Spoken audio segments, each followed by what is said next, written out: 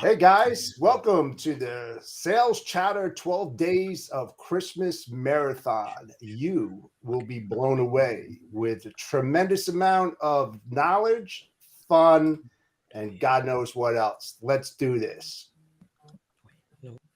To the HPLS podcast.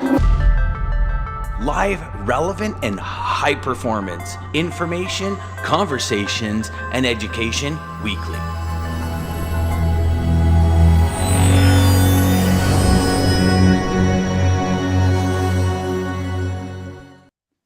Y'all think that was the best radio version you've ever heard of an intro in the show? Yeah, man, this is That's like usually like, hey guys, nice. Now on sales. That's right. Welcome to the best show on earth. He know, when they have, like- call me collective too. I like it, yeah. I like that a lot. You know when they always say like straight to DVD as a joke? I feel like this is like straight to VHS Bad Santa. It's like Exactly. that's right. Whoa, whoa. Kind of like a Sam Crow Bad Santa mix. What do you think? Oh, can I say that? Yeah, you Oh, I can. love it. I love it. Morning. Morning. Morning. Y'all like our background? Oh, we my got Christmas balls going in the background. We got all that going. We're laughing. love it. We're doing I it. like that one right there. Look at that. Right? That's amazing. You know, I that's like amazing to kind of see. You know, it's awesome to see you guys out here. I got some time this morning to go ahead and pray and meditate, and you know, it's going to be an amazing show today, guys. And you know, Jeff, Dan, DJ, it's honestly a pleasure to be with you guys. And you know, I feel like with the positive vibes that we always kind of like talk about, I kind of want to know, like, what's one grateful thing that you guys are grateful for? And you know, we set the tone with that bad boy. Stana, let's hear it, buddy. Oh man, where do I start? The year in perspective, looking at everything that's gone on, the ups and downs, and what we're bringing to the show today. Especially, we're going to have like a recap of 2022, which is going to spell out where we've been, where we're going to go, and what the first quarter next year is going to bring. And it's going to be pretty exciting and eye-opening, to say the least. So I didn't get what you were grateful for. Oh, what am I grateful for? Being alive, man. Every day when I wake up, man, I got a smile on my face. And I'm ready to hit the ground, man, running. You know, I'm just so thankful. You know, I'm thankful that I've had this career for as many years as I've had and had fun while doing it. And yeah, that's what I'm grateful for sure. And to be on the show. There you go. DJ. I love it. Oh man. Hey, we got Well, the small obviously, I'm straight grateful. up there. That was I'm grateful for you guys inviting me back, obviously. But more importantly, really just grateful for the network and the people that I've been able to surround myself with this past year. It's been amazing. Just the connections, the people from the show, and then the other shows. It's really changed my life. So awesome. Yeah, JIT. JIT, just in time, you know. But it's ironic because I was the first one waiting in the waiting room this morning too. So No. you had it on from like last night. I heard like Stanley Barkley, but you weren't there. No. I had it on this morning, giving that the stream key, not from last night. I didn't. I should have done that, but I didn't do that. Imagine it's like real time.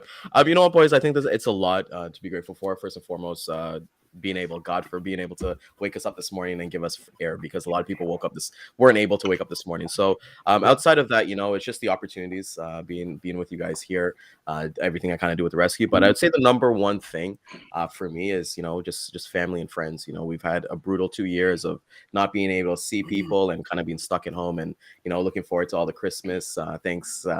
Thankful to being with everybody. So just being able to get back to a normal life again is what I'm grateful for, boys. That's good, brother. That's yes. good. The number one thing I'm grateful for is this year I found the power of love, the true power of love, and it is. I pray everybody in their life gets to find it, because it is so incredible. If you've not found it, when you find it, it just changes everything. It changes your outlook on life. Changes your outlook on people, changes your outlook on challenges and everything. So for everything that I've been through this year, it's definitely number one is the power of love. And that's to my baby. Thank you very much for teaching me that. And look forward to another 50 years of unrelenting love, honey. There we go. I mean, we're sort of making everybody cry here already. You know, it's. Oh, Sorry, really it's morning just tears. you know what? It's one of these things where, we you think you understand it until something happens in your life. It's like anything, right? You think you understand business and freight until there's a downturn. And then all of a sudden it's like everything I was just doing that was working is no longer working. What WTF, right? It's a Christmas show, so we won't throw those trucker words out there. Do that. I think it's like anything in life. We got a big show today. A lot of gratitude, a lot of talk about joy, a lot of talk about the ROI of kindness. We've got and listen, in putting the show together, we've had some challenges. Yep. Right. We've had people cancel. I mean, just last night we had somebody cancel, had something else that just popped up and had to cancel. So Ryan and I were like reworking things and like, okay, well, we could do a recap here and then and it's just what it is. It's part of that situation that we all face, even in business and in life. You know, so 100%. It's a great way to start, brother. Yes, I agree. Absolutely. Yep. I think like it's you put in all that work, right? And you want to kind of come to it, and you get influences from everybody. And I kind of want to get everyone's opinion on this, right? Like, there's been so many times that we expected something that was going to go 100% correct. I even know for me, like I got married 3 years ago, and just to think like we're Hindu, so we got like that 5-day celebration, but the ceremony, you're thinking, oh my God, we've planned this for like a year and a half, and then oh my God, one thing goes wrong or something like that, and you're like, okay, well, let's get to the actual the point of the wedding, right? It's between my wife and I, that union, right? So I think with everybody, you just kind of go through those rocky bumps, and let's get to it. And so happy to see DJ here. He's been a great influence on myself for positivity and seeing those things, right? And feed the good wolf every single day. It's been amazing. So Yes, boys, sir. let's go. Let's go. Absolutely, I agree with you. Just in time. DJ is a good guy, man. We've known each other for a while, but very good friends. And he's a mentor and stuff like that, and pretty much got me involved into doing this silly stuff and acting like Santa and all this other kind of crap. So I mean, it's all good, man. It's all good. Thank you, my man. Oh, thank you guys. You guys are too nice. Stop this. I will tell you, honestly, Jeff, you have the biggest heart, and you are the savior of this whole thing. So you really coming together and being on this for Dan and me when Dan was going through this, and then Ryan coming in and you being a part of this. Like you should have been a main host of this the whole time. Seriously, you probably got the biggest heart on here. So thank you for saying that, but it's you, man. It really is. I'll just follow in your footsteps. That's actually a good DJ just played into that pretty good, didn't he? So Jeff is actually part of the show now officially for the whole time. So it's going to be Ryan, Jeff, and I every morning. We talked to Jeff. Ryan and I just talked to Jeff the other day. What a segue, DJ! You still got it, brother. Still got segue action going, man. So yeah, we're gonna bring that. So Lisa, to answer your question, we had a few cancellations. Rico had to cancel. He had something that came up, and India had to cancel. She had something that came up. So we lost two of the people that were going to be. India was going to talk about creating your first video, and then of course our man Rico. We had to have Rico on, and then something came up. So as much as I tried, I know that breaks my heart. And as much as I tried to, are you sure? I mean, it's only 30. He wasn't falling for it. So,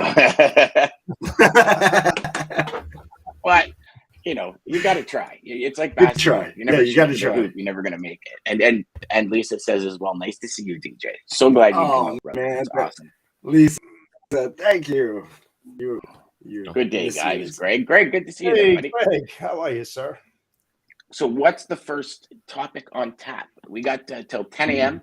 and then we're going to stream that show into this show. And then our guests start showing up. So what's the first topic there, Ryan? Yeah. So, for me, the one of my favorite episodes that we ever did was the bringing Clarissa on as mental health specialist. The one thing that I really appreciate about her was, hey, being able to talk about, like, you know, if you haven't seen it, the first episode, definitely go check it out, talking about building your own soup and being kind to yourself. So when Clarissa and I were talking about her coming on the show, I was thinking about, you know, everybody gets so caught up in New Year's resolutions. We all think about, oh my God, I want to do this, I want to lose weight, I want to do this. But for our episode today, the first topic we're going to talk about is actually New Year's solutions over resolutions. You know, so things that you can take and different techniques that you can work so that you don't feel all this pressure. And then we all know, right? You go to the gym for the first 6 weeks and then you taper off, maybe because it's too much snow, too much ice on the road, and things like that. So for us, Clarissa is, I consider her a friend. She's an amazing person, and she's going to bring tons of value at 11 o'clock. And yeah, we'll go from there. Well, who else do we got, Dan? So we've got, excuse me, I drank the wrong way. We've got Brian Viral coming this afternoon. We've got Nicole Glenn coming this afternoon. We've got Nick Redstone coming this afternoon as well. We've got Gregory Walden coming this afternoon. We've got, gosh, man, we're packing in the afternoon, eh? And then so we've got Clarissa. I think that's it for the people. There's been so many changes. Let me just pull it up here. Mm-hmm. Pull up the old Ryan SalesChatter schedule page that he made on the Googs. Yeah, but bring up Greg's comment there, Dano. I thought, like, you know, like, oh, and then we've got Dean coming at 1:30 as well. How can we forget the Deanster? Right. Dean. Oh man, can't forget about Dean, the mad scientist. No, you can't forget about the Deanster. And this is most important here. Most grateful for allowing Jesus Christ into my life. Way to go, brother. Yes, sir, man. I think that was a great segue to your next point, which was the mental health thing, Ryan. I mean, that's when you can rely on that and believe in what he just shared, you should be able to control this a lot better. But yeah. Well, DJ, like, you know, it's often, right, we live in a social media world, and I always kind of talk about that. We consume way too much content if you're on social media and things like that, and being able to break away, you know, that dopamine, like, you know, that drip, we want it more. We want to post something. Even for us on the show, it's like we want all the viewers to be here. We're like, okay, cool, let's go. Like, you know, it's like doing a concert or doing something like it's really important to you and nobody shows up. It's like that fear of failing. And I kind of like get your guys' opinion on that. It's like, you know, this is a personal development day. This is for everybody else. How do you guys kind of combat that fear of failing? Yeah. So what do you do when you set up a meeting with a prospect and they say, sorry? I mean, it's almost like the same thing. You get all hyped up. You're doing all your background checks. You're putting your data together. You're all pumped, ready to go. And then all of a sudden the switch turns off. You know, it's the same thing, man. You know, you got to go to an audible. And the audible is the mindset, right? The mindset is what creates how the rest of your day is going to move forward. You know, you can either take that failure to heart and just be down and out for the whole day, or you can say, okay, so what? Let's move on. Let's go, man. Let's go on to, you know, other things. And it's unfortunate. A lot of people just take those things to heart because they get so involved in that one thing. There's more than just one thing out there, guys. You know, you got to get that focus always on the positive side all day long, man, if you're going to succeed, truly. But you learn from failure, so it's okay. Jeff, I have to say, you're cracking me up right now because you got Santa, Matthew McConaughey on Dazed and Confused, and then you've got Clay from Sons of Anarchy going. And I'm like, I'm inside, I'm roaring because I'm like, you are so awesome. It is so funny. And I'm just like, right. The biggest mustache. Look at that, man. Come on, man. Yeah, you got some serious handlebars, brother. They're almost like choppers. I know, that's insane. If you were riding a bike, chopper bars, Hey? That's it. Yeah, to be like waving back here, you know. I'm not done. Wait until it comes down to about here, and then I can put a little doll in there and start swinging it or something, you know. Are you gonna twist it? I know a lot of those guys like to twist it. No. Oh, the handlebars when you go up and twist. And all that. Nah. Nope. Give them the French braids that go down. There you go. Damon says, can't be considered a failure if you show up. And that's true. That's the true, rest man. Is not in your control, right? And, you know, I've never been a big fan of New Year's resolutions and all that stuff. I think if you want something, start now. Like if you want to get in the best shape of your life, tell yourself in the next 12 months, I'm going to be in the best shape of my life. Not just because it's January, not just because, I mean, think about it. When do you start, like for everybody, when do you start having those shit, I should have done more, or shit, I should have done this? Like those conversations in your head start in September. So do something about it in September. Like, don't wait for the new year, because it's New Year's resolutions. I've always called them revolutions. Like, nothing's going to happen until you have a revolution, and it doesn't do anything. But I will tell you, going to the gym, when New Year's came, I'd walk in the gym and somebody would be on my treadmill. I'd be like, what WTF is going on here, man? Like, well, what is this? And then you, as somebody that, because we're human, we're beings of habit. Yep.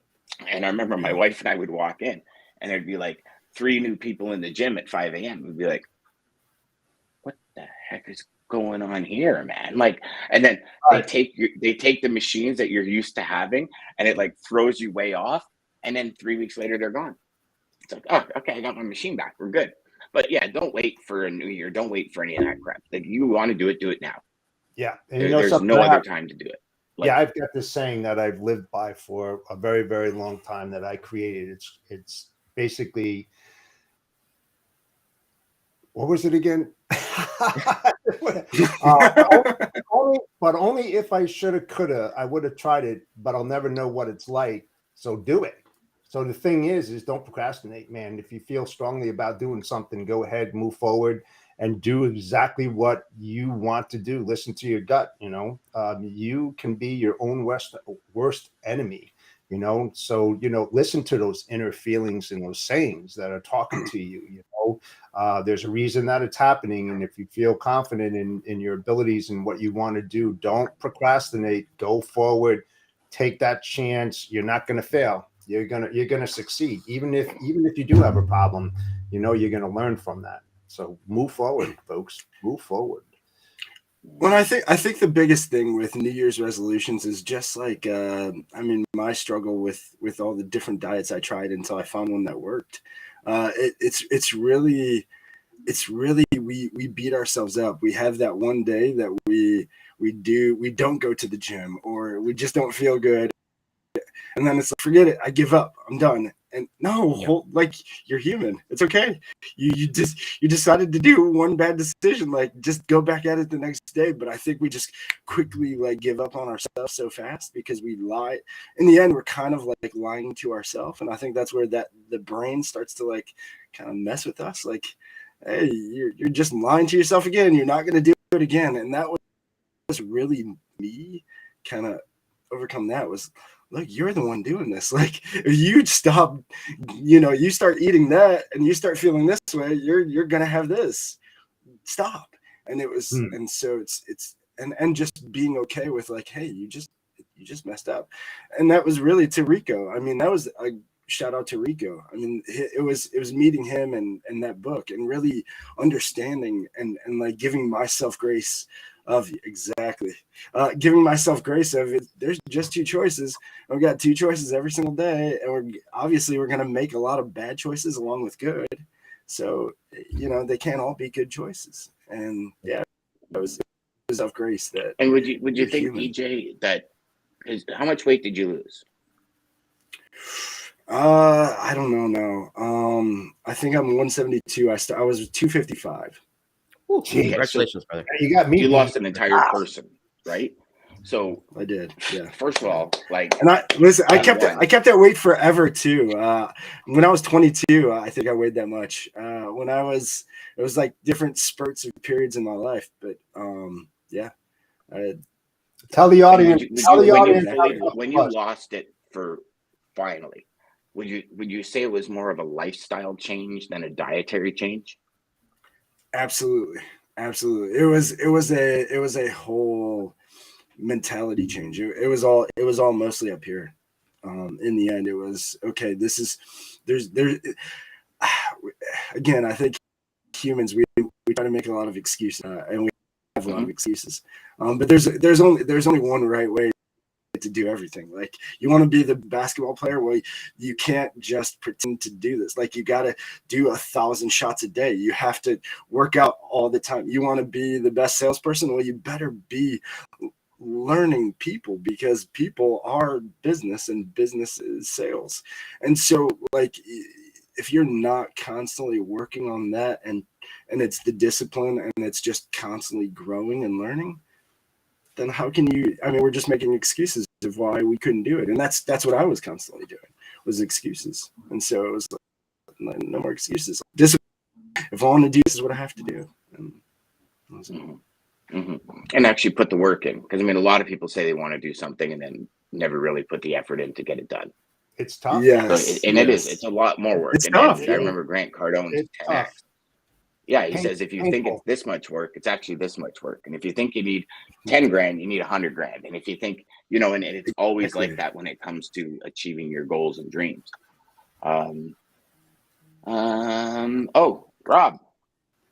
Rob says, I just shut down my MC today as a motor carrier after 2 years, entering new territory on the sales side. I knew it was a risk when I started, but I said I would rather try and fail than wonder. I gained a ton of experience to bring to the next chapter. Way to go, Rob. Yeah. Awesome, man. Nice, Good man. for you. Yeah, good for you, Rob. Yeah, there you go. Listen, I'll Take tell that you, leap just of like faith, my friend. I think in any sales, carrier has an advantage, just like in home improvement sales. The installers always had the advantage because they know. Like when you're a salesperson, but you never actually did the work. Just like if you're, I was a freight broker. I've never been in a truck. Like you can only believe me so much. Like I don't know everything. Those guys know everything. They lived the grind. So good for you, Rob.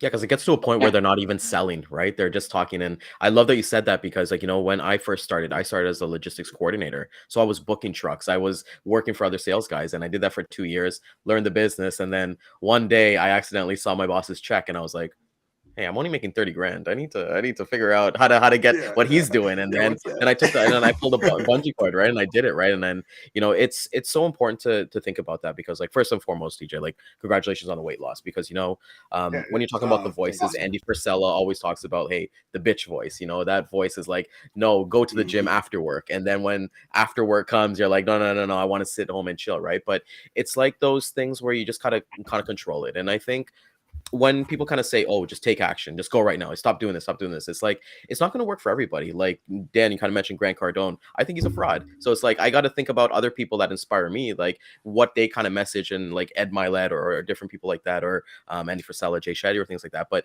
it's like, we all go at our own pace, and you know, that's what's important. My pace is going to be different from DJ, is going to be different from Santa, going to be different from Dano. It's all about running your own race, right? And that's what I truly believe. Yes, exactly. That's the biggest key. Don't compare to anybody else around you. It doesn't even matter if they're doing the same thing. Compare to yourself. And just do a little better the next day, and just keep improving. Small improvements every day will change your life. I promise. I agree. Oh, dramatically. It's like Omkar says, you know, don't fear failure. Fear being the exact same place next year as you are today. Oh, yes. Right? Yes, like exactly. That's true. Because you're actually going backwards. If you're in the same place you were 2 months ago, you're going backwards, because our world's moving so fast. And it's just, I mean, Greg says we should change your name to Bones, DJ. Oh, thank you, Greg. Bones, DJ. Listen, I appreciate that, Greg, because listen, I have a lot of other nicknames that work so nice. Snacks was one of them. Snacks. I'd love to be called Snacks.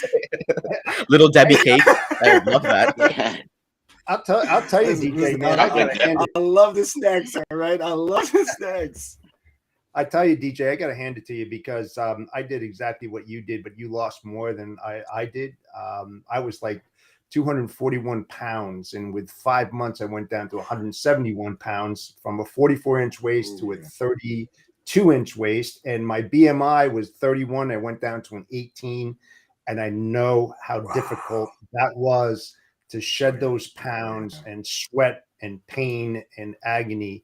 And, you know, it's not an easy task. So I applaud you, my friend, because it was difficult.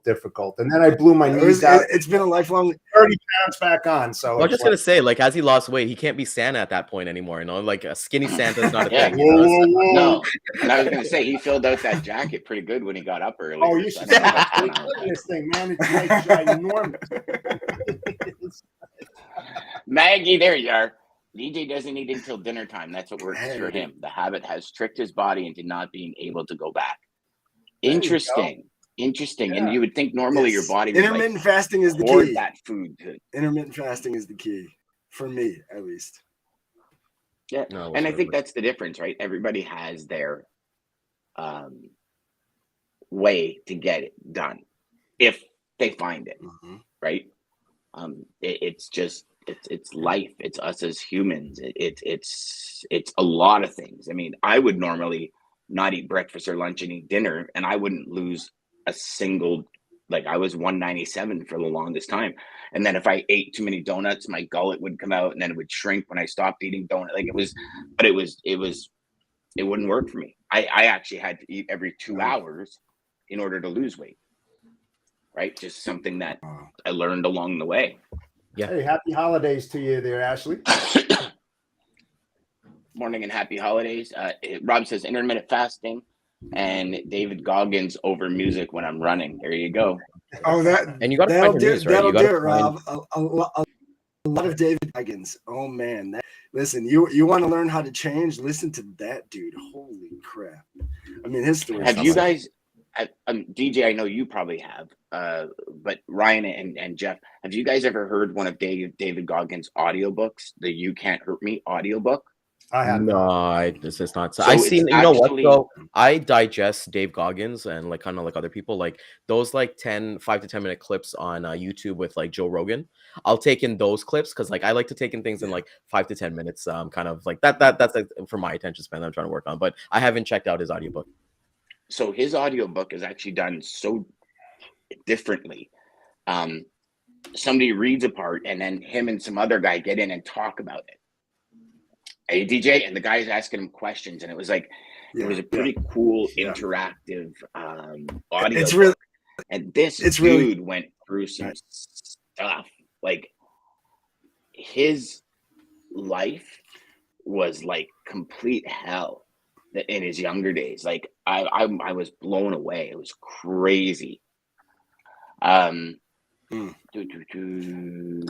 Here, Lisa says, yes, DG, eating food in right order for me. GPS, greens, salads, proteins, chicken, shellfish, desire, snack or treat. Yeah, exactly. Listen, here's what I think. I think what I figured out, at least with the food thing, is with everything in life. I mean, and shout out to Maggie. I mean, Maggie was the one who said this a lot. But everything's good. Nothing is bad. Everything's good in moderation. You can have snacks, but like moderation. Everything is controlling it, and it's just being able to control that. Moderation, or not overdoing it, or knowing when to say no, or knowing when to stop. That's really the key, I think. I think moderation with everything. Yeah. Right. Not just food. Moderation with everything is key, I think. It's everything. Yeah. Everything. So, I think cell phones aren't bad. It allows us to do this, but if you're just staring at. Yeah, just like I think your content scrolling. Your internet just went wonky on us there. Jeez, I thought Jeff was going to go first. You just stole my thunder. Damn it. Yeah. Not number one no more. Yes. Oh no, you're still number one, brother. Don't worry. Yeah, you're number one. Yeah. Give Santa a break, About 100 times today. Hey, give Santa a break. I know where you live, dude. Yeah, that's fine. That's fine. Just come drop off the coal down the chimney. Go for it, brother. But I think too, like when we're talking about, as we're kind of like talking about different things that we can take in moderation, right? And you've got to kind of figure out what your non-negotiables are every day that you have to get completed.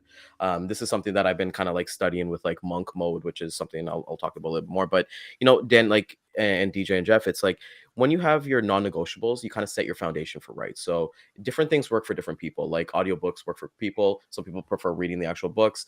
For me, meditating is big for me, and that like meditating is a non-negotiable. Drinking 2 liters of water, whatever. And I think you want to set yourself up for small wins every day, so that when you lay your head at bed at night, you're like, wow, I did get quite a bit accomplished, right? And I think for me, it's always been something that I want to always celebrate the small wins, because I've realized, like Dan, when you did like your diamond in getting a customer when we first met, I was like, oh my God, like, like so many people go for those home runs. They want to do those Hail Marys. But if you just bat a single, bat singles, you're gonna come to home plate anyways, right? And I think that's imperative. You got to kind of look at it, small wins versus big wins. And small wins will always be better for me personally.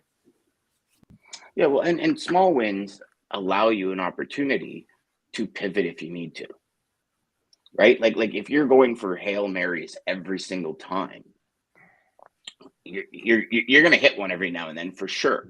Yeah. But if you go for a double, or you just, you know what, I'm gonna put it into position so the next guy can get me where I need to go. Yes. Being your ops team or whatever, you know what I mean? Like it's business is all about.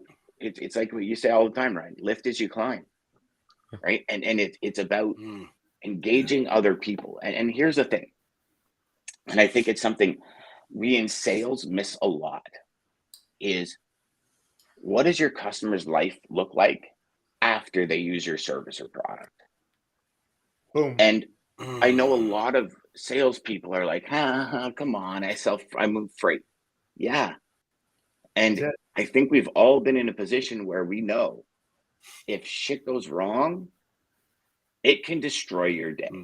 Yes. So what is your customer's life like when you move their freight? And that is something that, as a salesperson, if you don't close your eyes and have a clear picture of that, get that picture before you pick up the phone again, before you send another email, because you have to know what that is.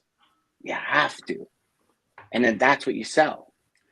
And some people are going to want that life, and some people think they have a better life. That's all there is to it. So it's well, what did Andrea say? Some will, some won't. So what? Remember that? That was on her challenge, right? Some will, some won't. So what? Yeah. And it is. And when you bat singles, it doesn't feel as bad as going up 10 times and striking out on Hail Marys. Yeah. Right? People get into the Hall of Fame batting singles. Yeah.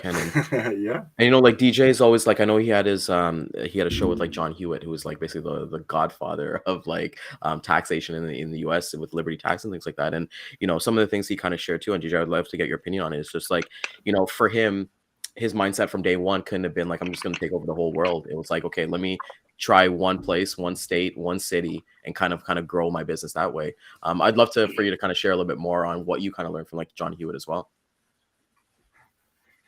Oh man, well, so his book is insane. I Compete. Actually, speaking of, that's why I have to leave early. I'm meeting him for dinner later tonight. So he'll be here. It's crazy you brought that up. Yeah, it's his story is insane. His dad's journey and just his dad's vision. I mean, they're just visionaries with taxes and with computers. I mean, his dad, they were the first creator of the first tax software for the first ever computer made. I mean, it's insane. But just their vision was ahead of time. Their story was crazy. The things that they had to go through. I mean, at one point, because the IRS, I mean, talking about freight, totally out of his control. IRS threw some change, returns, something happened with returns, and literally like they were about to fold. And I forget what exactly he had to do, but I mean, they had to come up with some stuff to just really keep everything going. And I think that was during the Jackson Hewitt days, but it's insane. Insane to life. I mean, even non-competes here. Non-compete, he dealt with a non-compete. I mean, Jackson Hewitt, he took Jackson Hewitt public. Board forced him out, and he's stuck now out of a company he created, his dad created, forced out of it, and having to go to Canada. waited for 3 years, started Liberty Tax Service in Canada while he waited out his non-compete to come back to the States and start Liberty Tax here. So I mean, it's crazy. But it's his big thing is persevere. It's finding your passion, doing what you love, and persevere. And it's just never giving up. His book is I Compete. I Compete was the book that he wrote, but yeah, I mean, this is kind of what he wrote as the next step to what he's got going on with loyalty brands. But thanks for bringing that up. But yeah, it's crazy. I can't believe I only met him because Dan's advice. He said, "Hey, go live, put content out for a year, and the connections, and you'll never have to work again." And that's it's literally what's happened. That's why I literally urge everybody. Whatever you know something that somebody else doesn't know. So share in the content that you put out. Share it in videos. If you're not good on video like this, put it in words and content, just in LinkedIn or somewhere. But share it because it will help somebody. I promise. That's why we do these silly things. So when he pulled up the picture, I was like, he looks like he's giving Jeff competition for Santa. He's guys are like kind of the same there. Right? There is no competition. Done. Oh.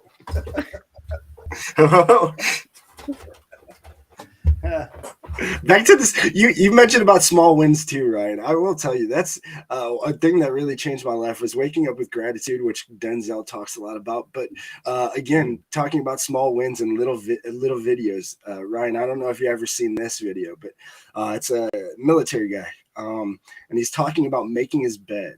And he said in the military, he didn't understand the value of making your bed, but how simple that was the guy at making your bed university graduation repetition.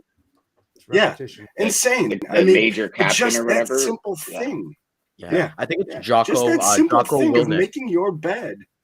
Yeah, I think it's Jocko Willnick you're talking about. I've seen his videos, stuff like that. And, everybody talks about that. Like, if you go on social media and you're like, okay, what's a morning routine? Like, Jeff, what is something that you do every single morning to kind of get your day started? I wake up. See, there we go. That's it. Some people are like that. No, straight up. That's that's the thing. I wake up. Alex Ramosi, that's what he says. Yeah. It's a great start, Jeff. Great start. You're winning, buddy. It is. Yeah. It is. But no kidding. I smile every morning. I get my mindset to where it needs to be. I used to be a very negative person many, many years ago, switched to positivity, and I drive that in my life every single day in what I do and who I deal with and communicate with. And I shrunk my inner circle down to be with people that are like me, that have the same kind of thought process and the positivity and all of that. And I'm telling you, it really does put that momentum that's needed to get you to go towards your goals and objectives when you deal with dissimilar type people, and it's like all of us, we have different lives and everything, but we kind of have the same kind of ideas and that positive mindset that's needed to be successful. So it's amazing. Here, Dan, what's something that you do every morning that basically jump starts? And you know what, I'd love to get your answers before you went through your illness, and then after, now, your day-to-day now. Is there something as soon as you wake up? And I'd love to get your thoughts on that, because that's a good question there, Ryan. Oh, thanks, buddy. So before I got cancer, it was coffee. I love to wake up and ground my beans for my cappuccino.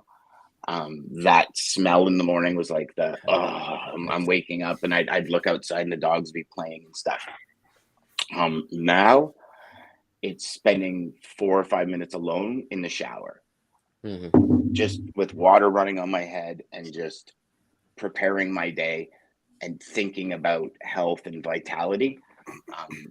Without that, I'm not really the same. So yesterday was a really bad day. I just couldn't get out of bed. I was exhausted. I slept. Well, you guys know I slept until about 1:15.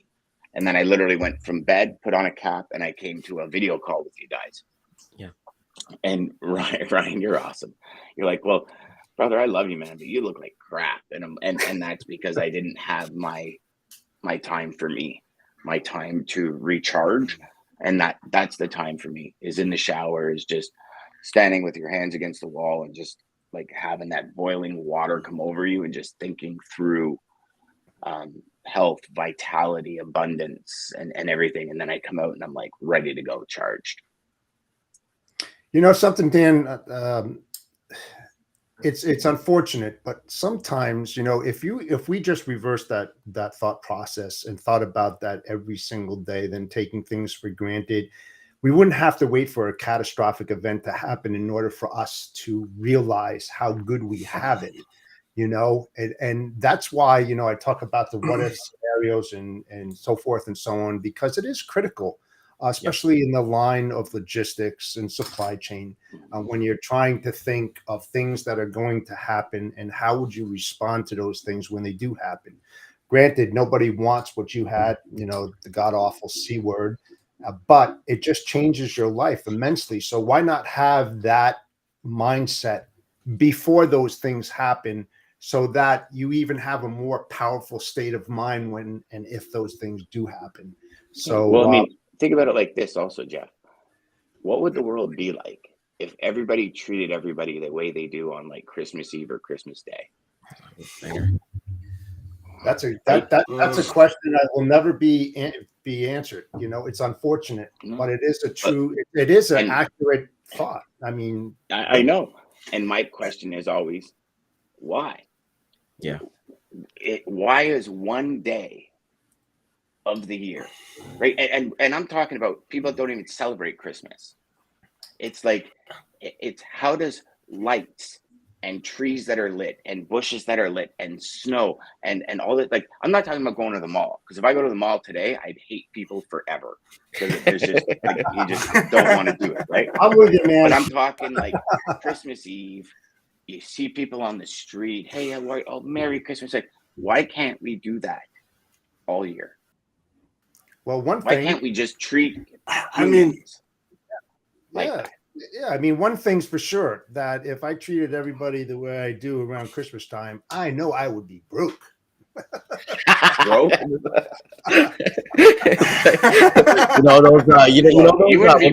Jeff is very giving. The Salvation Army, you know, when they have those guys at like the mall, they got like the globe and like you could tap now and things like that. They start to drool when they see Jeff come through the doors. They're like, all right, those globes are getting filled today, baby. There you go. What were you gonna say, DJ? I don't even remember. I don't even remember. No, but you know, it's true.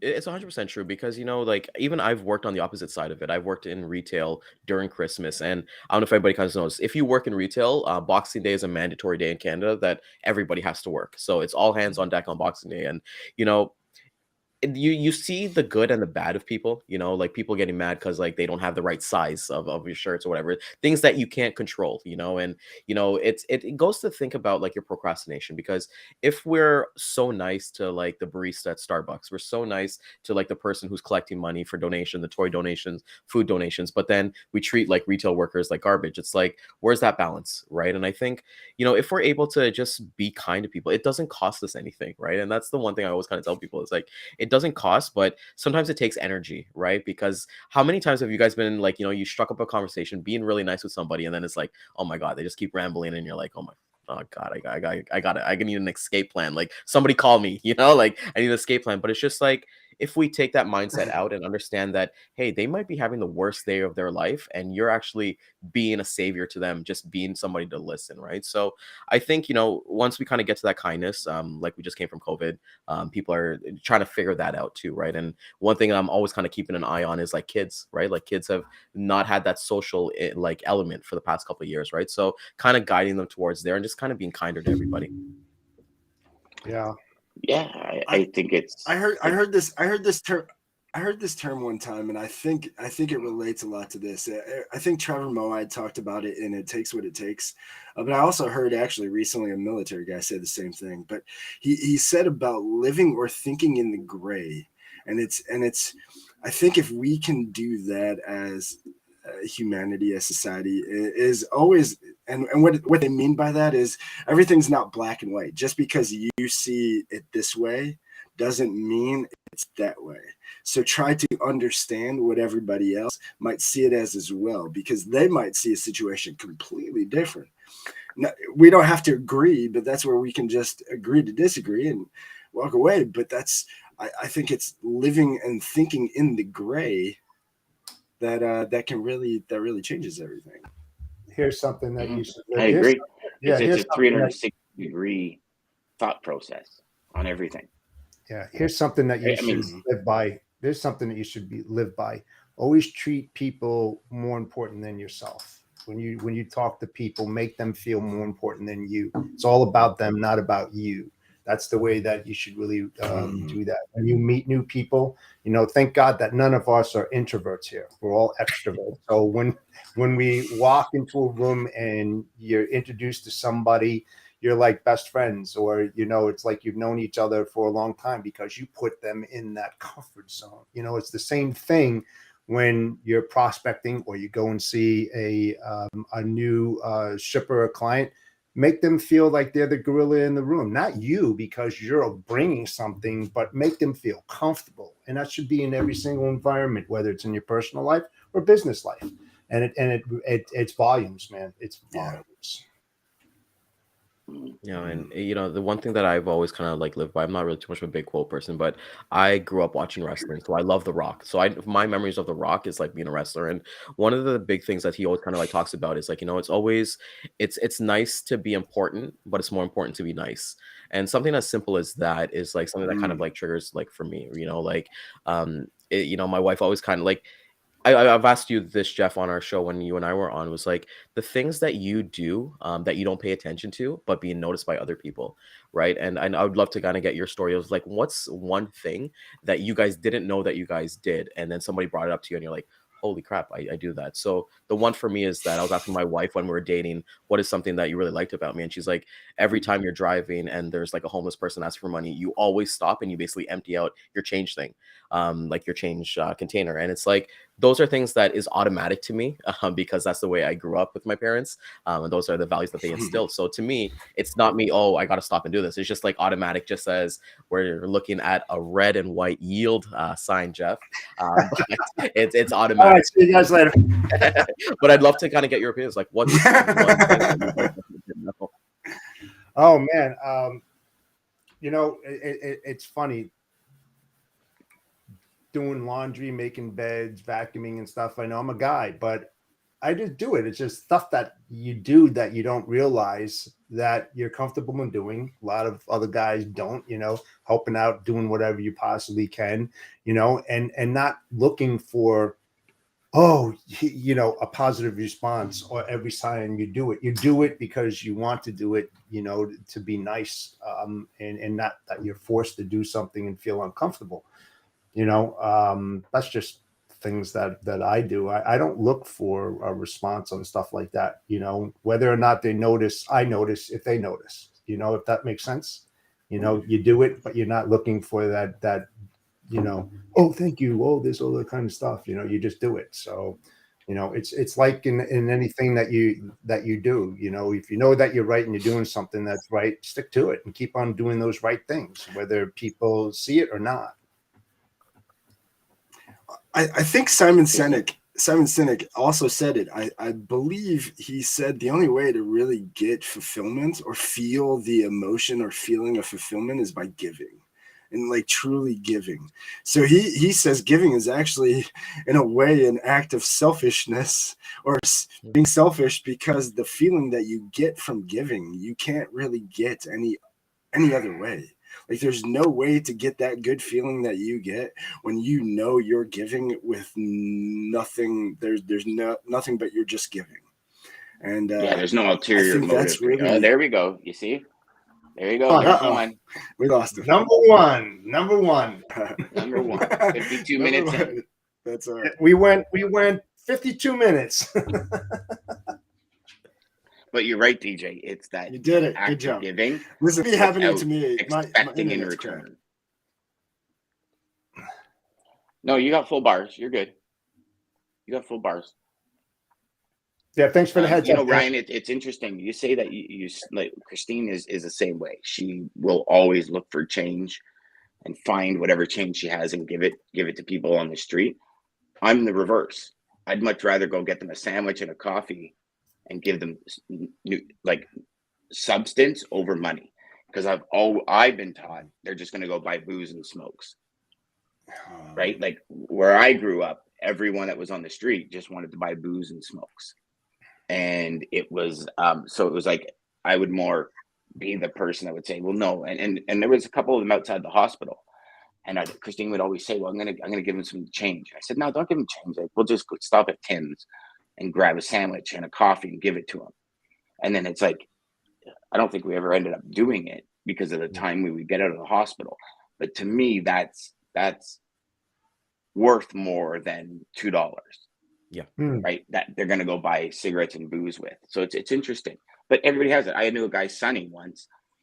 He used to go, and every year you'd spend $250 at the grocery store, and he would buy bread, cold cuts, juice boxes, that kind of thing. And he'd make sandwiches and juice boxes, and he'd go downtown Toronto and just hand them out to the homeless people on the street at Christmas time. And it's funny because I asked him the same thing. I said, well, why don't you do it all year long? Well, because it's not Christmas. Mm. Oh. Yeah. It's funny you say that, Dan. I got a funny spend story. $250 all year, like every month or every week, all year long, could really add up, right? But that's what I'm saying is if we treated it as if it wasn't just Christmas, take $250 a month and go do it. Like what you do, Ryan. How much of your time on weekends? Every weekend I see you're at a new volunteer spot. Like you must have no driveway to shovel, no grass to cut. Like you got. I don't know. I got that. I get that done at 5 a.m. in the morning. I kind of get it. But a funny story, just like a completely funny story about that. I did that once in university. I had like a sandwich, and I was gonna give it to them. And the homeless, I'll never forget it. I gave it to him, and I was like, "Hey man, I don't have any change on me. I'm a broke university student, but here's a sandwich. I want to help you out in any way I can." He's like, "I don't want your damn sandwich," and he threw it at me. So ever since then, yeah, it was downtown Toronto, man. You know how it was. So ever since then, I'm like, you know what? I just give them money if they want to buy. You know what? I think, Dan, that point that you made, and this is what kind of changed my life too, was like Joe Rogan said this. I don't think it was on the show. This was like back like UFC days. He was like, you know what? We're so judgmental of people. Like if I give $2 to somebody, it's like, what do I care about that $2? Like what's $2 to me? If he goes buys some booze and smokes, like he's living his life, and that's what's kind of going on too, right? So I figured like, just like you said, be kind every single day. Don't be that person who gives that $250 for sandwiches at the end of the year, and you feel like you're filling up your karma bucket. Fill up your karma bucket every day is something that I definitely try to do. That be selfish, keep giving. Just be selfish and keep giving. I'm telling you. Well, it's funny, but is it funny you say that, DJ? Because like I love this Christmas episode. For people who don't know, my birthday is actually on Christmas Day.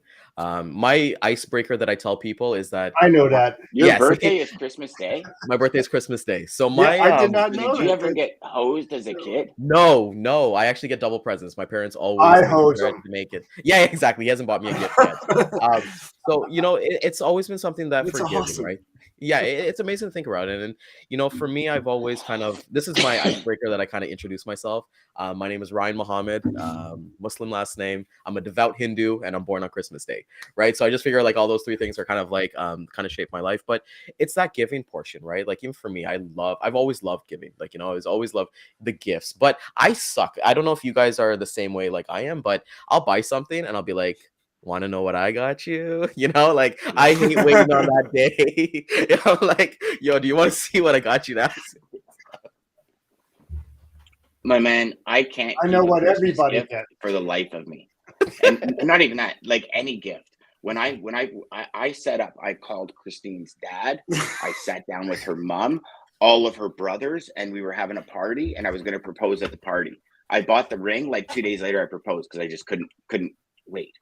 I'm brutal with all of it. Christine gets presents all December long because I order it from Amazon. It comes and I'm like, okay, this was going to be a Christmas gift, but I'm just like, here, you got it. I figured you can use it now. And it's like, the only one I think that she has right now is in the cupboard is one that she knows I ordered. I'm like, so it's not a surprise. but it's in the cupboard. And even at that, every night I look at it, I'm like, well, why don't I just open it and give it to her? Because why do I want to wait till the 25th? She can use it now and enjoy it now. Just go use it. Exactly. And enjoy it. And yeah, I think we're all the same. I used to shop on the 24th. Oh yeah, me too. I do that. I love it. Yeah. I love it. You know, that one time like shopping alone, grabbing some Chick-fil-A and just going through that rush of getting everybody. Because here's the thing, I share an Amazon account with my wife, so like I can't order stuff for her on there because like she's gonna know what it is. She just logs into the app and then boom, she knows, right? So you kind of want to do it for that surprise. And I know we got 2 minutes until we get the DAT show. I kind of want to plug Brandless Rescue Goods. They are the company that that I basically essentially associate myself with today. And the reason why we're kind of bringing it up is that today it's Giving Tuesday for them. So every online order that they do, $20 is going to be added to the actual Brandless Rescue Goods. And it's going to be up to a maximum of $400. But what they do is that they create merch completely nonprofit, and then they donate all the money back to dog rescues and different things. Right now, they're kind of doing like spay and neuter clinics in Mexico and just to fund that. So everybody, I know we got at the top right there. Please go to brandlessrescuegoods.com, support them. Please buy out everything from their shop. I want to see the power of our SalesChatter team today, and let's crush it, guys. And I'll second that motion. So for anybody that's watching out there, we are going to take a tally on how many times my internet goes out through the whole podcast, and how many times my good friend DJ says, "Feed the good wolf." And then whoever has got that number, I will buy you a sweatshirt from Ryan's fundraiser there. So let it begin. So there's going to be 2 sweatshirts out there that I'll buy for the winners out there. Whoever picks that correct number. I already had one, and the DJ had 0. Love you, well, we'll start with one right here. Feed the Good Wolf is where I was going to go to with. Can you throw up treat people as good and as kind as you are from Omkar? So that is what it's all about in the end, guys. It one simple, easy thing. Just the golden rule. Follow the golden rule, no matter what religion you are, what anything you are. That is the definition of feeding the good wolf. Do unto others or treat others how you want them to treat you. That's it. That is it. That's all you have to do. That's 2. That's it. That's 2. Yeah, that's 2. And that was 2 in under a minute. That was awesome, man. Yeah, there you go, man. You guys are, this is. So if you want to get in on this, guys, whoever are watching, just put up those numbers for my internet and those numbers up for DJ, and whoever that winner is after the show, we'll get your address, your name, etc., and I'll send you a sweatshirt. Nice. Look at you, Jeff. Yes. Ho ho ho! That is awesome. Santa's giving, baby. Santa's in the house. So we're just waiting for DAT. I know they said they were running a couple of minutes behind. Okay. So we're just waiting for DAT to plug in. For the next hour, we're going to stream the DAT market update for you guys. Awesome. It's going to be good. So it should be pretty cool. They'll dive right in. To go to your question, Ryan, morning thing, I think any suggestion for people, if you wake up and you feel like you're waking up in the morning and you feel like you're automatically in total reaction and freaking out, the biggest thing that has helped me is the first hour I never touch my phone. When I wake up, the first hour I don't touch my phone. That was probably the biggest thing that changed everything in life, because I like the first hour then it's just and thinking and thinking, and I'm not reacting to an email that I see or message or this or that. Try that. I promise. If you just try it, even just a half hour, 15 minutes, just don't pick up your phone. And it's the hardest thing to do. And I forget who I heard it from, Jim Quick or one of those guys. Yep. It's changed. Even better. Don't touch your phone until you get to work. Yeah. Well, I learned that from you, Dan. I learned that from you. I leave my phone in my office. Like, I leave my phone in my office at night. I go to bed. Like, Dan knows this. Dan knows not to message me between 7 and 8 because that's my meditation time. That's my prayer time. That's my connecting time as I kind of get ready for the day and things like that. But I learned that from Dan, as we got the amazing DAT market update. Dan, bring us home, buddy. DAT market update, y'all. It's coming to you live. We are going to back out.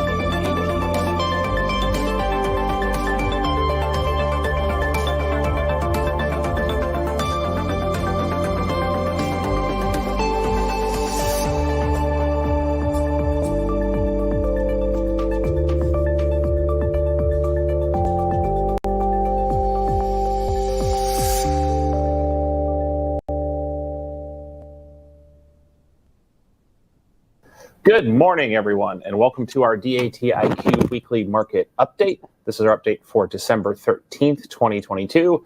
I'm Ken Adamo, Chief of Analytics over here at DAT, joined by Dean Croak, who's our Principal Industry Analyst, and our very special guest and partner, Tim DeNoyer, who is Vice President and Senior Analyst at ACT Research.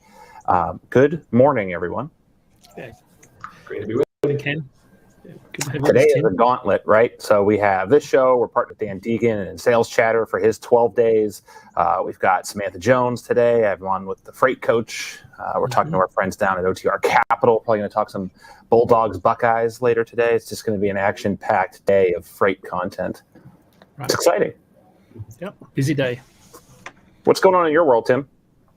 Oh, things are busy as we sprint into year end. We just released the CAS report this morning. The November data set is out now, and we also just released our first ever freight forecast report with DAT contract rate forecast. So I'm happy to report that to subscribers a few minutes ago, and we've been forecasting spot rates for some time, but I'm happy to have that final report of the year delivered. Great. Yeah. Can you give folks, it's hard to believe anyone's unfamiliar with ACT or ACT Research or your work, but can you give folks maybe a quick reintroduction of what you have going on over there? Yeah, absolutely. So we, each month, since 1986, we have been collecting data from the commercial vehicle manufacturers, classes 5 through 8, trucks and buses. The entire commercial vehicle industry has been reporting into us the number of vehicles that are ordered, built in backlogs, what's in inventory at the dealer level and on the way to dealers, and what gets sold out into the industry each month. So it sort of established us as a supply side economics job for the transportation industry because we have those great relationships. So. Yeah, and the reason I really like what you guys do is it gives a kind of holistic view. We talk a lot, predominantly in our space, about demand side economics of freight. I really like how you inject that supply side to give us a more rounded view of. I think the supply side is a much more leading indicator of what's coming, maybe 3, 6, 9, 12 months down, not just tomorrow or next week, right? Can I tell you a geeky econometrics joke? Anytime you would like to, yes. Why do trend models get tripped up by the change in economic cycles? I don't know. Supplies. Okay. And with that, my producer's telling me to get to the key points of the week. So we might bring Tim back for the question of the week. But let's get over to our key points of this week. Jiminy Crickets, dad jokes of the day. So dry van spot rates are up from last week, and we're pretty much identical to where we were in 17 and 18, right? So, we've sort of tongue in cheek said the reports of the demise of the trucking market were a bit exaggerated, but, we're actually seeing on a day over day basis, like same day last year, we're seeing those spot rates for dry van and reefer outperform those 2 other years that we just mentioned. I mean, they're certainly underperforming 20 and 21, the COVID years, but certainly nowhere near where we were in 16 or 19, those down years. So that's been positive, and we hope to see with the decrease in diesel that trend continue. Volumes have come down now that we're post rail scare, so that's something to keep in mind. Active contract rates are trending downwards, 16 and 12% for reefer and dry van respectively. It's going to be an interesting trend to watch, right? It's hard for me to even keep this straight from a semantics perspective because we're seeing actual freight moved on the contract market be down year over year, but we're seeing the replacement rates be down even more. So there's such a lag there that we're sort of still very much waiting for things to normalize. Again, a record almost 100 million shoppers over the holiday weekend. It's starting to feel much more normal out there, which I think is a good thing. So with that, I'm going to turn it over to Dean for our key points of the week. Yeah, thank you, Ken. We'll start off this week. Just to reply to John from last week, we were able to move the World Cup game to 2 p.m. today to avoid clashing with today's show. As Ken mentioned, we're on live with SalesChatter today. We're going live out to Dan's broker audience. He's got a marathon podcast on today, hosted by himself, Ryan Muhammad, and Jeff Dickinson. It's also Wreaths Across America Week, the country's longest veteran parade, left Canada on Saturday, and it's going to be in Arlington this coming Saturday. Yesterday, there were 14 semi-trailers making their way through Boston on their way to Arlington. So let's start off with our load to truck ratio and load post. Load post was back slightly last week, just under 1 million loads. Again, that's as a result of the fallback from the post-Thanksgiving surge created by the threat of the rail strike. Still about 42% lower than this time last year and about 18% higher than 2019, to Ken's point about how the market is still overperforming some of those weaker years. Equipment post still the highest level in 6 years, and the load to truck ratio last week dropped back to 2.78. In the refrigerated category, load posts are tracking closely with December 18 and 2019 levels. They were down 34% last week. Volumes are about 51% lower than this time last year. Carrier equipment posts are also at their highest level in 6 years. As a result, the load to truck ratio dropped to 3.52 from 6.10. In flatbed, load posts dropped back last week, still about 75% lower year over year. Similar to dry van and reefer equipment types, flatbed carrier posts on our load board are also at their highest level in 6 years as a measure of how loose capacity is in the spot market. The load to truck ratio for flatbed dropped back to 7.83. Having a quick look around our markets this week, we took a look at the southern border. One of the things we've been watching closely is the nearshoring of supply chains to Mexico. We've been tracking loads moved as opposed to loads posted along our entire southern border in the DAT network. Loads moved across all of our southern border markets have been increasing at the rate of about 25% year over year for the last 4 or 5 years. Certainly more volume coming across the southern border. Has slowed a little bit in the second half of this year. Line haul rates along the southern border were up last week by about 3 cents per mile to $1.79. That makes it 14 weeks of gains. Last week's average is also about the same as what it was in 2018. Line haul rates in Los Angeles and Ontario increased last week 4 cents a mile to $1.84. That reverses the losses of the prior 2 weeks. One of the key lanes we watch where we compete with intermodal closely is Los Angeles to Chicago. Loads moved were up 14% again last week. That's 2 weeks in a row, with spot rates up to $1.58. That's up about 20 cents a mile compared to the November average. In the Pacific Northwest, capacity tightened for the 4th week in a row, and rates increased about 7 cents a mile to $1.57. Capacity was also pretty tight last week in West Virginia. Truckload spot rates were up 23 cents a mile to a state average of $2.51. Having a look at our refrigerated market, capacity on the Gulf Coast was tight again last week. Rates are up 6 cents a mile to an average of $1.47. That's the outbound rate. Remember, folks, these are line haul rates excluding fuel. In Louisiana, state level rates at $2.79 last week were the highest in 7 years, while in the New Orleans market, rates jumped 53 cents a mile to $2.51 for outbound loads. New Orleans to Houston, rates were flat at $2.33. It's a pretty busy lane for reefer carriers, while in Houston, the largest Gulf Coast reefer market, rates are up 2 cents a mile to $1.94. Laredo's outbound truckload capacity eased last week. Rates were down 10 cents a mile to $2.14. Capacity was very tight here in New England last week. Rates are up 17 cents a mile to $2.09 for outbound reefer loads. In Augusta, Maine, which is the second largest spot market in New England, rates are up 11 cents a mile to $1.89. And in flatbed, market conditions showed this week that the state of New York had fairly tight flatbed capacity. Rates were up 16 cents a mile across the state to $2.88.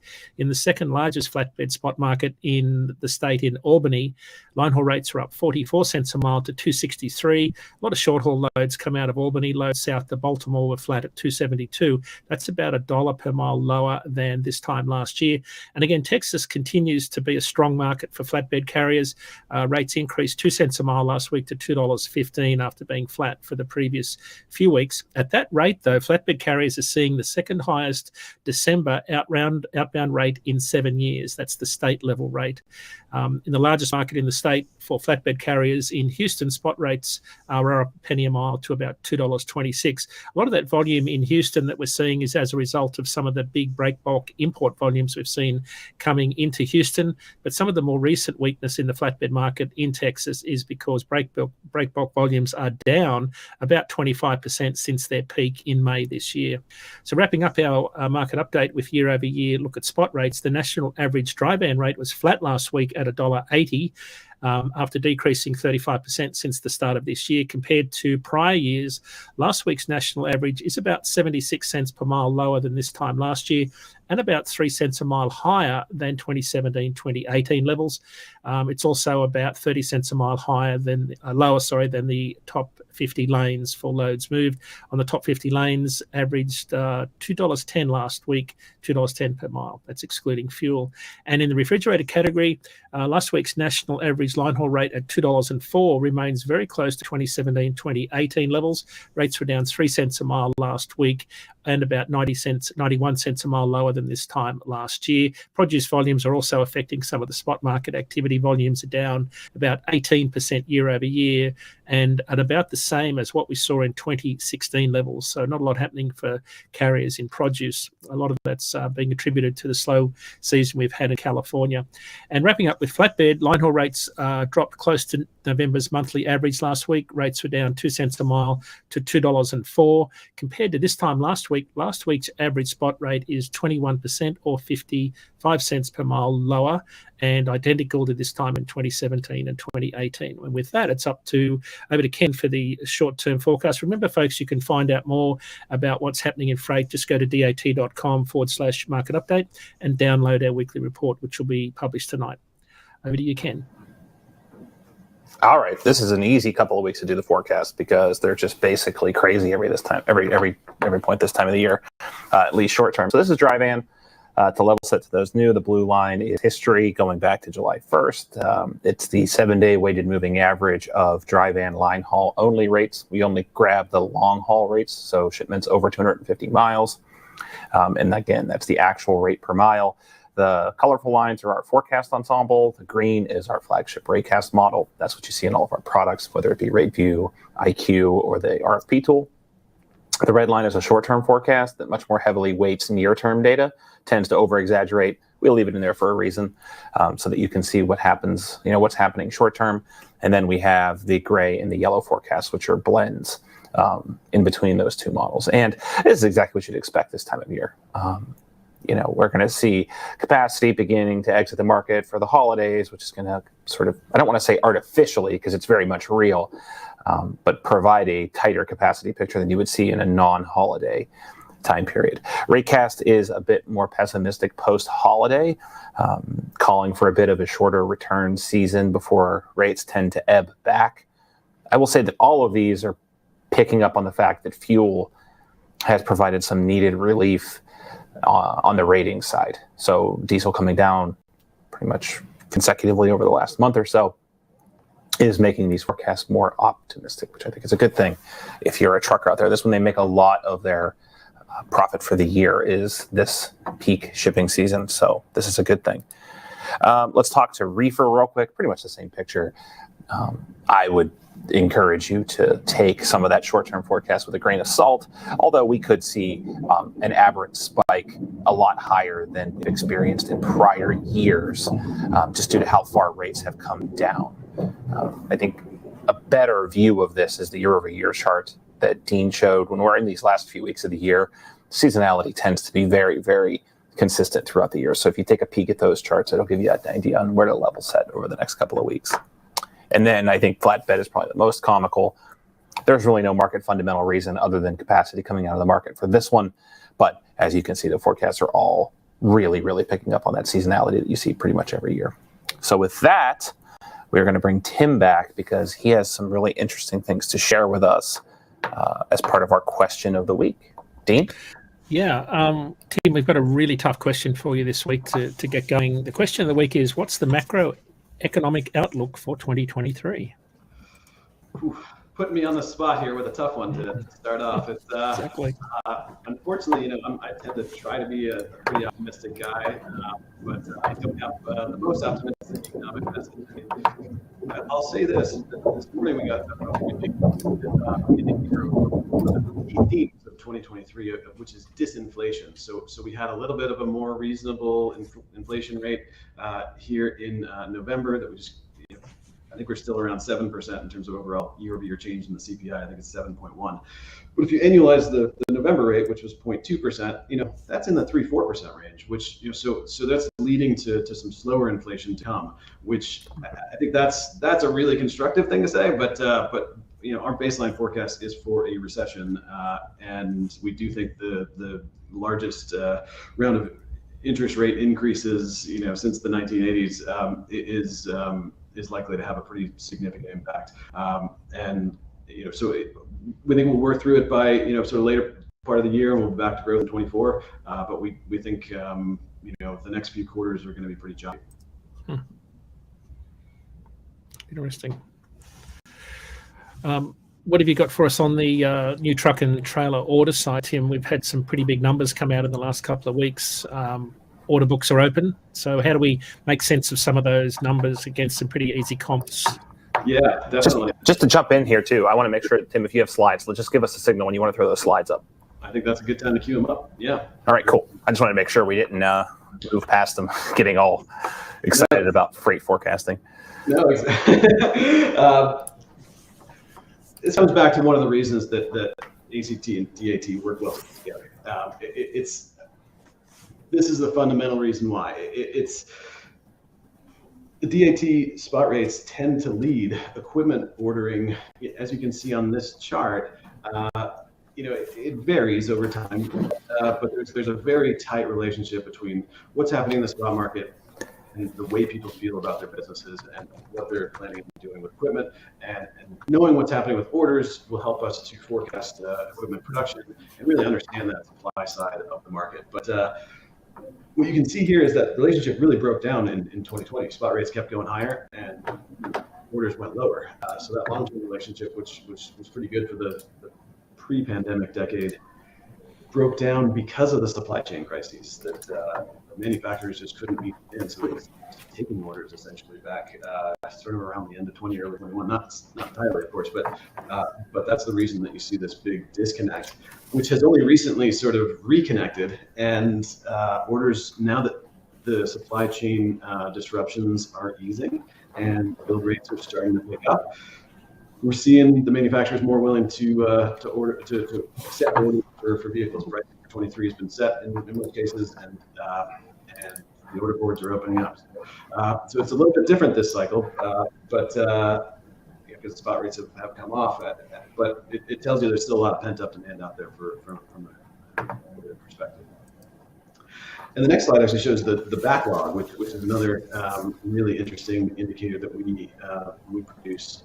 So if you jump to the next, on my screen, I'm controlling. Great. So the backlog at this point, you can see on the right axis here, it's about 9 months. With the blue bar on the right axis tells you that the backlog to build ratio is about 9 months now, which means we've got about 160,000 tractors in backlog at the moment that have been ordered but not yet built. And at the current build rate, that's going to take about. So the reason that I put up just the Class 8 tractor numbers here, I should also point out that there's lots of different types of classes 5 through 8 vehicles. We have some buses in our medium duty data. There's a lot of cement trucks and refuse trucks, dump trucks. They're in the straight truck market within Class 8, so about a quarter of the market. But we've excluded those because we're talking truckload here, and so that's the situation here. It's going to take, at this point, if on average, if a fleet orders a truck, it's going to arrive around August, September of next year. And then, it's probably worth just moving forward and talking about used truck prices, which is another important data set that we produce. What we do, I talked through what we do with the manufacturers at the outset, but we also are collecting used truck price data from roughly 900 dealer rooftops around the country, and we're taking those prices and publishing on those on a monthly basis as well. This one I've left a little bit dated because I've given a little bit of a little bit more precision than we actually give in our used truck price reports, where we just kind of report on Class 8 overall. But I figured this audience might be interested in seeing a 4-year-old tractor sleeper over time and what's been going on with those prices. And pretty insane what has happened in the past couple of years. We've gone from a range of, call it $40,000 to $75,000 over the past decade, and then these prices. These typically are vehicles with 300,000 or 400,000 miles on them. They were selling at one point earlier this year for nearly $140,000. So, that situation is clearly normalizing, and I think that's going to be interesting as that plays out. We do a fair amount of work forecasting this as well, but you may, to come back, maybe Dean, to I'm just kind of monologuing here. Let me know if you want to jump in. But to come back to the economic outlook question, I think probably the best way I can answer it, actually, besides just talking about the GDP outlook, is coming back to U.S. freight volume. And so here's our forecast for the CAS freight index, the shipment component. This is a great broad trucking series. It's about 80% trucking, good mix of LTL and TL. There's some intermodal and some rail volumes in here as well, and some liquid tank bulk and some other things like that. But it is primarily a truckload and LTL industry indicator. And the numbers that we got this morning, they were down 0.4% year over year. So, we're in a pretty stable freight environment is the way I would characterize that. We saw some decent increases in a few months, which, there was just a movement of some freight and things like that were adding to freight volumes, and we're now seeing some of the payback from that, I think, and there's going to be some softness here in the forecast as the declines in imports and the destocking of inventories play through as we get through this sort of rough patch economically. But the good news is that we think that by the back half of next year we'll be in recovery mode, and the usual cycles will re-exert themselves, and we'll be heading back towards growth mode. Hey Tim, a question we've been getting a lot that I was waiting for you to come on to ask was, there's been a lot of discussion out there amongst these volume indices. So how do you think about tonnage versus shipments in these transitional markets? So I think the main contention when people look at CAS or our truckload volume index, when you're looking at shipment counts, is we're shipping a lot less air now, and length of haul has increased. I'm trying to think of that correctly, right? So if load factor and length of haul are both increasing, the same amount of freight could be moving on far fewer shipments, right? So how do you think of that interplay between length of haul, tonnage, and shipment count? Well, one anecdote I'll throw out just to start to answer that question is what we're seeing in the LTL sector right now is really a little bit surprising. Tonnage in LTL, if you look at the last 2 months, we've just gotten some updates from carriers. It's literally been decimated. It's down 10% year over year. So, and that's interesting. And that's kind of, in an overall freight market that's flat, what that tells us is there's a lot of freight of smaller LTL. There's not quite as much tension in the supply chain. Shippers having more ability to do just as you said, and ship less air, ship more full truckloads instead of LTL shipments, let consolidate into the lower cost truckload mode. It makes perfect sense that would be happening. And maybe that's something we can collaborate on even in 23, is some sort of a trifecta index, right? That at least tries to explain some of that shift, because we should, between the data that both companies see, be able to map out shifts in volume, shifts in tonnage, and then length of haul, and triangulate, that kind of how it should impact you because a lot of brokers are more worried about volume, like their business model is predicated on volume. Other brokers are more specialized and they're more focused on rate per mile. Others are doing backhauls for large carrier. It runs the gamut. I think between the CAS data and the DAT data, I'm not sure there are bigger data sets out there. So that would be Hey, Tim, I'm going to have to jump to go meet Samantha Jones for coffee. I did want to thank you, Tim, for joining. I'm going to look forward to catching up on the last 10 or so minutes of this conversation, but I wanted to make sure that people just didn't see me noticeably disappear. So thanks again for joining. Thanks, Ken. Yeah, Tim, one of the questions I had, we get a lot of, is your forecasts are kind of talking about a rather strong second half of next year.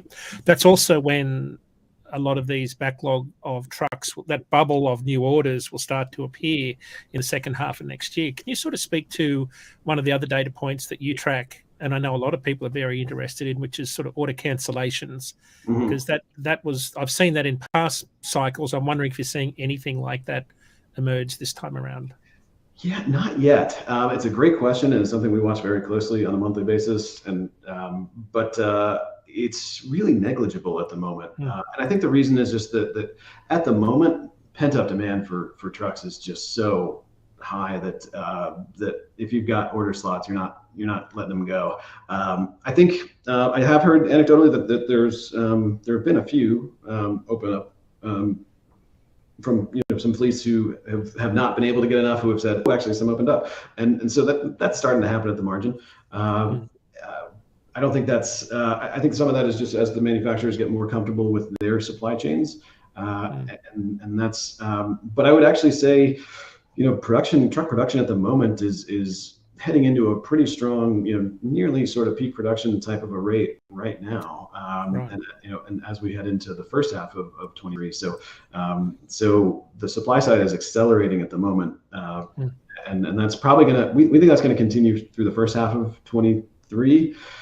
And then, there's this pent up demand question is a big one. We think that these lower freight rates and lower contract rates that are coming through are going to take the some of the wind out of the sails of equipment demand, as the economics would suggest that they should. And so by the second half of next year, I think the supply side is going to be slowing down, which is important in terms of the setup for next year's peak season, and I think we'll be at a more slower growth from a supply perspective then. Yeah, we're still seeing capacity enter the industry. When I look at some of the October-November data from the FMCSA, when we look at the net quarterly additions, we're kind of around where we were the 2 quarters last year, Q2, Q3. Of course, Q4 was a peak year last year for new DOT authorizations, but we're still seeing people enter the industry. Even in our network, we're seeing people enter, some leave, that's seasonal, some leave and come back, but we're still seeing carriers seeing opportunity in the market. And I think when you look at some of where spot rates are, Ken alluded to this earlier in the show about how we're still outperforming some of the earlier years. When I look at where we are in the second week of December here, or maybe the third week, our average line haul rate today, excluding fuel, is still about 12 cents per mile above where we would have been in pre-pandemic years. A lot of people ask, why do we compare to those years? They were the most normal years we have outside of the 3 years where the pandemic has upset our entire market. So I think carriers are still seeing opportunity in the market. Anecdotally, that's what they're saying. Prices have come down, but nowhere near where we have been longer term when we looked at some of those charts. Do you think when we get into normal trade cycles next year, we'll see a higher level of inventory hit the used truck rooftop market, and that will potentially decelerate used truck prices? Absolutely. No doubt about it. I think the only question is sort of how far are used truck prices going to fall, but yeah, that's exactly the relationship that I would expect. And I think used truck prices are going to hold up better than they have historically, similar to what you just described in the spot market. I think the bottom is going to be higher than prior cycles for used equipment, and I think there's good justification, largely around the supply shortages that we've had, been struggling through these past couple of years. We just haven't added nearly as much equipment to the fleet as the industry typically does in an upcycle. Yeah. I mean, diesel coming down 21 cents this week. Line haul rates are going to go up. That's another incentive for carriers to enter the market. If you're only getting line haul average rates, you're certainly below break even. But when I look at fuel on a 100,000 mile a year truck, fuel coming down, my operating costs are just under $2 a mile for the first time in many, many months. So costs are still up, but they are improving. If diesel continues the way it is, that could be an interesting, outlook for carriers to think about, entering the market as that operating costs come down and rates start to possibly go up as a result of diesel dropping. Yeah, well, there seems to be a fair amount of room for diesel prices to fall. It's just these refinery margins are so much higher than normal. I mean, we just have a simple regression of crude oil prices to diesel, and it suggests that they could be 75 cents, $1 lower per gallon. Right. And certainly I understand that the issues around the diesel shortages and all the issues with the war in Ukraine, but there's a lot of stress on that supply chain for sure. But we've only really seen some spotty. I did hear from a fleet that I spoke with recently that there were one or two truck stops that had some diesel outages here or there for like a couple of days. I mean, and that was brief. I think things the supplies are coming back. Distillate stocks have risen quite a bit in the past few weeks, and I think the risk of any serious shortages there is declining, and so that should put some more downward pressure on diesel prices. Yeah, I mean, the warmer winter we've had so far here in New England is certainly contributing that. We've seen inventories build. I think inventories are up about 12% in the last month, but that could change quickly if things get pretty cold here, which they can do once we get past New Year. A couple of questions, Tim. There's one here that we can answer. I think you might be able to answer this one here. From Mike C, when will DAT, that's Mike, I'll get back to you on that one. We are building out equipment types to isolate power-only boards. The other question that we had for you, and I'll just got to find it here. With many predictions, this one's for you, Tim, with many predicting an economic slowdown in 2023, what is the best way to balance the cost benefit of the supply of trucks in a fleet versus lowering demand? Ooh, great question. Yeah. So, we advise fleets a lot about this kind of stuff, and what I would say in an environment like this where we've had a huge surge in used truck prices, if you've got too much equipment, I would be rationalizing it before things get worse, because we can tell that used truck prices will be falling, pretty much through the year next year, and so. Now that said, we think demand is going to be stable and probably recovering by the end of the year. Modest. I would call this a fairly modest and fairly normal sort of a soft patch in the freight cycle. And these things tend to not last too long, but they can last 12 to 18 months. And it really did start, a good bit earlier this year. So we're well into it. And so I would, also be planning for that recovery in freight demand that's coming in 24. So depending on your fleet age and dynamics, I mean, that's sort of how I would, talk through it. It varies fleet to fleet, of course, but short term, I'd be very focused on managing costs, definitely. Yeah. That's the first, anything that you can do to reduce your costs right now. The great thing about truckload, or one great thing about truckload is it's a very variable model where there's not huge operating losses when demand goes down, so that's helpful. You do still need to mind your costs. Yeah, I think that's going to be the focus this year. We've been saying for quite a while that Q1 is certainly going to have much lower demand than what we would normally see during the quiet season. But I think the answer to the question probably depends a lot on what size fleet you've got and whether you've got exposure to buying brand new trucks all the time or buying lower mileage used trucks. I know some fleets that are the way they manage costs is they buy low mileage used trucks with some warranty left on them. Those prices are certainly coming down, but probably not where they need to be. Probably a lot cheaper though than buying a new truck that's coming off a factory floor. Tim, we're sort of running a little bit over time here. I do want to wrap up the show with a couple of shout outs. What have you got on today? Anything you need to be pointing at in the ACT world? I know there's some podcasts you've got going on. Oh yeah, we've got a whole bunch of actually not too much into year end. We're getting ready to shut down for the holidays and just say thanks to everyone as we head into 23. Good for you. All right. So just some shout outs today. I'm going to be on SalesChatter with Dan Deigan, Ryan Muhammad, and Jeff Dickinson this afternoon. We're also going live out on their feed this morning. We'll also be on there 9 a.m. Eastern tomorrow for Day to Day Wednesday. Ken is already on Meet Me for Coffee with Samantha Jones as we speak.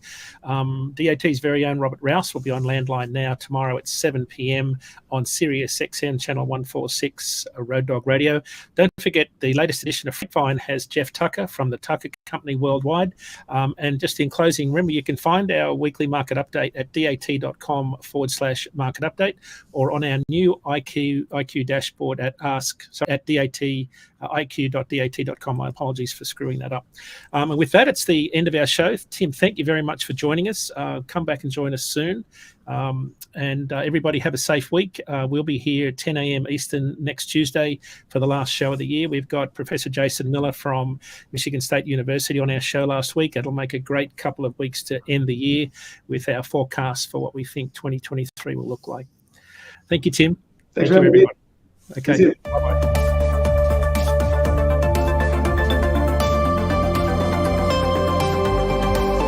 What an amazing show, guys. That was like spectacular. You know, it's awesome. I can't get your thoughts, guys. Jeff, I know you're the big data guy. Give me some thoughts on the DAT show. Oh man, you know, it's always informative for sure. I watch it every once in a while, and Dean and the crew over there do a great job. So I really appreciate them, you know, doing their show from our show this morning, and for the support. Those guys are great. You know, it's awesome to kind of see DJ.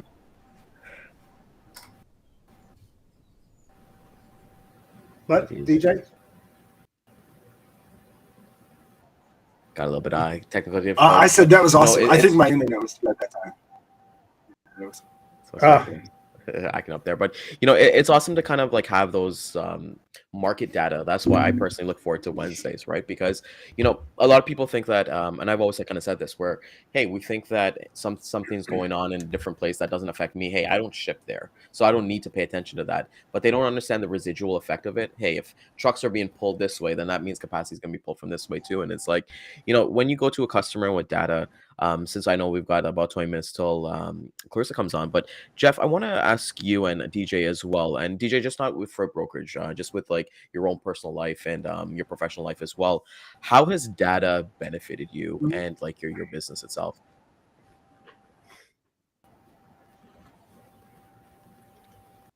I don't know if he can hear you. Jeff, you want to take it? Yeah. Go ahead, DJ.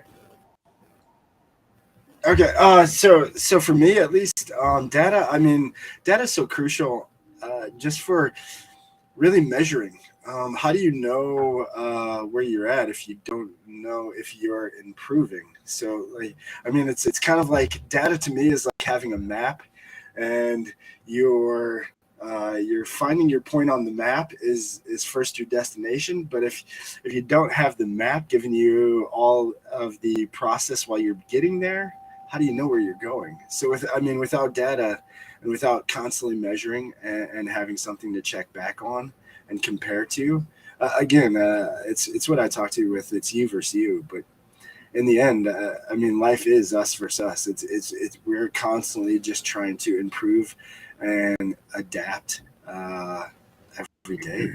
I mean, we're highly adaptable. You know, human beings are the most adaptable creatures of all. That's why we're born not being able to walk. Or, I mean, if we're, you know, a baby, if you left a baby that was just born there, it die. It can't do anything on its own to begin with. It can't feed itself. It can't do anything. So we literally are born to really be able to adapt to anything. A horse is born within 10 minutes or 10 seconds. I don't know what it is, but they're able to walk. You know, they're walking, and then they could do everything they'll ever do throughout life. Jeff's the horse so guy. I think it's Jeff Yeah. can tell us everything, of course. Yeah, it's that. I mean, and I think that's where, you know, if you're not constantly checking data and really keeping track of your progress, how do you even know where you're going? True.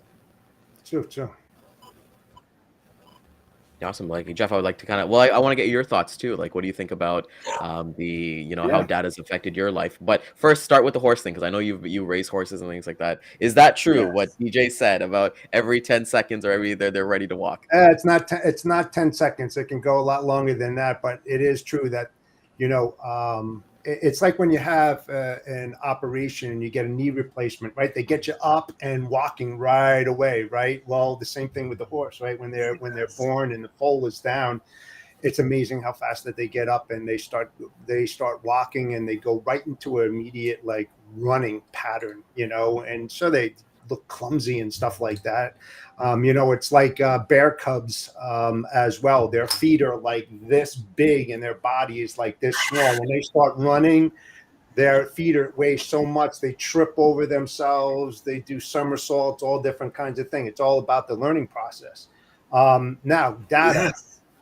Data. I love data. And a good friend of mine that I did consulting work many, many times ago told me this term, and I live by it. I believe in God. Everybody else brings data. And that means so much because if you're going to drive a business forward, you've got to remove the emotional part of your conversation from that. Sure, you can elaborate on the data being shown, but you cannot move a business forward profitably without good data and looking at many different resources to get that. The differentiator is getting data from different sources that other people don't think of. And you try to think of the unthinkable. And it's just like the what if scenarios that I mentioned many, many months ago about being able to prepare for the unknown. And data can be that predictable sort of whatever graphs or whatever it might be that can say if the pattern still follows in this area, this is going to happen. And later on this afternoon, my good friend Greg Weldon is going to prove that. And some of the stuff that he is going to show you, I guarantee you that you've never seen this stuff before, even taken it into consideration. That I promise. I don't care how good you are on data. I will guarantee this. So stay tuned, man. At 2 o'clock this afternoon, man, you'll be blown away. That's like a nice little pitch. And I guys, like love I it. think when it comes to data and data, right? Like I know for myself, I took business, I took accounting. That was my major in college and university. And when you think about the things that you learn, that you're like, okay, well, this is not something that I really care to do, like fractions. So when's the last time you've used algebra or anything like that? But then when you kind of get into like trucking, it was like, oh, I gotta like learn about perimeter and area and surface space. And what data does is that I love that you're able to, it's a clear answer. We live kind of in a black and white world sometimes, but there's a lot of gray areas. But when it comes to data, it's like you're just arming yourself to be better than, you're trying to just be better than the previous caller that harassed that shipping manager. Or if you're doing existing business with them, you want to be better than the other suppliers that they have not doing that, right? Because anybody can book freight, anybody can pick up a truck, anybody can do all these things. But to be a true relationship provider, it's something that's amazing. So Data IQ, they run every Tuesday, and on their show, I believe they run at the same time every week. Happy to see like everybody kind of use that. And then Data Day Wednesday with Dean is amazing. So Dan, we were just talking about how has data, both DJ and Jeff kind of went through it. I would love to get your opinion. How has data benefited your professional career? Oh my God, that data was probably the biggest driving factor in my success. Like when I started to understand data from a geographical sense, from a time through the year, everything started to change. It was preparing for things that are coming down the pipe. I mean, it was the biggest game changer, the biggest. and it's crazy to see that, because then we're just talking about, like, you're separating yourself, and as DJ was kind of mentioning himself, like, like, it's whatever you do, you have that data, you're dating your girlfriend for the first time, you want to get that data on her, like what she likes, what she doesn't like, Good the type luck. of restaurants and then things like that, and those are the things, right? So data is always going to be there. I don't know if you guys are kind of like the same, but like anytime my wife says that she likes something, and I hope she's not watching right now, but anytime she just likes something, I get like a iPhone Notes app, and I'll just write it down. So anytime like she's like, "Oh my god, how did you know?" or whatever, I'm like, "Data, baby. Data's the new oil." Data. Nice. Data is the new oil. That's the first data time I can met either make you or break you. That's for sure. First time I met Dean, he said that, and I was like, it's pretty interesting. Some time, Dan. I'd love to, and I'm pretty sure the viewers would love to do that, like to learn about it. Tell us a story about you meeting Dean and how this relationship happened, because I've known you for about 3 years now, and from there, like, Dean has always been one of your right hands. Like, it's always available. Hey, Yeah. I need to get this. Hey, let me go ask Dean. So I'd love to hear that story. It was at a TCA Bridging the Borders event, and it was at Lionhead Golf Club on Mississauga Road. Mm-hmm. And it had like Dan Einwacker from Challenger, it had the guys from Kenmore, it had a bunch of different pretty large fleets in Canada, fairly small compared to US fleets, but really large fleets in Canada. And Dean was a speaker, and I was sitting with a customer at the time, and Dean got on stage and he started talking, and he was talking about accidents after the clocks go back, when we lose an hour's sleep. Yeah.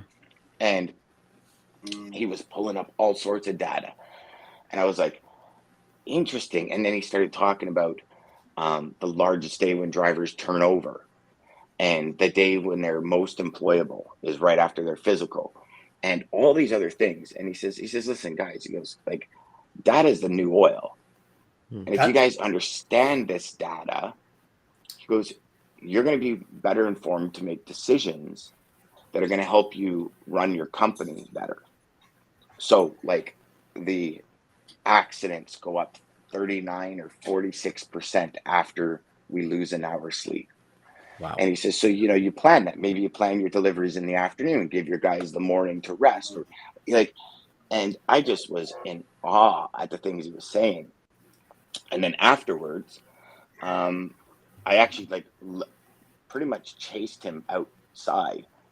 And I was like, dude, I got to have you on my show, because I still had my podcast then. I said, I got to have you on my show. And he was working for Freightwaves at the time. And he said, yeah, sure. And I kind of gave him my card. He gave me his. He says, I'm flying back, but we'll talk sometime or another. And I think within like 2 weeks, I had him on the show, and we just hit it off. Like, we just started laughing instantly. And it was like, as soon as the show was over, I'm like, oh, dude, we got to have you back. We got to have you back. And then he came on SalesChatter, and DJ and I were talking, and we were like, what if we had him on every Wednesday? And that's where the whole idea of Monday Mayhem, Tuesday Client Day, Wednesday Data Day, Thursday Professional Development Day, and then Friday Wins and Lessons all came about.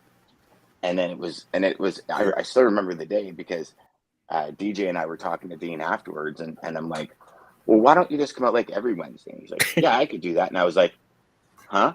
Hey, remember that, DJ? I was like, no way, really? Like, yeah, I'll never forget it. He was like, I could do that. We're like, what? Yes. Yeah, it was just like, yeah, it was this, you're going to do that? You would do that? And he's like, oh, yeah. And then my whole relationship with DAT in general just started blowing up. And Dean's been a part of every single, like, he was part of 2020's High Performance Summit, and everything I've ever said to Dean, hey, would you want to take part in this? He's like, yeah, definitely, for sure, I'll do it. Yeah, for sure, I'll do it. Because Dean is just a genuine guy. Dean's just stellar. And then getting to meet Ken and the rest of the team there, and they're all the same. It was awesome. Yeah, they're awesome. They're honestly truly good people. And Good for guy. people watching out there, and they use Instagram. Dean actually has Instagram account for his truck. It's called the Grumpy Pete. So definitely go check it out. He posts up some amazing content. I know he always tells you, Yeah. Jeff, about when the time that he went to Dallas and he just recorded trucks going by and just observing. So he does have a lot of that footage on there, and it's these connections, and it's really important because like when you think about this, like Jeff and I, we're kind of in awe right now because like Dan and DJ, you guys started this, and look what it's grown to, right? I think I was scrolling on YouTube the other day, and one of the original like sales chatter videos, and what you guys have, what we're like now, like the technology and stuff like that. Even Dan, with your background and stuff like that, would being with like the bookshelf and different things, and DJ from the car if he's gonna be one day, or if he's in the office one day. And it's just a testament to both of you guys, both you guys just starting something, going for a year. I know DJ, you've done some amazing things, other podcasts and things like that. And I see everything that you guys kind of do. So I just want to say thank you guys. It's honestly a pleasure. I'm really happy Thank you. that I was watching Dan do a podcast from his car with snow going down and cars crashing behind him. And if he wasn't doing that, I wouldn't be here today. So thanks, Dan. Thanks for being you. You're welcome. You know what? Dan might not be here either if you didn't tell him to stop doing podcasts while driving. Exactly. Thank you. Exactly. There you go. Exactly. Good point. Yep. Yeah. Very good point. Yeah, and then Lisa's kind of mentioned there, and I kind of want to get some like a feedback from Lisa. What are you thinking so far? We're what close to about 2 hours in already of a full day.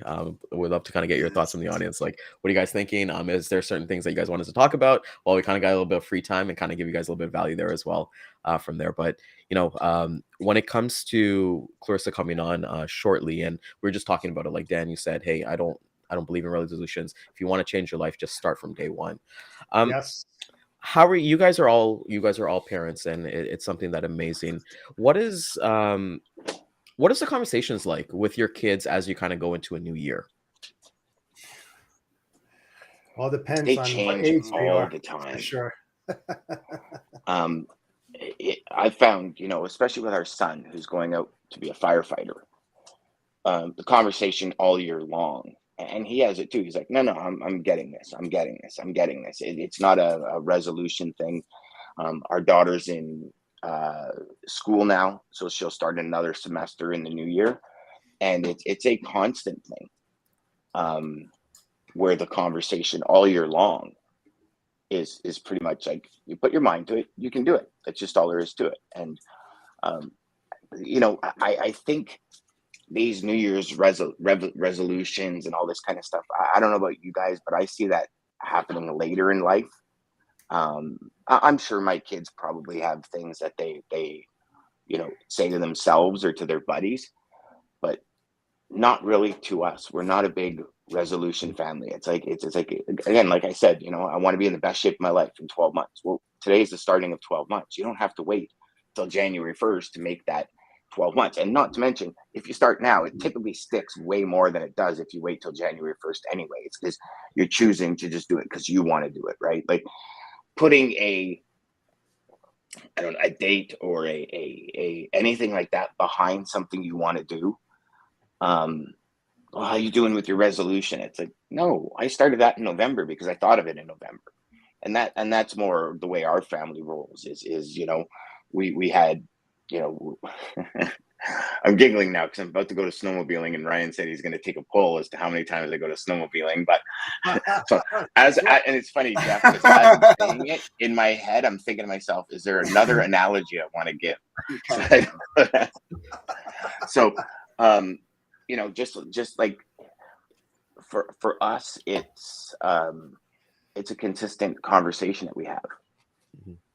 You can do it. You're good enough.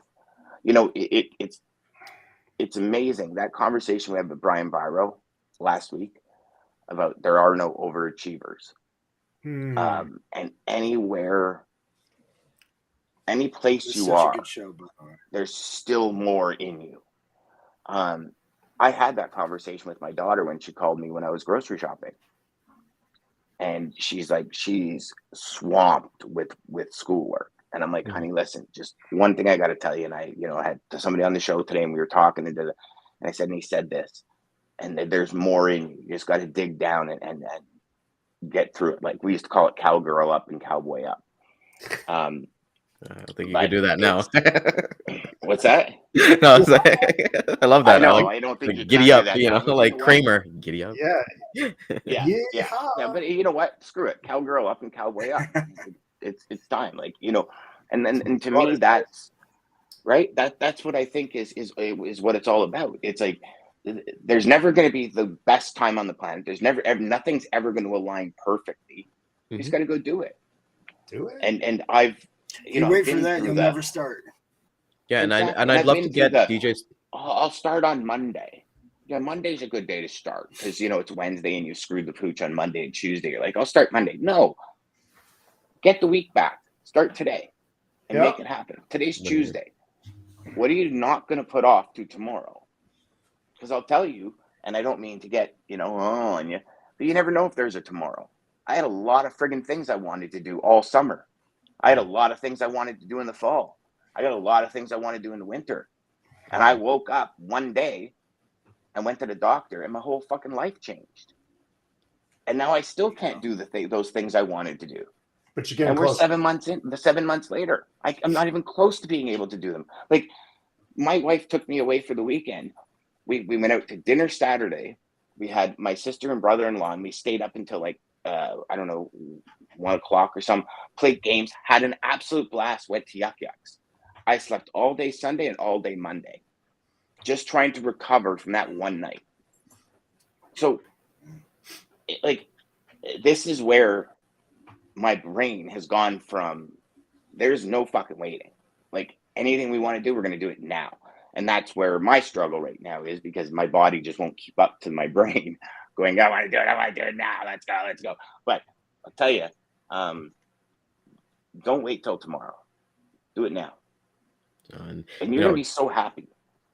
And that's a great mindset from there. And like, even with DJ has younger kids as well, so I'd love to kind of know, like, what are the conversations like you're having with them as they're progressing in life? Because the one thing I know about being parents, I'm not a parent yet, but my parents, like, nobody gives you a manual and is like, okay, here's how to be a parent, here's how to be a good husband, here's how to be a good father or wife or whatever it is, right? So it's like, you're still learning as you're going, you're figuring it out as well. And DJ, I'd love for you to kind of share, like, what kind of conversations you kind of have with like your kids for what value you can bring to them as well.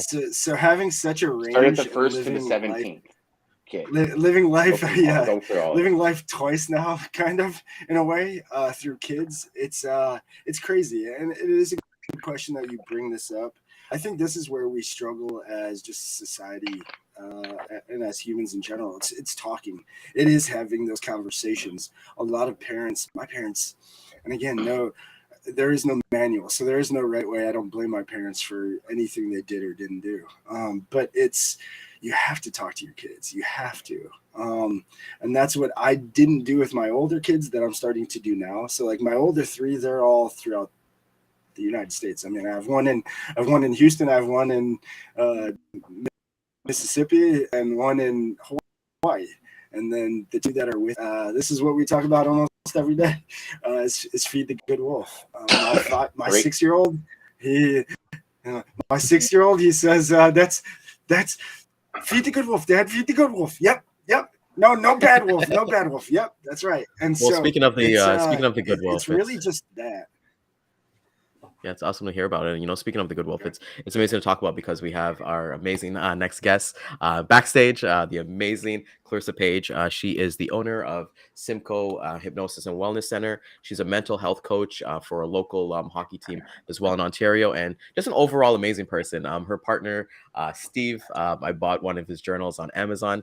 Definitely check it out. He's an amazing person. And you know what? One thing you guys should all learn, definitely follow her on Instagram, because they do the cold water plunges every morning. And oh my God, like, it is, like, I get shivers watching it. So, we want to welcome her on here. Get started, guys.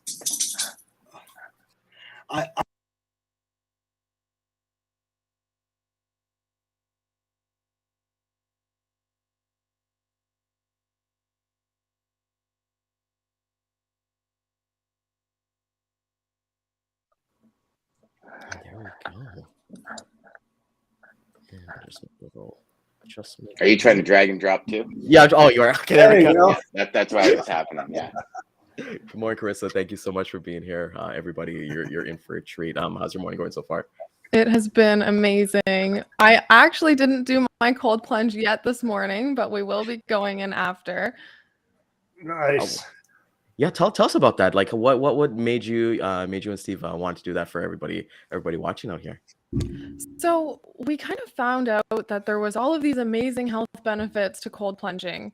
And I had been going through my own bout of brain fog, we could say. I went on a trip, and when I came home to the winter, I was just not feeling it. So I was like, I need something that's going to snap me out of this. And then Steve, he wanted to just experience all of the benefits that we had heard. So we decided, well, you know what? Let's just see how long we can do this for. And so it started at 1 day. 2 days, 3 days, and then all of a sudden we were at like 32 days going, oh my gosh, we've done this for a month. Wow. And we noticed a huge change. That is, Wow. Dan, like, me and you need to start doing some cold plunges, and it's that momentum, right? And I think DJ, I think you're in for a treat with Corsa, because when we had her on, it was amazing to just have that conversation and learn so much.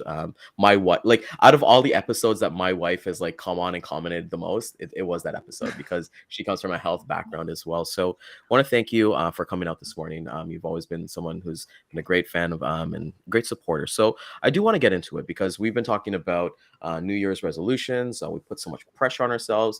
Dan is all about forget it, let me start today, and not get that. But I feel like there is organic love, or there's organic in waiting for like page 1 of 365, like seeing that 1 whatever the year is come from there. So I know you work with teams, but what are some of kind of your thoughts on basically like New Year's solutions over resolutions? New Year's solutions over resolutions. Well, I think the biggest solution to, I guess, creating that New Year's resolution is, why are you doing this to begin with? I tend to fall more on the side of DJ, where why wait, right? Why wait? Do it now. But I do see that there's a lot of benefit to the start date of being able to say it's the first of the year, I'm going forward, and that's amazing. And so in either circumstance, what we're looking at is we're looking at building habits, we're looking at setting goals, and ultimately we're looking at creating a lifestyle change. It's not just dry January, or I'm going to spend January losing 5, 10, 15 pounds, whatever your goal is. It's a matter of, well, I'm making a lifestyle change here. 2023 is the year that I'm going to change my life in this way. And then we look at, well, how many times have you tried to make the same lifestyle change? Why has it not worked out for you in the past? And we dig into this idea of why. Why are we doing this to begin with? And so once we get to the why, we're able to actually understand the process a little bit more. Because if you dig down deep enough, the why typically comes down to, well, I want to do this for myself so that I can feel happy, so that I can feel good, and because I care and love myself. Interesting. Yes. And you know what? When you attach a why to anything, it becomes 10 times, a million times more powerful. Anyways, Simon says it best. Start business with why. goals and personal His goals. book. 100%. Yeah. Yeah. They do say that if you ask yourself why 5 times, you'll get the answer after 5 times asking it, because it's always a why to a why question, right? Exactly. Yeah. 7 levels deep. Yeah. So ask yourself Clarissa, why. I love that you do the cold plunge. Now, are you familiar with the Iceman? Wim Hof, yes. Okay. Yeah. Insane. Yeah. I mean, the studies he's proven with the ice bath and all of that that's actually what made me start it, was I found him. So yeah, I was just curious if you were familiar with him. He was exposed to certain viruses and cured them all. No medication, nothing. It's like they didn't even impact him, simply because he's able to manage his immune system through his ability to handle the cold. It's fascinating. He's a phenomenal person. I'll tell you what, I won't be taking a cold plunge because I want to live. If I jump in there, man, my heart's going to stop at my age. Start with the cold showers. There You you gotta Yes, start they're small. cold shower. Yeah. There you go. And Yeah. you know, Clarissa, you're mentioning that you want to find out why somebody wants to do something, and I think we look at different things because I know with your the clinic that you as well that you own, that you deal with people like if they're going through like let's say smoking addiction or like substance abuse addiction and things like that, and it's not as like people need to understand as well as it's not so easy of kind of like going cold turkey on certain things. So what are some kind of like tips and like techniques that you kind of like tell people, let's say they're whether it be their own personal goals or their professional goals that they want to get to, where it's not as easy as just do the work, just kind of being a little bit compassionate on that side. So the goal, or sorry, the techniques that I give, because of what I do, they're very focused on the mind, right? Strengthening the mind, making sure that we have a clear picture of where we want to go. So let's say somebody decides that at the beginning of the year they want to quit smoking. Well, the first question I'm going to ask is why, of course. And if they say I want to quit smoking because my wife hates it, I'm sorry, it's just not going to be successful. It simply won't be successful. So we need to dig down deeper. We need to get into this idea, well, why do you want to please your wife? Right? Well, I understand that we're in a marriage, but I really want to be here for her for the long run. Amazing. And what will that do for you? What is that going to bring to you? A sense of joy, a sense of happiness, a sense of peace, accomplishment in my life, connection. Beautiful. And why do you want that? Well, I want that because I deserve it, because I care about myself, right? And then we get to the root, and the root always comes down to this idea that I love myself. And so the biggest tool that I take with that is I say, I see that this part of you that's sitting in front of me loves you and wants you to be healthy and happy and have all of those beautiful things. But we also have a little part that's sabotaging it every time you try. And so we work with these two individual parts, almost as if they're separate. Now, I'm not saying schizophrenic. I'm just saying that we separate these two parts. And we say, this part over here holds a lot of belief systems, a lot of pain, a lot of experiences through life that are causing you to move forward in a way that's not in alignment with that health, happiness, and joy that you want to bring to yourself. And so we always work on that part. And so for anyone that's starting anything in the new year or right now, I would definitely say, look at those two sides of yourself, those two sides that are in conflict and causing you to not be able to move forward with what you want to do. And it works. I can attest to that for sure. I was a heavy smoker at one time, and I'm glad that you brought that up.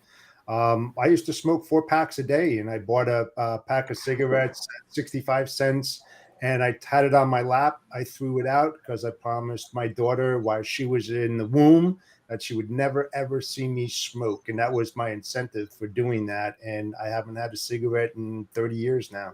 And very, very difficult, but it's all up here. It really is. You can't do it for anybody else. You can't tell somebody to quit.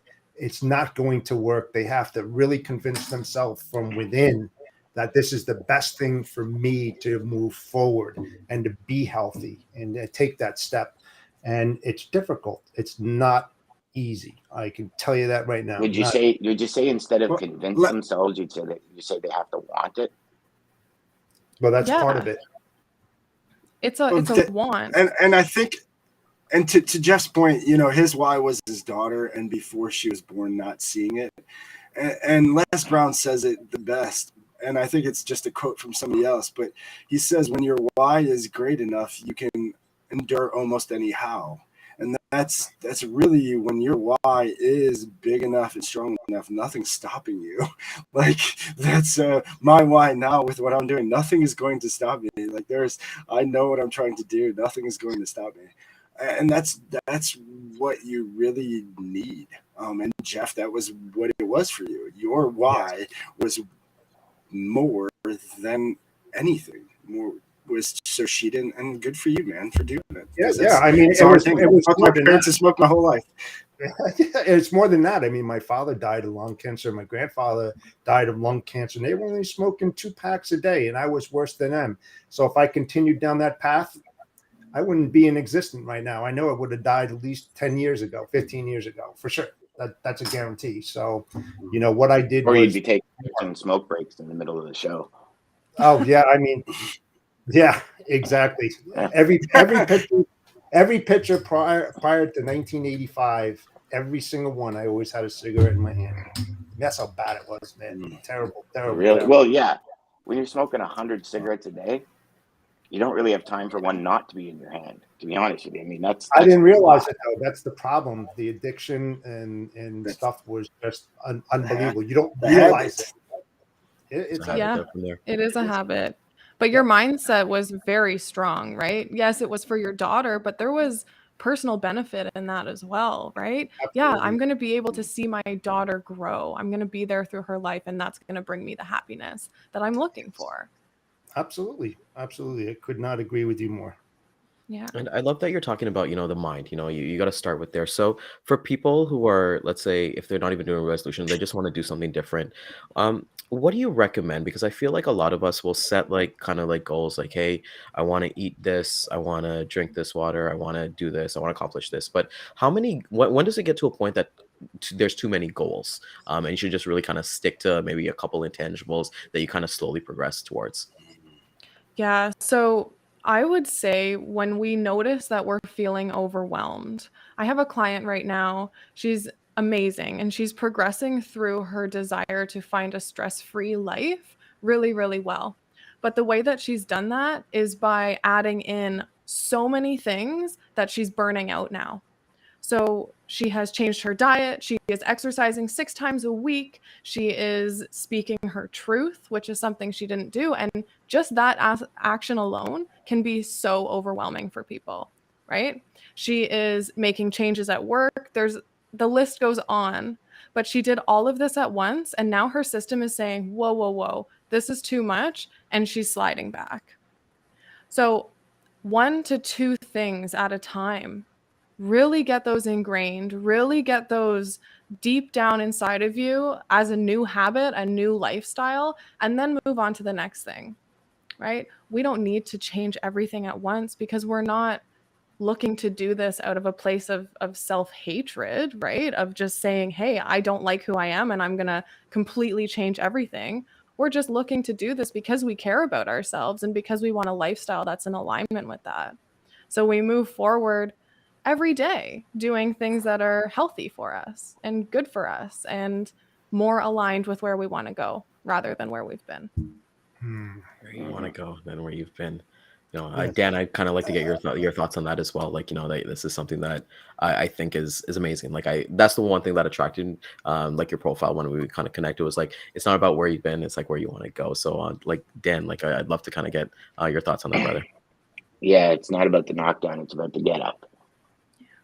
Yeah. And yeah, I mean, it's the one thing that in life I've been there without a goal, and life starts deciding where to go for you instead of you deciding where to go for it.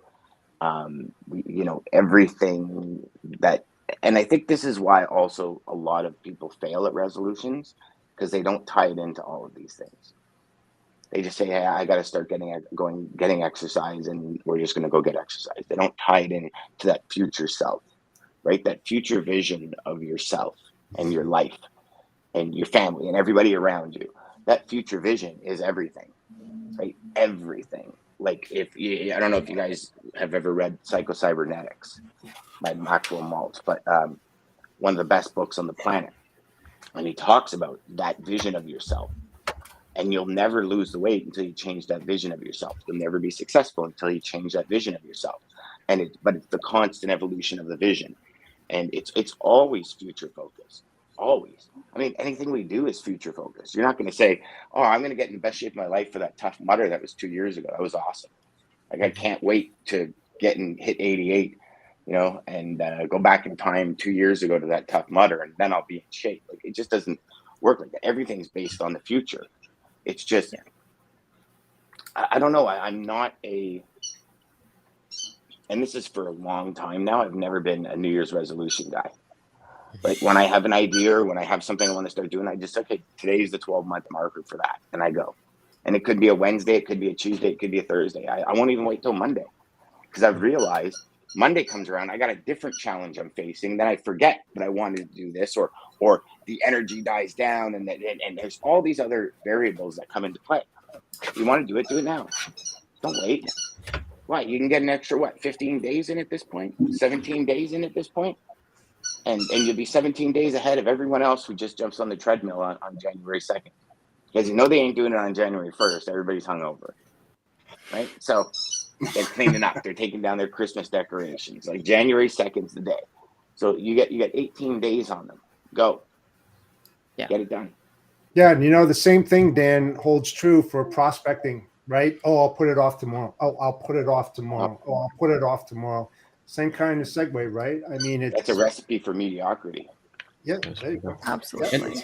And Clarissa, I kind of want to get your opinion, because I remember I was reading through your testimonials, and like somebody said was that they're able to let go and be themselves with you through one of their sessions. And the one thing I've kind of seen with like you and your partner Steve's journey is that you're so supportive of him and he's so supportive of you. What can we do as partners, whether it be father, a son, whatever role we're in somebody's life, colleague, anything like that, just to kind of be a better listener, or just actually take in with actually trying to like tell them what to do or give them unsolicited advice?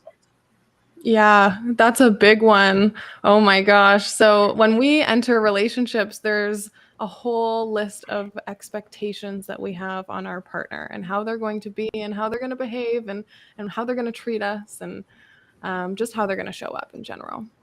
And those expectations, when they are aimed at, this is how I feel I deserve to be treated in a relationship, is one thing. But when we have expectations on how our partner approaches their own life, it can be a little bit challenging, and it actually sets us up for resentment, frustration, relationship disaster, we can say. All right.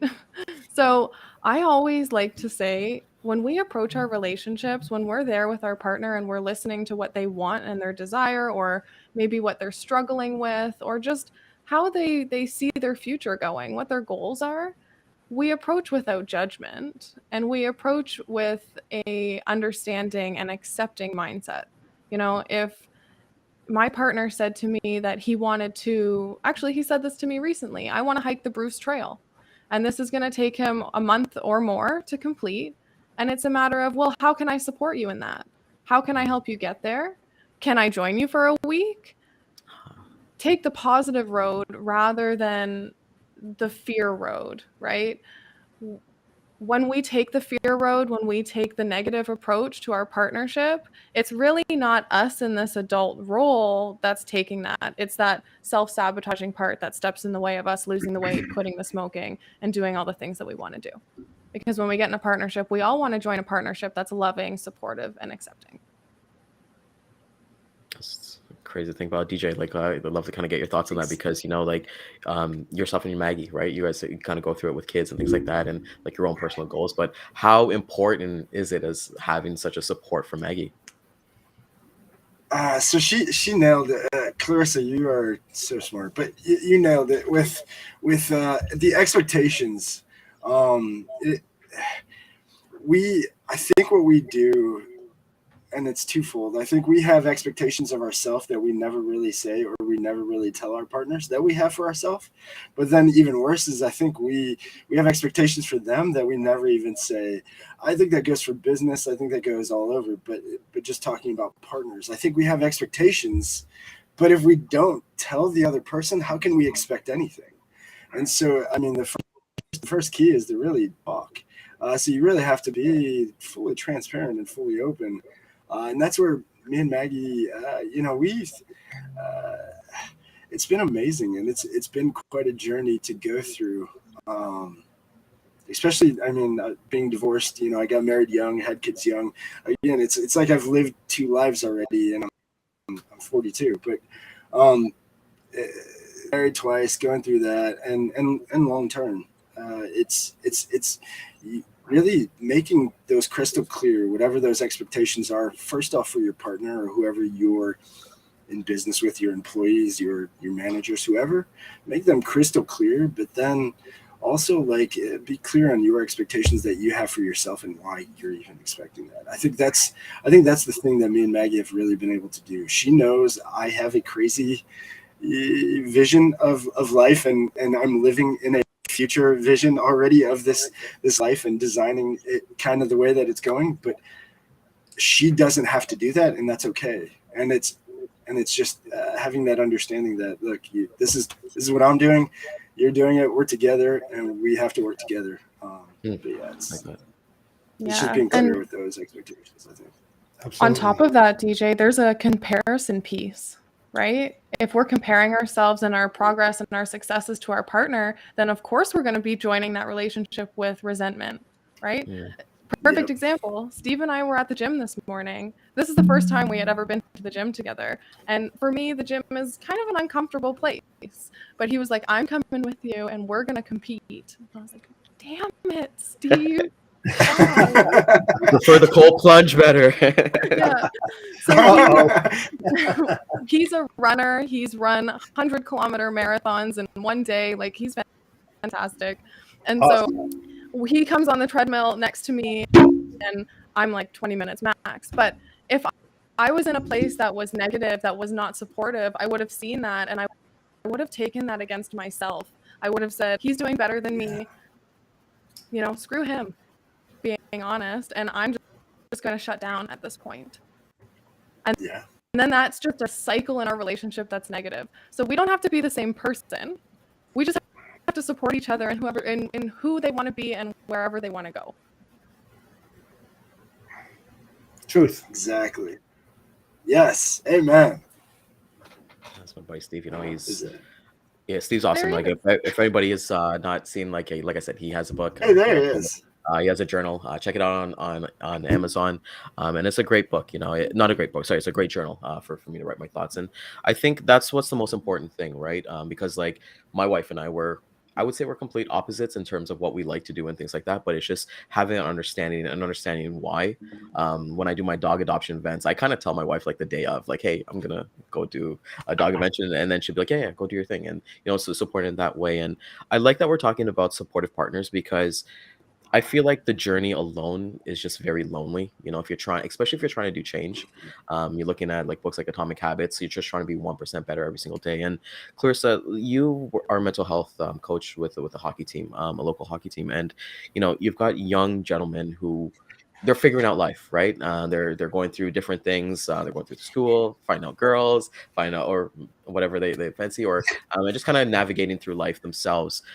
What are some things that you kind of share with them to understand that, hey, you have all these cars you want to take, but basically kind of stay in the moment and be your best true self? Yeah. So the biggest topic that we've touched on lately has been the idea of personal power. And I think that's a huge one as it relates to every aspect of our life.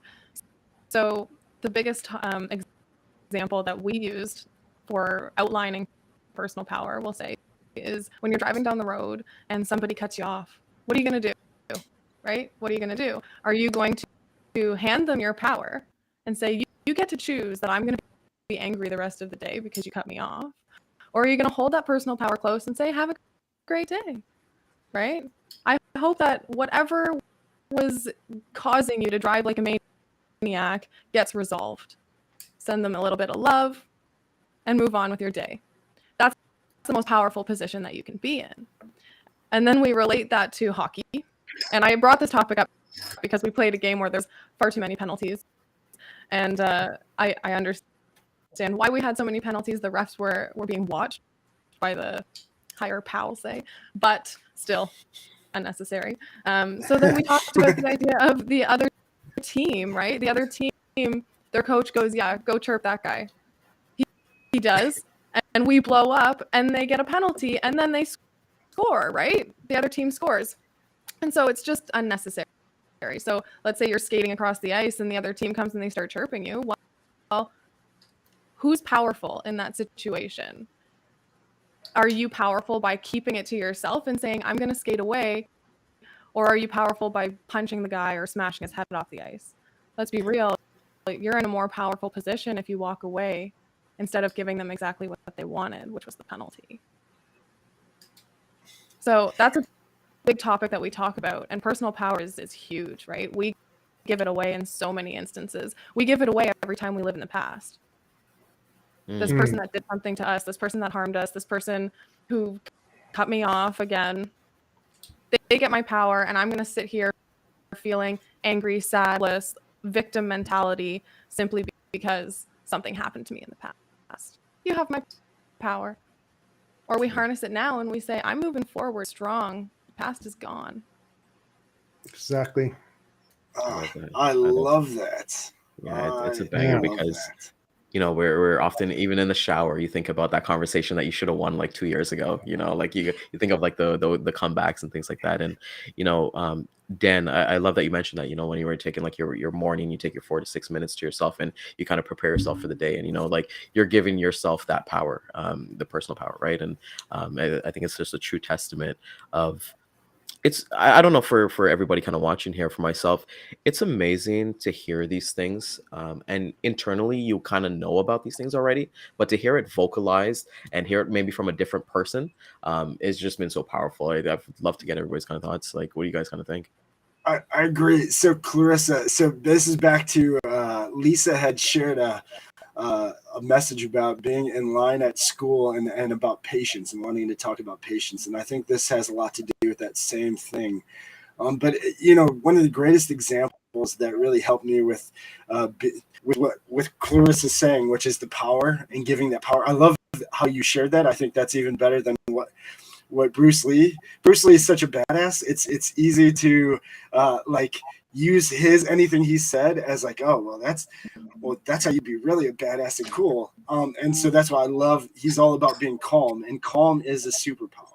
And it's being able to calm that, what I called that Tasmanian devil that I feel inside of me, which is back to that, what Lisa said with patience, is once you can control that, no matter what the outcome is. And it's really just always it's living in the gray. It's finding that understanding, like somebody cutting you off. Well, maybe think of the worst case situation. And that's how I do it. That's how I am able to kind of give them grace right away. What if they just got a call that their mom just died, or their son just died? Or, I mean, the worst situation possible. You don't know why that person hung up on you because they're pissed, or, you know, or cut you off because of this, or did this. They might have something even worse than just that little trigger that triggered you to then go into this. And again, with what Clarissa said, that's the best way. You just gave them your power. By that affecting you, you just said, here you go. I can't control anything anymore. It's yours. And that's, man, that is insane. So thank you for sharing that. You're welcome. I'm glad you like that. I did. Dan, you're on mute, brother. They cut you off. 30 seconds after they cut you off, they forgot all about it. So you've allowed them to control your day, and they're not even aware of it. They're like going about their business. They're doing whatever they're going to do. They're blah, blah, blah. And you're like, oh my God. And you're at the water cooler at 9 a.m., 10 a.m. Everybody in your office is like, did I tell you about that jerk that cut me off? And it's like, this jerk is at his office going, hey, yeah, high five. Not oblivious that he's in control. He or she is in control of your day. It's crazy. But he just rented a ton of space up here for a long time. Space for free up there for a long time. Yeah. Oh yeah, Steve says, do you remember the Zig Ziglar one where he tells a story about a kid kicking his dog, and a series of unfortunate circumstances started with the CEO and ending with a kid kicking his dog? Yes. And then where the guy comes out of his office and says, I can do my job better than all of you. And yeah. I forget what it was, but it was a good one. Gotta share that with us. Clarissa, it's amazing. Every time you come on, it's truly impactful. But there's something I do want. Obviously, you're gonna plug everything and how people can get a hold of you. But there's something that I want you to talk about a little bit. I heard you're doing a little fundraiser with a local coffee shop, and I'd love to hear about it because you know it's what I'm all about. But I'd love to hear about it. Yes, so I am. I am up here in Midland, and so we have a little coffee shop called Grounded Coffee Co. And I actually go there almost every day before my cold plunge. And so, what I'm doing is for next week, from the 19th to the 23rd, every morning, between 7 a.m. and 9 a.m., I'm going to be taking a tally of the amount of hot drinks that were sold. And then for each drink, I'll be donating 50 cents to the Midland OSPCA to go to all of those furry friends that are in need of a little bit of love this Christmas season. So, yeah. If you Good for can, you. come on That's up to Midland. We've got some great local shopping and lots of beautiful, beautiful people and shops and all of that. So, yeah. That's My amazing. father-in-law and mother-in-law are up in Midland. I love Oh, it. yeah. Such a great place. So Yeah. you got to send them to buy all the Penitentiary. coffee, Dan. You gotta make sure every Mhm. morning from the 19th to 23rd, Yeah. they're buying coffees for everybody. So Yeah. that's what kind of see, right? And Midland, Ontario, and Clarissa, I always find value. All of us always find value. How can people get a hold of you? So the best way to get a hold of me is either through email or on Instagram. My email is info@simcohypnosis.com, or Instagram is just @simcohypnosis. We've got a Or lot go of to the new coffee things. shop. Or go to the coffee shop. I'm pretty much always there as well. Yes. Yeah. There's a lot of new things coming up in the new year, a lot of new discussions, we'll say, getting on stage, doing some chatting. So I'll be posting a lot about different things that I'm talking about. Well, we got to have you again in the new year. It's truly a pleasure to honestly have you. So thank you so much. And yeah, enjoy your Christmas holidays. And looking forward to seeing the cold plunge with you and Steve later. Absolutely. Thanks so much. All right, take care. Yes. Boys, Oh, that boys, we deliver, man. Except for Mr. Look at, Busy over there. yeah, I don't know. He's Jeff is he's talking to his elves. You know, they got a Yeah, yeah, I was he's, busy he's with directing the yells. traffic Yeah, for Christmas. he was directing the yells. He's doing a little spinner directing the action, yells. spinneroo action as he's talking. Now he's got the hands going. He's Italian, New Jersey. from there. But you know, boys, Oh, I love how she listen, guys. Don't give away your power. Take her advice. Don't give away that power. Don't let it. Oh, that was power. That was good. That was so good.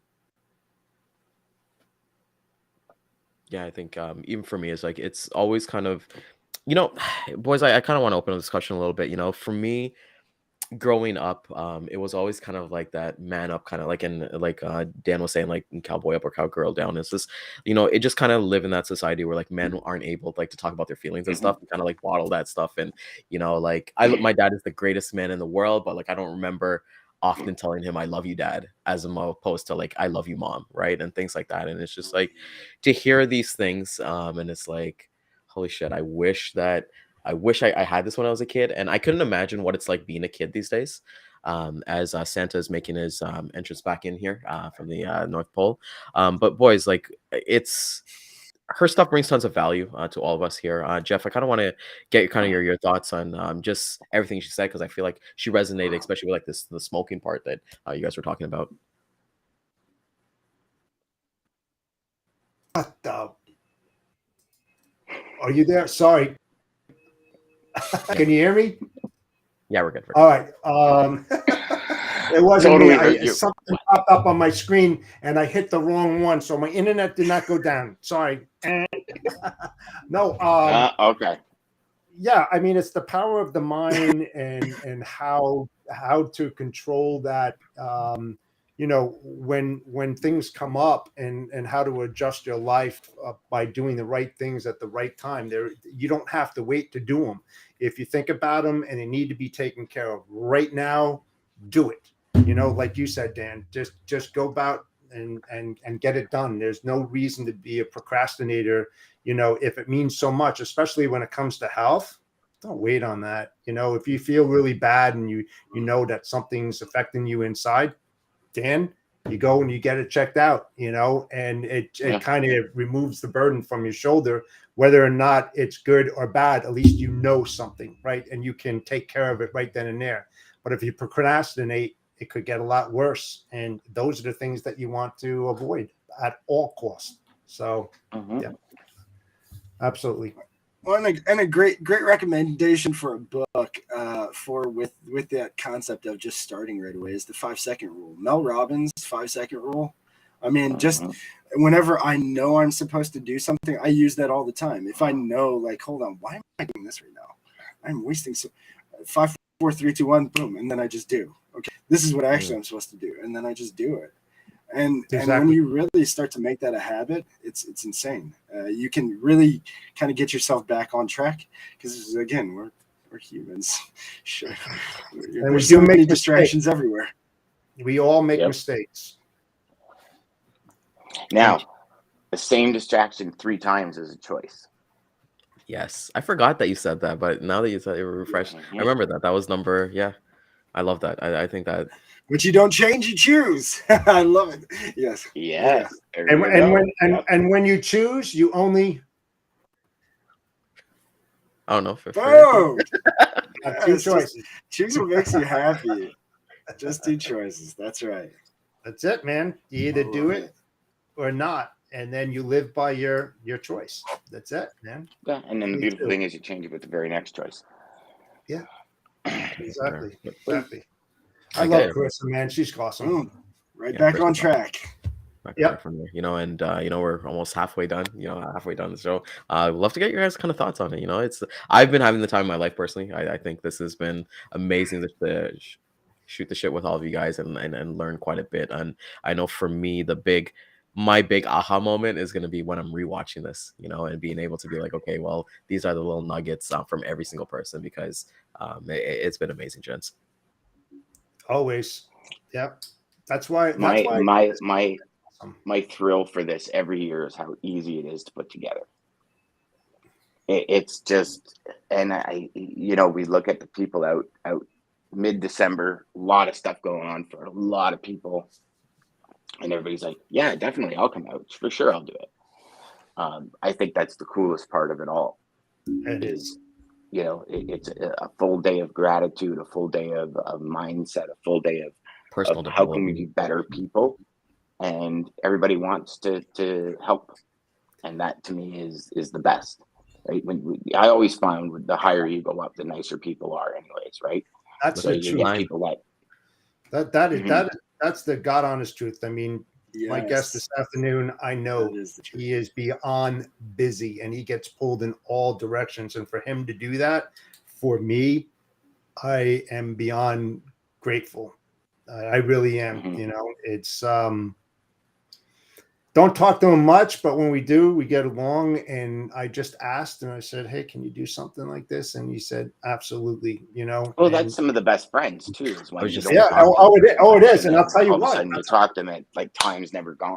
It's I'll tell you what, DJ and I tried to get him on in the beginning of the year and things just happened. And I know it could have happened, today.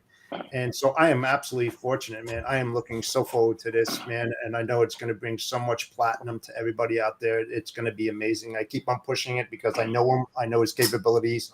And it's going to be a mind-blowing segment for sure. Jeff, what's your thoughts on the 2:00 slot? You got it. Hey, Ryan. I love data, man. I love data. Is he talking about Bret Hart? Sorry. Bret Hart. Yes. Hey, you're a wrestling guy, right, Ryan? Is he talking about? Yeah. Is he talking about? Is he talking about Bret Hart? Steve, do you see Steve's comment? Is he talking about Bret Hart? Is that Bret the Hit he's talking about? No, Bret the Hitman. Yes. Yeah. Bret the Hitman Hart. Yeah. Yeah. You know what's funny, boys? If I could switch my camera, I literally got a Bret Hart poster right here. But it's so true, Bret Hart. I think Bret Hart had a stroke. He had a stroke, and so I want to talk about how things get fragile as we're kind of a great segue into that. So everybody knows Bret Hart, one of the greatest wrestlers of all time. He didn't retire on his own terms. Basically, he got kicked in the head and he got a concussion. He was forced out. What are your guys' kind of thoughts on unfinished business or not finishing on your own terms, just whether it be personal or professionally? I think it's a huge cake to eat. It's a huge thing to swallow. especially in something like Bret Hart, because it was a male ego dominated thing. When it comes to wrestling, like you talk to any wrestler, it was like, the whole idea of wrestling was like the male ego, the dominating, the winning. Steroids. You look at guys that yeah, well, I mean that too. I mean, most of them have died from heart attacks and all that from all the roid use. But I think you look at anybody in that kind of career, right? You look at anybody up and coming into the big leagues, football, basketball, doesn't matter where it is. When their careers end prematurely or end before they decide they want to retire, it's a big pill to swallow, right? You look at Magic Johnson, probably prime example. His career ended because of his HIV. Yeah. Right. And then nobody wanted to play with him. Then he came back. Then he retired. Then he came back. Then he retired. It was like never the same. And then he finally, I watched the documentary. He finally said, when I accepted it on my own terms, that's when I was like, okay, I'm good with retiring. I think you have to accept it. Always accept it on your own terms. Like you talk about Bret Hart, my brother.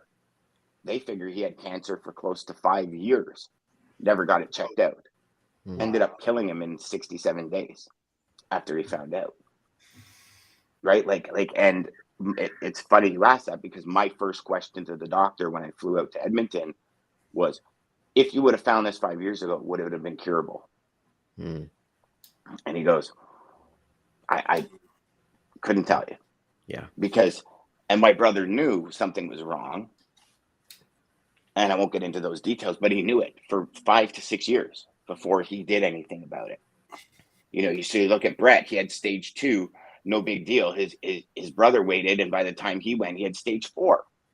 You know what I mean? Like this is like real. Yeah. It's your life. And you can't wait on things. Got to get it done. Got to.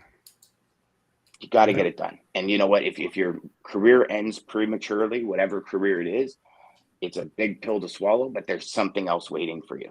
Dan, I love that you brought up Magic Johnson, because that's a perfect segue into it. Because everybody who doesn't know, when he left the league, he's a close to a billionaire right now, because what he did is that he invested in Five Guys.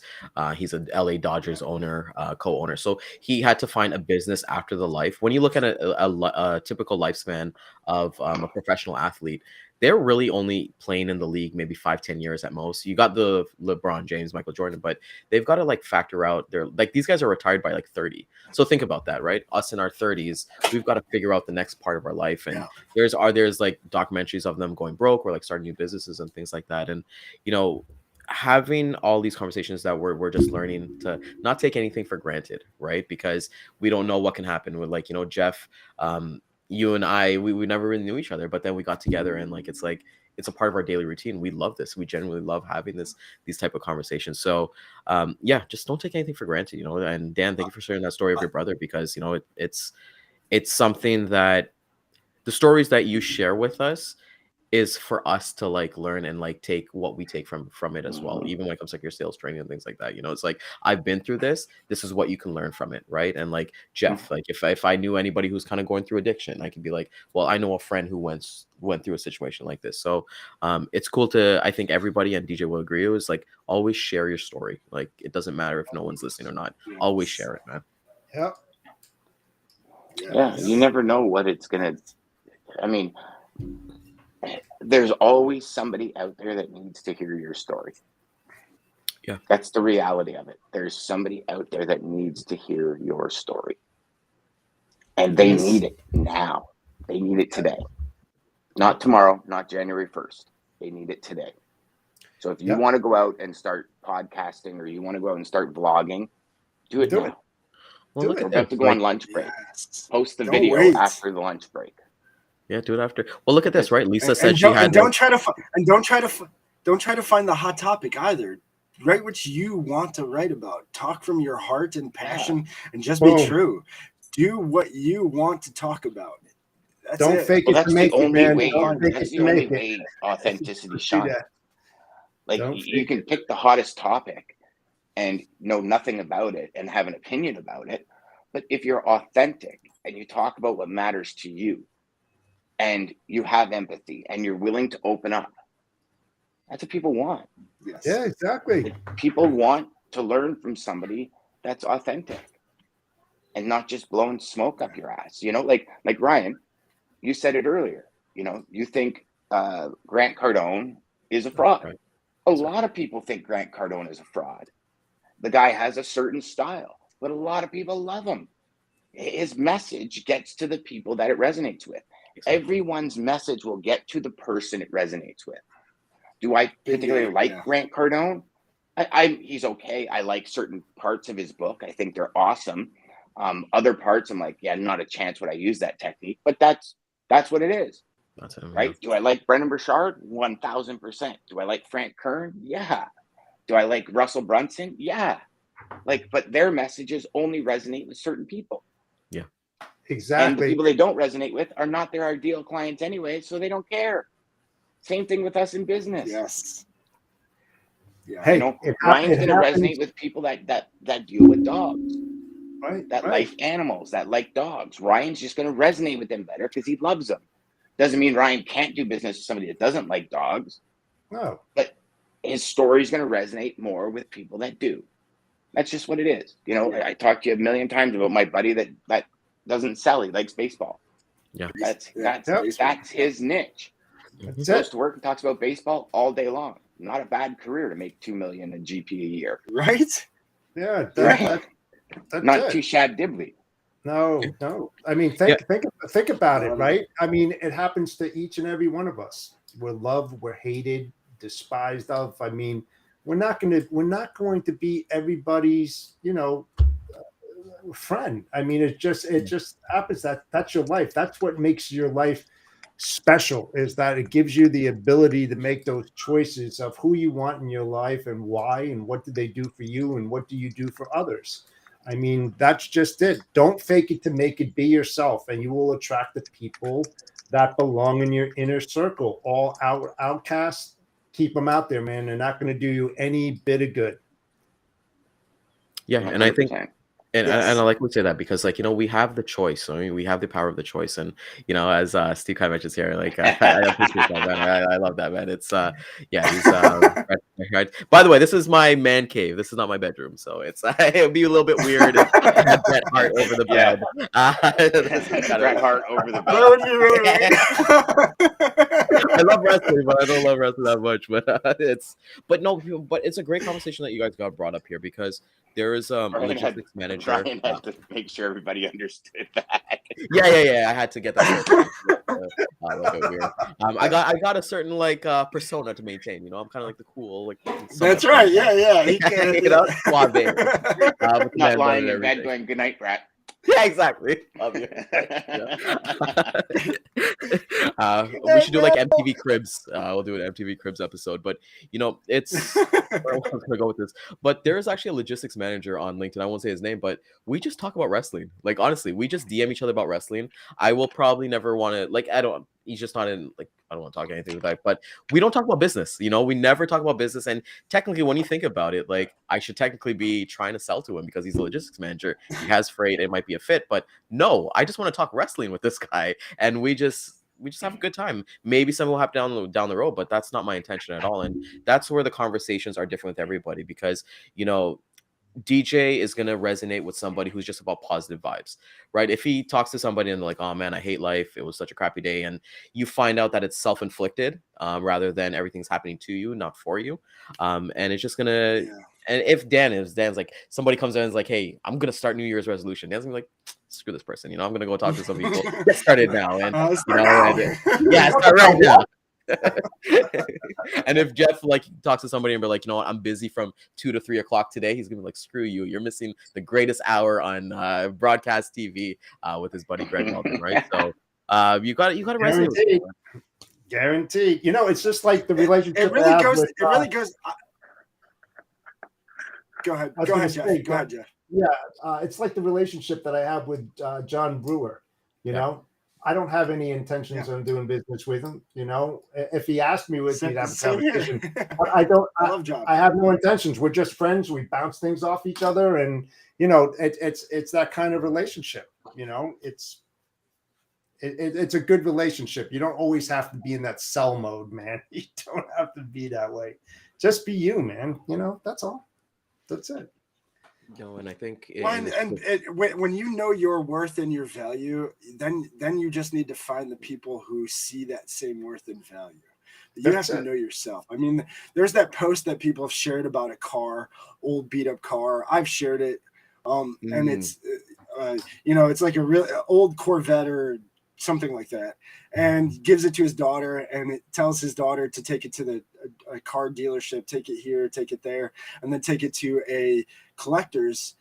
Yes. And the collectors see value in it because they actually know what it is, and they're not just looking at it for what they think it is, or what it looks like. And that's really the key. I mean, find the people who see the same value that you see in yourself, and don't settle for anything less. Don't. Nope. And that's absolutely. Jeff, like as you kind of mentioned too, like we would talk about inner circles quite a bit, and you just got to kind of surround yourself with people that want to do. But I know we're kind of getting close to like lunch and things like that, and I want to get DJ because I know DJ might have to leave and stuff like that. But DJ, tell everybody, man, like what do you got kind of planned for like 2023? What do you kind of I know you got a big lunch today and things like that, but what can we expect from you next year? Yeah. So hopefully, so we do have some things in the works for. I can't do the weekly daily show like you guys have going on here. Unfortunately, that's why I had to walk away. But you guys are killing it. So props to you guys, Jeff. Again, I can't give you enough props. You kept this thing together. This train on tracks when it started to get a little crazy. So props to you for sure, man. But No really, problem, might be doing a once a week. There actually some talks of me with some other guys doing a once a week live show. That's on the horizon. There's also some talks of another kind of not live, not like this show, but just something we release separately. Just talking about some things and life and business and just feeding the good wolf. My whole mission really to this point is feeding the good wolf. I didn't really realize. You know what? For people who don't know, can you actually tell us the story? Like, tell us that actual story? Because So I'll give a little kind of quick background to it all and why it led me to this point. We all do it. Anybody out there who is beating yourself up, stop beating yourself up. I've beat myself up. I'm my own worst critic. I did not realize how bad of a critic I was to myself. Born and raised Catholic my whole life. I am not Catholic now. Nothing against that. Nothing against anybody who is. Just I've seen different views of it. Going to private school my whole life. I don't know anybody who's on who has went to private school. Obviously, being with Maggie, I got to see a complete difference to the public school versus private school way. Yep. Credits were different. It was college prep where I went, college. We had more, and we always were learning the Bible, learning something of Jesus. I mean, there's always a class of Christianity, Bible, Catholicism, whatever. I struggled with that because I seen people, and this goes to the point of kind of what we talked to earlier. Church. I seen people going to church, but then not being nice when they were not at church. So why are you only nice or pretending to do something when you go here, but then you go out here and you're just so mean and terrible in doing these things? Like that doesn't. Like, that's not what this is about. It's not to, like, you're not washing yourself from doing these bad things. And so I had this internal struggle for a long time of, okay, what is this? And then ended up throughout my working in school, I got introduced to different, and was always interested in history, interested in just people, really, is what I figured out. It was more what makes people do what they do. Why does this person do that? Why is this person taking advantage of all these people and they know it, but they don't care? Why? So I always lived with this deep curiosity for what inside is going on with me. And why do I feel like this sometimes? Why do these people do this? Why don't I ever think that I can do that? Why did I used to do this? And then it wasn't until hearing the story of the good wolf, and that was really where it was like, okay, why don't they explain this in church? Why don't they explain this in everything else? Why don't they just make it so simple? And that's where I think, like, we, as humans, we try to really make things a lot more difficult than it has to be. It really is just as simple. Every religion, whatever religion, I don't care what God you look up to, they tell you to do good things, and just, again, the golden rule, do unto others as you want done to you. Treat others how you want to be treated. If that's the only rule that everything matters, then this is what it is. And that's where it really was like, okay, that makes sense to me. Bad wolf, good wolf. This is protecting me, my brain. And then I take it deeper. This devil, God. This, and so we all, now it makes sense. Every single one of us has this, and we have that. Every single one of us, if you've studied the things of Dr. Bruce Lipton with energy, he's big of energy. We have so much energy through us. I mean, a 110 line that would kill you, we're way bigger than that if you actually magnified and amplified all the energy that we actually have, positive and negative. Well, where's positive and negative energy come from? Well, negative, positives. Okay, so now we're all the same. So people are the same. Nothing matters. We all have a heart. We all have a brain. It's all causing us to do the same things. So just listen to this more, the good wolf. The more you feed those good feelings, happiness, giving, fulfillment, value, all the good things that is, and there's always an equal and opposite reaction, just like relationships, though, opposites attract. We have inside of us the opposites that are constantly going. And that's where it was like, okay, now I understand. The good wolf, I just need to focus on this. And then it was really, honestly, that's why it sucks that we're missing this guy today. This is where really then tied the story of the good wolf, bad wolf together. Because then it was, okay, so I keep making these bad choices, though. I keep feeding the good wolf different times throughout the day. I'm feeding the good wolf. Why am I doing this? What's wrong with me? Why can't I just not do that? And then it was, I know why. Because I'm human. Because we make 40,000 choices a day. We're going to make bad choices. Again, this. So you make a bad choice, just think about what you did. Stop. Don't beat yourself up. Don't destroy yourself. We're all human. We all have the same battle going on inside of us. So now forgive everybody the same way that we have to forgive ourselves. They might be feeding the bad wolf. We might be feeding the bad wolf. Understand that. Accept it. Stop.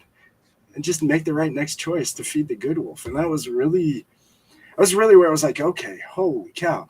Now I get what's going on inside of me. Now I get why I have all these crazy feelings. Now I get why I'm unsettled in certain places and certain things. And it was really just that story and hearing Matthew McConaughey again. All right. But he gave that speech, and it was those quick 10-minute videos like you like to listen to as well, Ryan. And I heard it one time. I saved it on YouTube and I listened to it over and over and over and over again, because it was like, wow, that's it. That's what Catholic is really trying to teach. That one.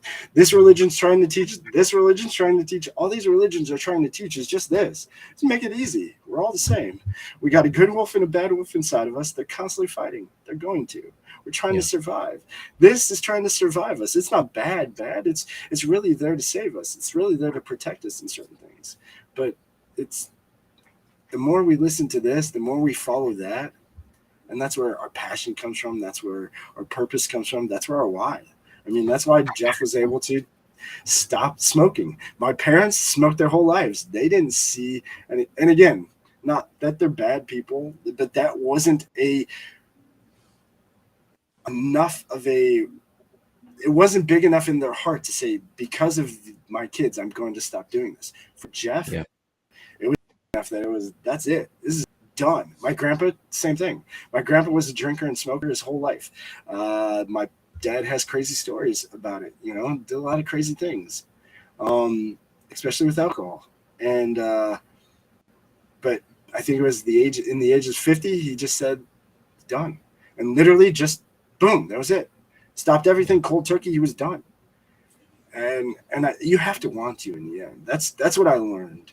The biggest thing of this story to me is And that's why I share you versus you a lot. In the end, life is just us against us. Like, we're here on our own missions, our own journeys. We have our own path and things that we're supposed to learn. We're going to find people. Some of our family's going to be there because they share the vision. Most of them are not. Some of our close friends we grew up with are going to share it. Most of them are not. They'll still be there, but we always need people. We always need somebody to help us fight this, because it's always going on inside of us. And so when you surround yourself with those people who think like you, feel like you, like Jeff, you have big hearts, see your value. You guys, I mean, you guys here, when you surround yourself, it was literally, I mean, a year and a half ago, I was lost. I was completely lost. I'm sure a lot of people watching this, COVID, I mean, that changed everything for me. It was like, hold on, okay, why am I doing this? What am I doing? What do I want to do? I'm not happy with anything right now. What is going on? And so it was like this whole journey. But really what saved me was a year and a half ago, I looked at Maggie and I said, I need to find other people that think like I do, because I feel very lost right now. I feel like I am chasing and feeling these things, but nobody else is understanding what the hell I'm talking about. And I am like losing my mind. And so literally I joined BNI, started networking there. Dan reached out to me. We started doing the show, and then boom, that was it. Then Dan pushed me, which thank for Dan for pushing me to kind of find guests, but it was him pushing me to find guests that it was okay, well, shit, I got to do this. So now I started networking. I met Steve Spiral Schmidt. I met, Nick Romier. I met all of these people that now have really just made me realize I'm not crazy. I just needed to find people who, when internally I was fighting against myself this whole time, but I was hoping for these other people to help me against myself, and they couldn't, because they weren't going through the same things. And I think, and thank you for sharing that, DJ. That's amazing to think about, because, it's, with Lisa kind of saying, like, you want to be that first in the cycle, right? Like, even for myself, like, I want to be like the first millionaire of my family, right? You want to break those generational, those things that kind of that came to you, right? And, like, what I love about Jeff is that, he always tells a story, and he's always an open book, and when he's talking about those things, like his first year of business, he could have been like, screw this, I'm done, like $9,000, I'm not going to do this anymore. And like, he just had that, we talked about it in detail yesterday on the show, like that grit and that determination to be like, I'm going to see this through, I'm going to make this kind of happen. Right. So I think Lisa kind of brings up my favorite quote. Lisa does it with, I learned that from this guy right here. Ryan, that came from you. I use it all the time. I give you props every time though. Tribe is awesome. For sure. All right, Jeff, any kind of final thoughts before we head off to lunch here, grab some food, and then come back? The only thing I can say is thank you, DJ, my friend, for joining us this morning. I know you're a very busy man, and I personally appreciate you joining us. Thank you so much. Yeah, we got to have you on, man. Maybe come on Friday or something like that if you're free. Yeah, that's how let's bring it back. The DJ Power Hour. Yeah, the DJ Power Hour. We got that with Santa Claus. So thanking everybody so far. I was thinking about 3 minutes with the Good Wolf on TikTok. I was thinking about doing that. So maybe DJ Power Hour. I like that. Add me on that. I'd love to be a part there you go. So everybody, thank you so much for coming out this morning. We still got the whole day. We're gonna be taking a lunch break now, but when we come back, we're hitting you with some amazing guests. We got Brian Byro, we got Dean Crook, and then we got the Power Hour with the man, the myth, the legend, Greg T. Weldon. It's going to be a power hour of supply chain data, and then we're going to have Nicole Glenn, amazing person. Everybody sees her all over on LinkedIn and everything like that. And then we got Nick Redstone coming in, Dan's old buddy, and then we're going to finish off with India Brown telling us about video marketing, my personal favorite. So everybody, go grab your lunch, drink some water, and maybe the Bodacious Cowboy.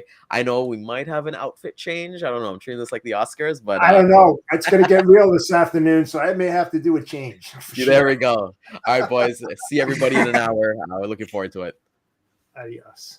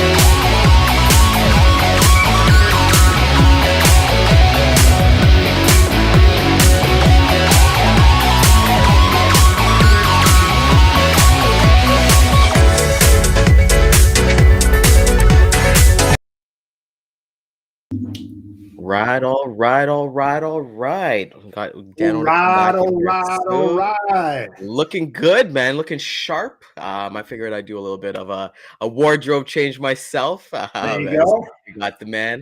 We got Daniel coming back in here, man. Just Dan, nice to see There you, he buddy. is. All right. Yeah, I don't think man. my audio is working here, boys. We can hear you. Yeah, we can hear you. There we go. Now I hear you. All right. All right. All right. All Oh, right. nice little all door, a little right. sideway door there. Little trap door, He's got the all right, Daniel, take us in, buddy. All right. So did you end the countdown early? Yeah, we got to end. We said we'd be at 1:00, and we want to be respectful of Brian's time. He's somebody that we don't want to be late. Well, we've got the amazing Brian Byro, America's Breakthrough Coach, and we're going to talk about the ROI of kindness. I think we kind of touched base on this just a little before lunch, talking about it, but Brian's going to bring it home here. So, Brian, thank you again, my man, for being here. Well, this is better than a partridge in a pear tree. I'm excited to be with you. I love it. I love this time of year, and it's such a perfect time to talk about kindness, because I think one of the reasons that we all love the holiday season is a time of kindness. It's a time of giving, a time of gratitude, a time of love, a time of joy. And so it's kind of the perfect topic. And we were saying before Absolutely. break, imagine what would happen if everybody pretended it was Christmas all year long and treated people like it was Christmas all year long, what the world would be like. It would be unreal. It would be. And that's one of the reasons that I wrote this book, was that I wanted to write a book that exposed that possibility as not only something that would be nice in business and in life. And this is essentially focused first and foremost on bringing the idea of kindness into the business world, but to also point out that it works, that it's not just a nice, that it actually is something that has a tremendous positive impact on your business, whether you're a single carrier, whether you're a single person doing your job as a one person business, or whether you're part of a giant firm, and anywhere in between. What we're going to find out as we talk about this today is that kindness is much more than just a nice. It's a must if you want to maximize the long-term success of your business, if you want to maximize your relationship, both internally and externally. I love it. So let's dive right in. Let's do this. Cool.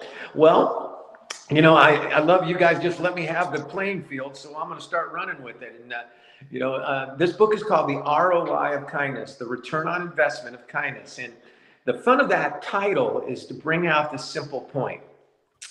Most of us have been conditioned to look at in business that business is about, and sometimes being sort of ruthless, that it's about being tough, that it's about that there's really no place for quote unquote soft things like kindness in business. And I wanted to point out, after doing some very extensive research about and asking the question that says, is that true?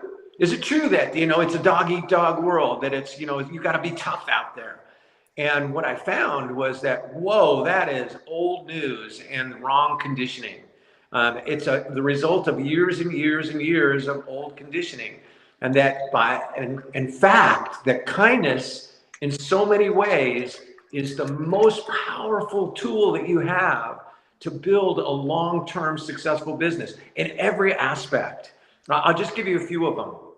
A study was done by McKinsey, so a big research firm, over a long period, 11 years. Right? And what they wanted to do was measure stock growth.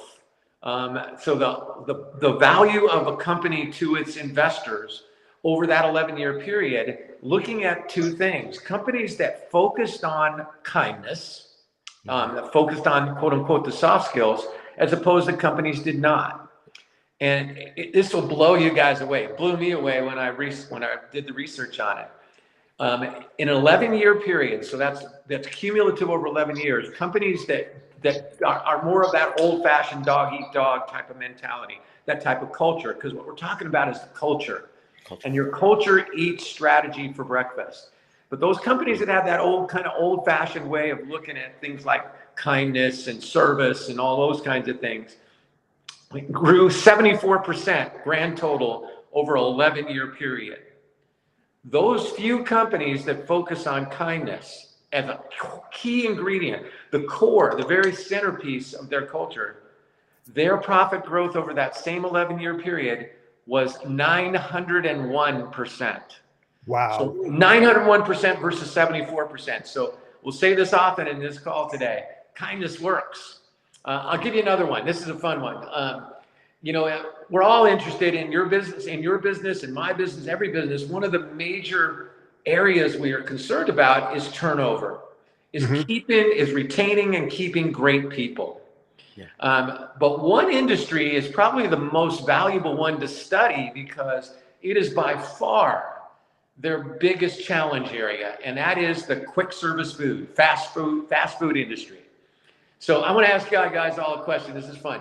What would you guess is the annual turnover rate in the whole quick service food industry? Just make a guess. I want to hear your guesses. 93%. 80%. Any others? I'm gonna say. So I worked. McDonald's was my first job, so I'll be really quick. People didn't leave, so I'm gonna say less than 20%. 170%. Okay, never mind. 100. What that means in simple terms is that in fast food industry, quick service food industries, turnover means that you're turning over your employees almost twice a year. That you have to replace your employees almost 2 times a year for every employee you bring in. 170%. Now, in that industry, there are 2 companies that are absolutely revered, known for their focus on kindness, and we'll get how they do that, how they build kindness into their culture. One of them is Chick-fil-A. The other one is Starbucks. And over the course of their history, they have been the 2 companies in that industry that, above any others, build kindness into every single day. They build them into their meetings. They build them into their recruiting. They build them into their orientation training. They reward kindness, and I'll tell you specifically how in a few minutes.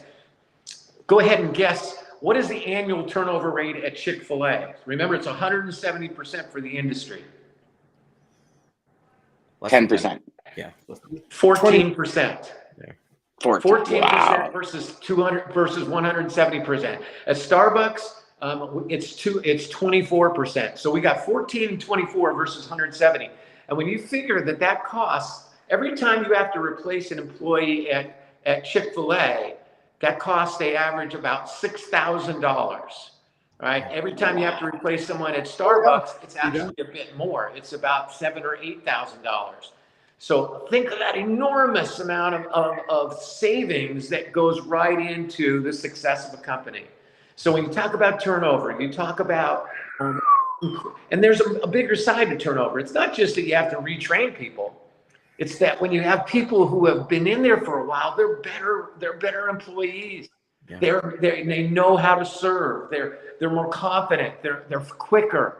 All right. They've gone through that learning curve, which is always going to be there. So the bottom line of all of these things, and last little piece I want to talk about as far as statistics, and then we can get into the fun of how do you build it into your culture, whether you're one person or 10,000 people in a company. But here's the last one.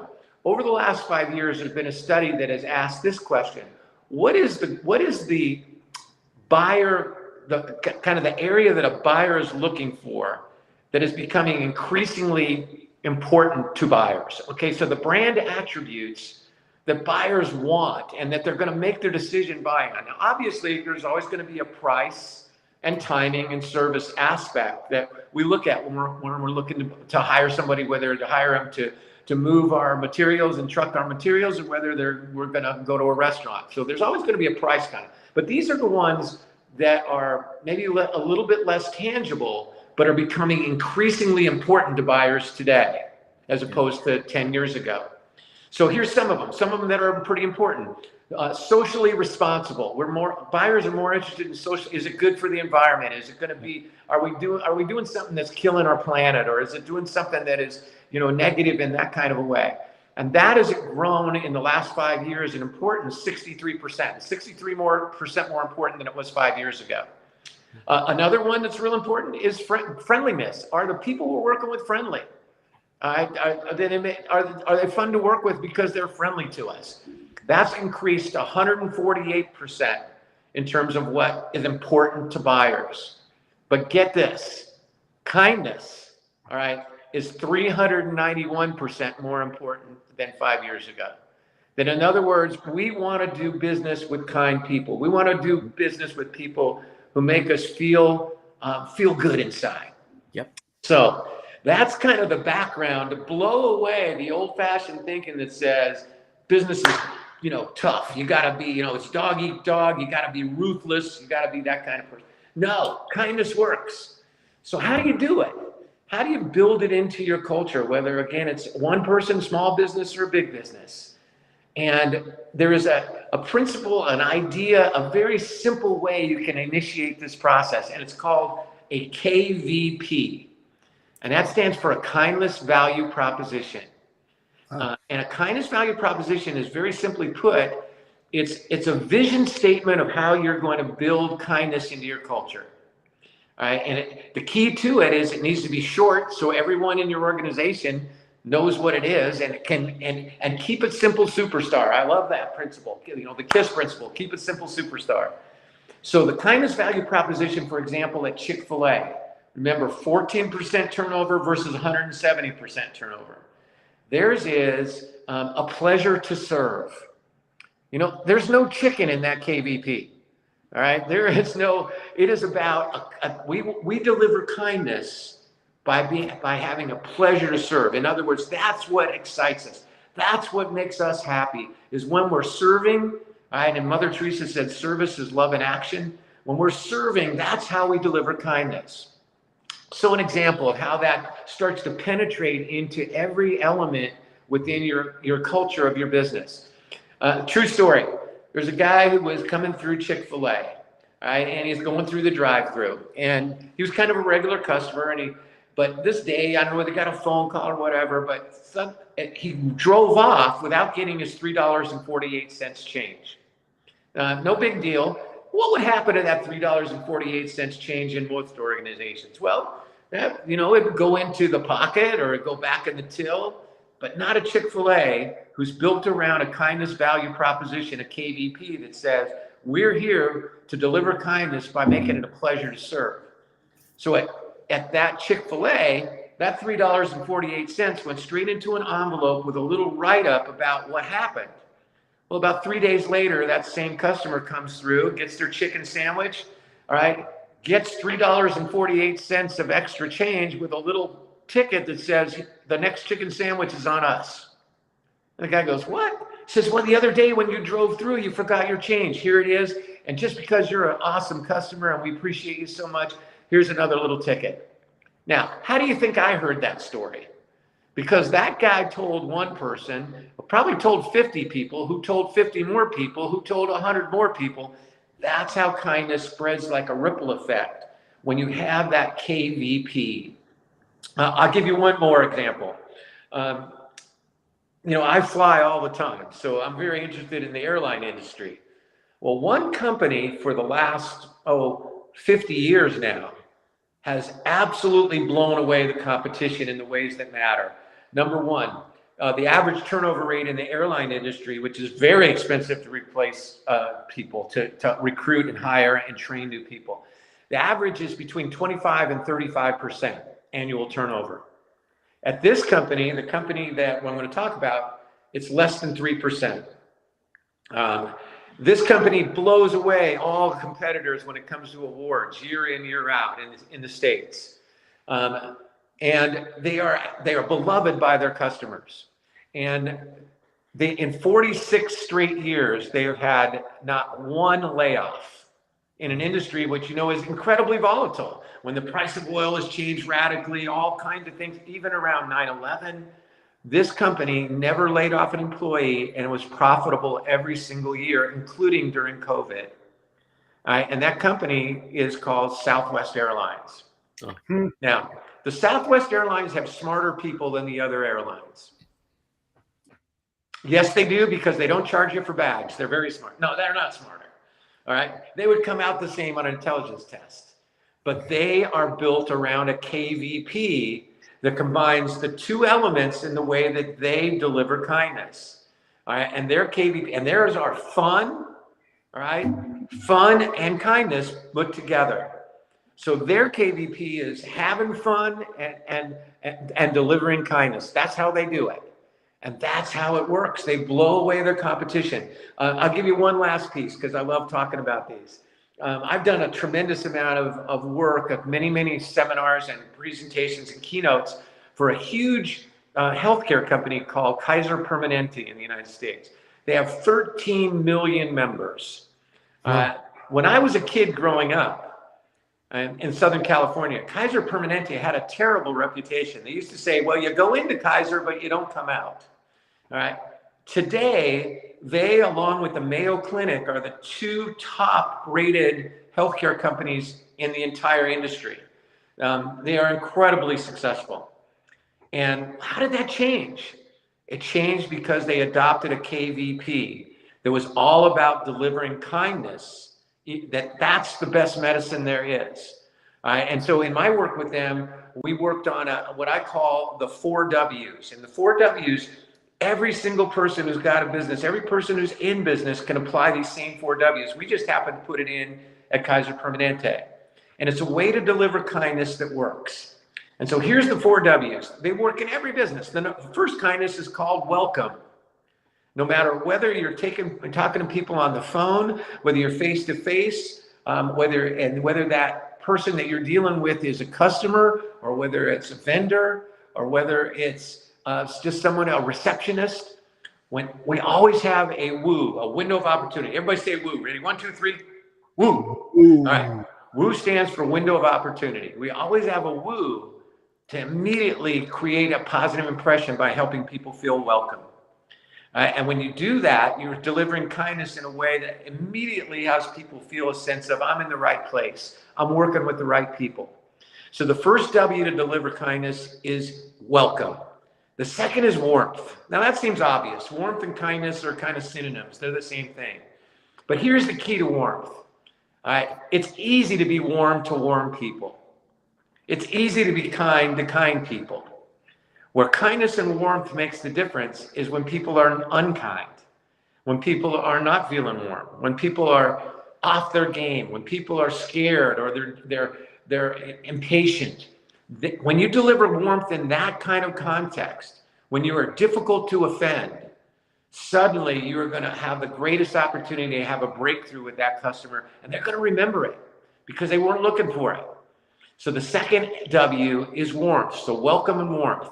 The third in every organization is called we. It's not enough to be welcoming and warm to your customers or your prospects. You got to be warm and welcoming to each other because it always shines through to that ultimate customer. So if you are battling each other internally, if you're not supporting each other, if you're siloing, all right, in so many organizations, when I was in the trucking business, I kind of laugh because operations hated sales, but sales hated operations. They both hated the home office just a little bit more. And when we were in that mindset that left out that third W, we were a wreck. We were barely surviving. When we recognized how important we were to each other, that sales did not want to do operations. Operations certainly didn't want to do sales, and neither one of them wanted to do the home office stuff. And we started supporting each other and recognizing that we were really one team. That's when we had a massive turnaround that lasted forever. All right, so the third W is we. So when you add welcome, warmth, and we, and you put them together, and then how you deliver kindness, the result is you become world class. All right, and that's what the 4 W's are. So I'm going to take a break right here just to find out if you guys got questions or thoughts or insights, because I love it when you add to the mix. Yeah, I love that. That's awesome, Me Brian. too. I'd like you to talk a little bit more about being present and how you helped when you finally start. Sorry, my voice is starting to go from just being on today. when you finally started to see that difference in you and the VP of sales or marketing? One of you were operations. I was You were I was sales and marketing. He was operations. Yeah. Cool story. I'm glad you brought that up. And we will get to how do you deliver kindness, not just on a cultural level with that KVP, remember, kindness value proposition, but how does each individual within an organization deliver kindness, all right, in every day, because that's the only way it's going to work. But in my own company, what happened is that my office, there were 3 offices, actually 4 offices, the CEO, the CFO, the COO, and I was the CMO, all right, which I actually was called the VP of performance planning, but it covered marketing and sales in our trucking company, trucking and air freight. Well, the COO was directly next door to me. So between us was just a little bit of drywall, but it might have well have been the Great Wall of China, because not only was he focused completely on operations and I focusing on sales and marketing, but we were different personalities, right? I'm kind of a let's make it happen kind of guy, a kind of fast mover. And he was very meticulous and methodical about, he'd kind of look at the problem from every angle. I go, okay, there's a problem, let's go. And so for quite a while, when I first got promoted into the position of being the vice president of performance planning, the only time we would ever be in the same presence of one another was when we had to be. When we had to be in the same meeting, and I'd be on my side and he'd be on his side, and nothing happened. Well, as I began to become more and more clear about the power and the importance and the message that comes when you're fully present. You see, whenever you're fully present with anyone, whether it's your children, whether it's your friend, your customer, your teammate, the person that you're pretty sure God put on the planet to bug you, whenever you're fully present, you say to that person what you must communicate if you're going to build any kind of trust and any kind of relationship. You say to that person beyond words, you are important. You matter and you count. And whenever you're not present, you speak louder. So the only time we were even in the same room, we weren't even present, because I'd be in his side and I'd be in my side. Well, the more I began to understand the power of presence and how vital it is if you want to really build a relationship. One day, I had never spent more than 3 minutes in the same space with this man unless I had to, in a meeting.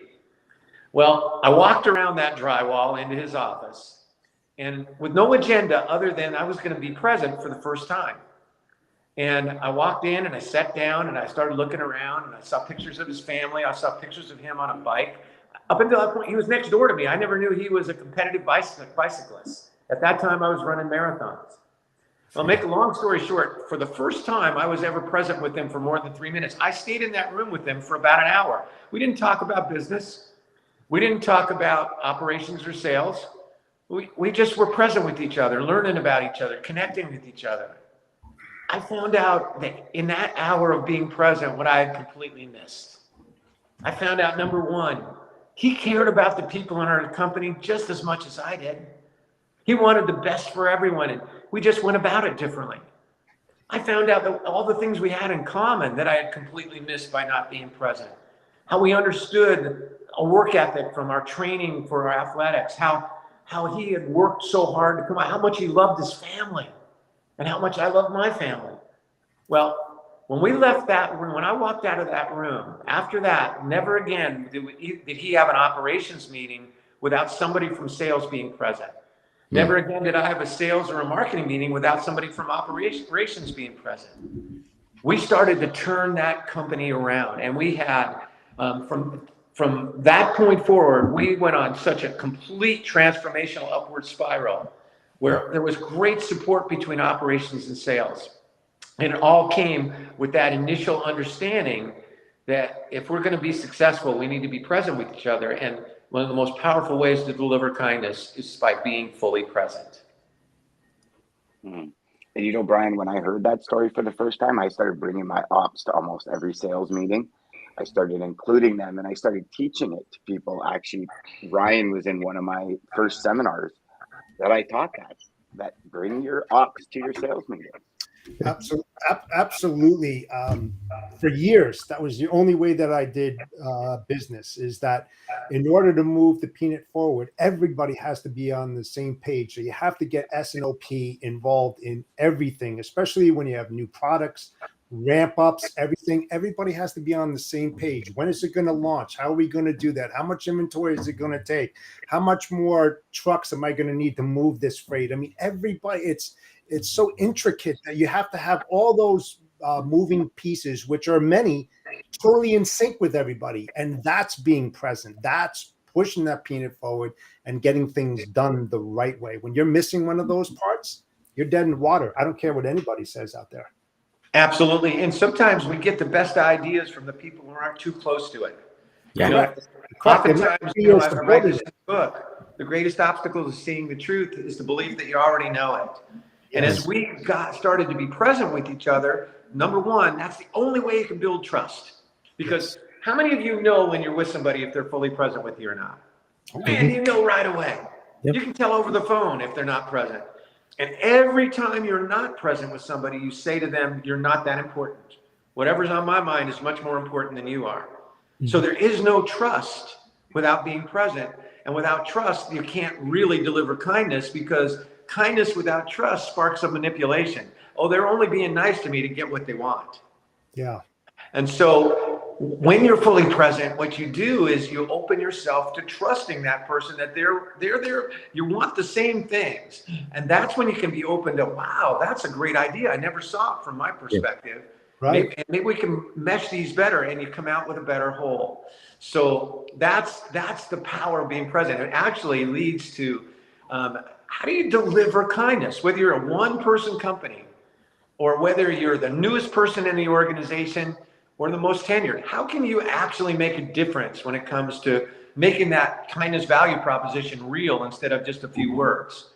And not everyone in an organization will be the CEO or the COO or the CFO, but everyone can immediately move into the executive suite, because by just making a simple choice, you can become what I call in the book a CKO. And a CKO is a Chief Kindness Officer. Mm-hmm. Now, you guys all know from having the time we spent together, I believe that everyone is a leader, that how we show up is leadership, how we deal with challenge, adversity, with change, all big part of leadership. We're self-leaders.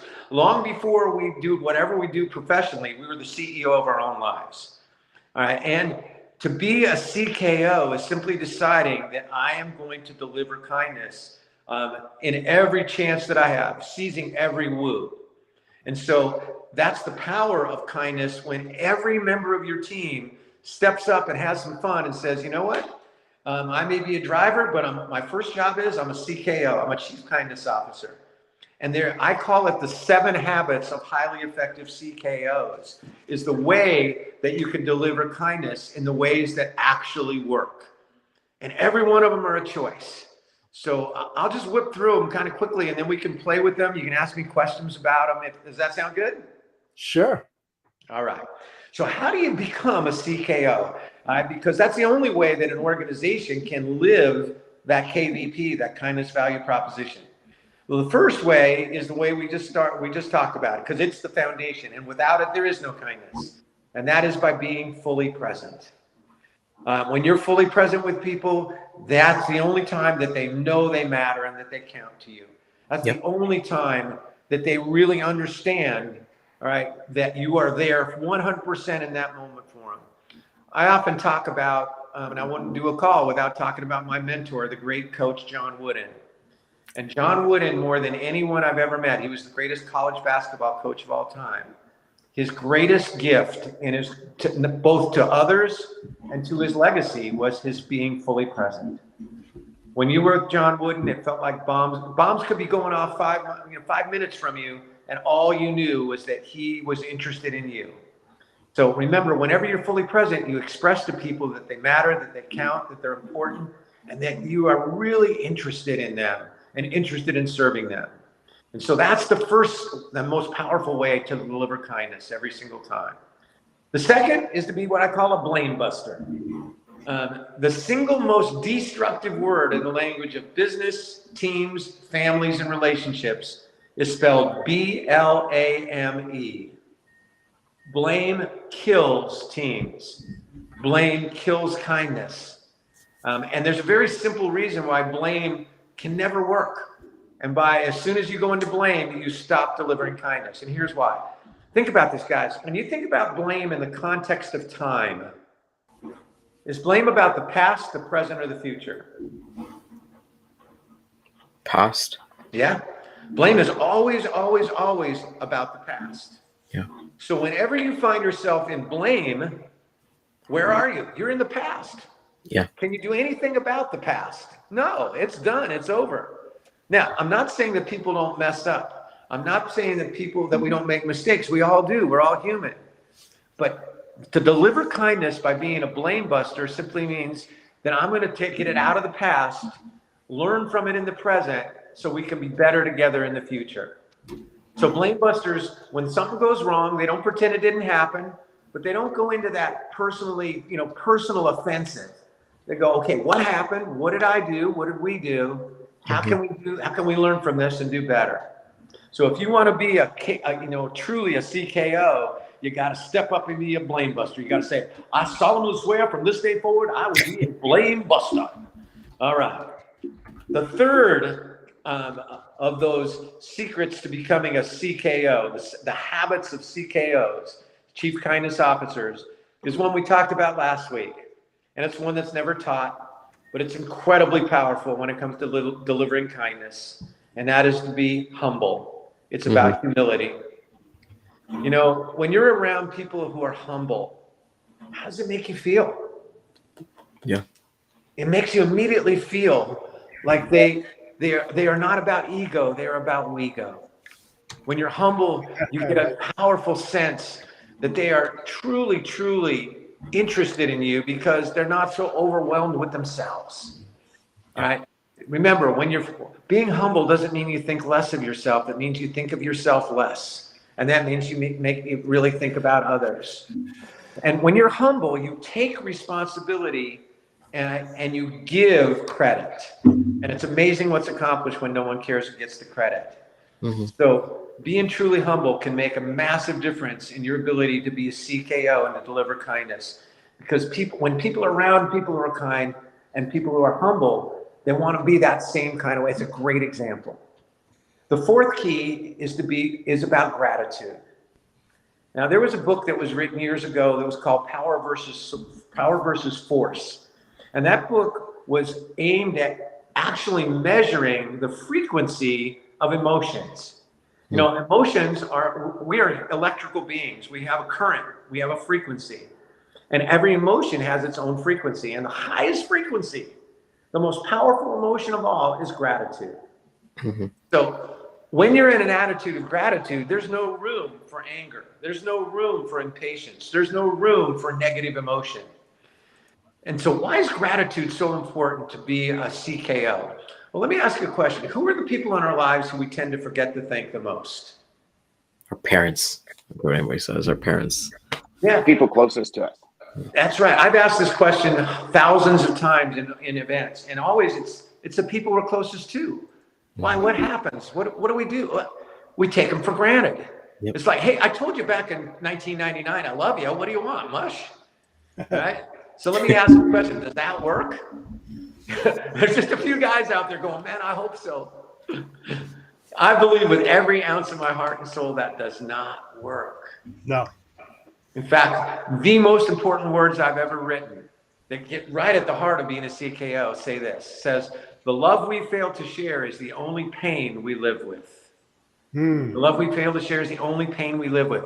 And if we don't seize the woo now, and we don't start truly expressing our gratitude and feeling our gratitude, the love we fail to share may become the only pain we leave with. And that's too late. And what I'm talking about is stepping up and really elevating your level of recognition, acknowledgement, appreciation in the way as a way to deliver kindness, to be a world-class buddy thinker. Because when people feel appreciated, they rise into their potential. And when people feel taken for granted, they fall into a oh no kind of an attitude. So the fourth way to deliver kindness is a CKO. And this is just no real order other than it starts with presence, is to be someone who truly is a world-class buddy thinker, somebody who delivers constantly that great gift of gratitude. The fifth way is to just listen. You know, I often think that one of the greatest of all human needs is the need to feel heard. Yes. When people feel like you really listen to them immediately, that is a way that delivers kindness in a way that grabs them.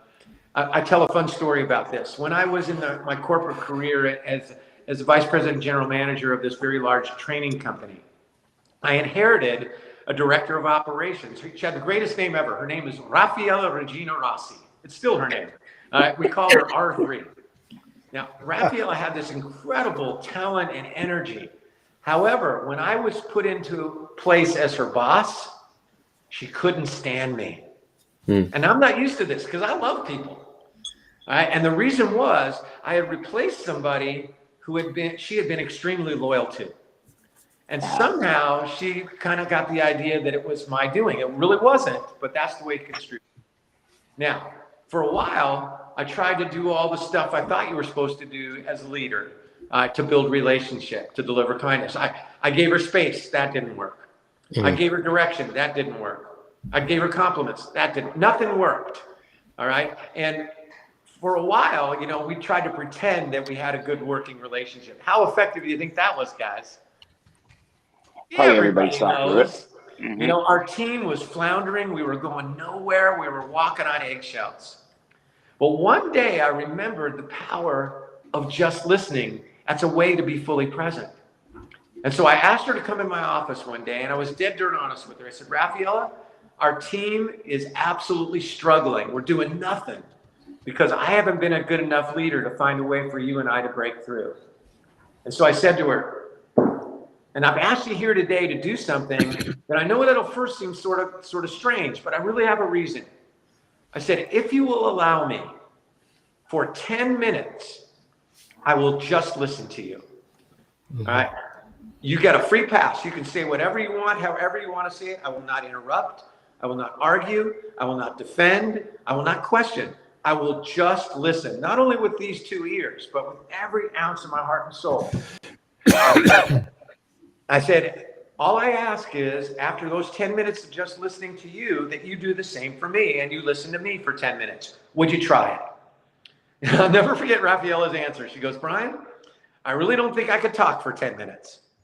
I said, we got to find a way to get better, Raffaella. We're just struggling.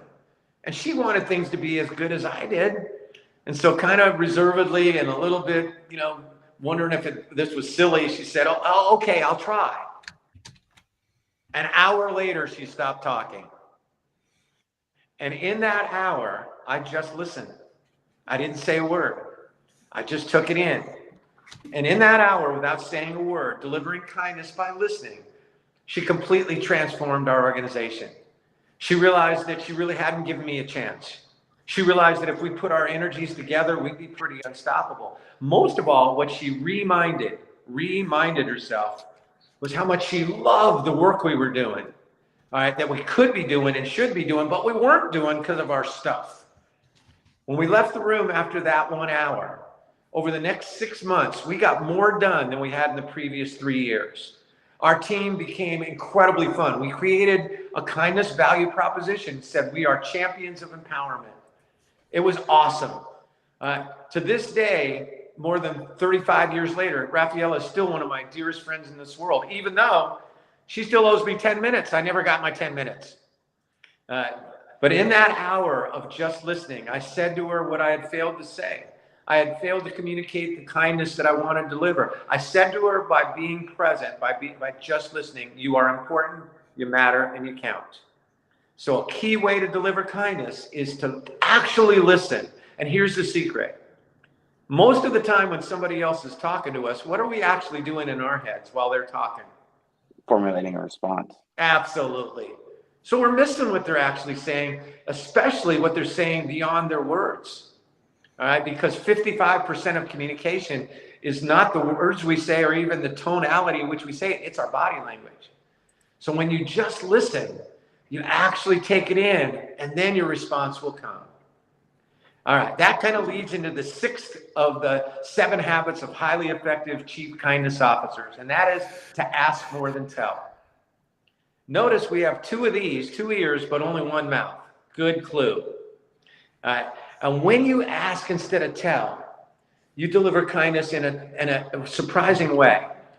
Because I want to ask you guys, when somebody asks you what you think, when somebody asks you for your opinion or your ideas or your feedback or your experience, how does it make you feel immediately when they ask more than tell? Oh, it makes you feel good. It makes you feel respected. It makes you feel wanted. You said exactly the right word. It makes you feel like they respect you, they admire you, that they're actually interested in what you have to say. You know, when I was in my first career as a United States swimming coach, I had 15 assistant coaches the last year that I coached. We had a gigantic team. A year later, I'm in graduate school, and we had to write a weekly paper on the subject of something that we learned from our work experience. And I asked myself this question. I said, if I was such a good coach over those years, what's been happening to my assistant coaches in the years since I left? And it's like somebody took a big vat of ice water and dumped it on my head. Because 1 year left after I left coaching, 14 of my 15 assistant coaches were floundering. And these were talented people. And I asked myself, why? Because one was absolutely thriving, and his name was Jay. And the funny thing was, Jay was the least likely of my 15 assistant coaches to be a swimming coach. He was a baseball player. He didn't know much about swimming technique at all when he started coaching. But I saw in him a great gift. He made swimming incredibly fun for little kids because he was like a little kid. And when I asked myself, why are 14 of these talented people floundering when I'm not there, and yet Jay is actually excelling? Did I treat him differently? And boy, did I. You know what the difference was? Jay, I asked instead of told. The other 14, I always told instead of asked. If they came to me and said, Brian, I got this problem, how should I handle it? I'd say, well, do this, do that, do this, do that, go do it. They could not even mess up. I'd cover for them. I was a hovering leader. And without me there, they didn't know what to do. But with Jay, it was totally different. If Jay came to me and said, Brian, I got this problem, how should I handle it? I'd say, I don't know, Jay, how should you handle it? What do you think? I just turned it into a question. And he said, well, I'll do this. And I said, sounds good to me. This guy went on, because I asked instead of told, he went on to have an incredible career in education. He was a real leader in working with children with special needs. And when he retired, I called him up to just congratulate him on this incredible career. And he said, Coach, you know, I never think I told you how much it meant to me working with you. And I go, Jay, man, I loved working with you. And he says, no, you made me believe in myself. And I said, I did believe in you, but what do you mean? He said, you always asked me what I thought, and then you let me do it, even if you knew there was a better way. And I said, you know, Jay, I might have thought there was a better way, but the way you did it was a perfect way for you. And so when you ask instead of tell, you build leaders. And that's what you want from your people who will expand that kindness value proposition everywhere they go. And the last of the 7 habits of highly effective CKOs, Chief Kindness Officers, I call it focus. I often tell the story about my youngest daughter, Jenna. When she was 4 years old, we went to this little cafe, and everybody's talking quietly up in this cafe, and it was in Hamilton, Montana, where we live, which is a beautiful place. But Jenna goes over to this window that looked out at these incredible mountain ranges. And all of a sudden, she whips around and she looks at everyone she takes in everyone in this little cafe. And at the top of her 4-year-old lungs, and she had powerful lungs, she yells out as she points out the window, look, Mommy, Daddy, Kelsey, we're in heaven. Well, the whole restaurant goes dead quiet. Everybody starts staring at us. We start turning bright red. But after a minute, everybody in that little restaurant started laughing. She had kind of broken through the kind of separation that we often have because she had a different focus.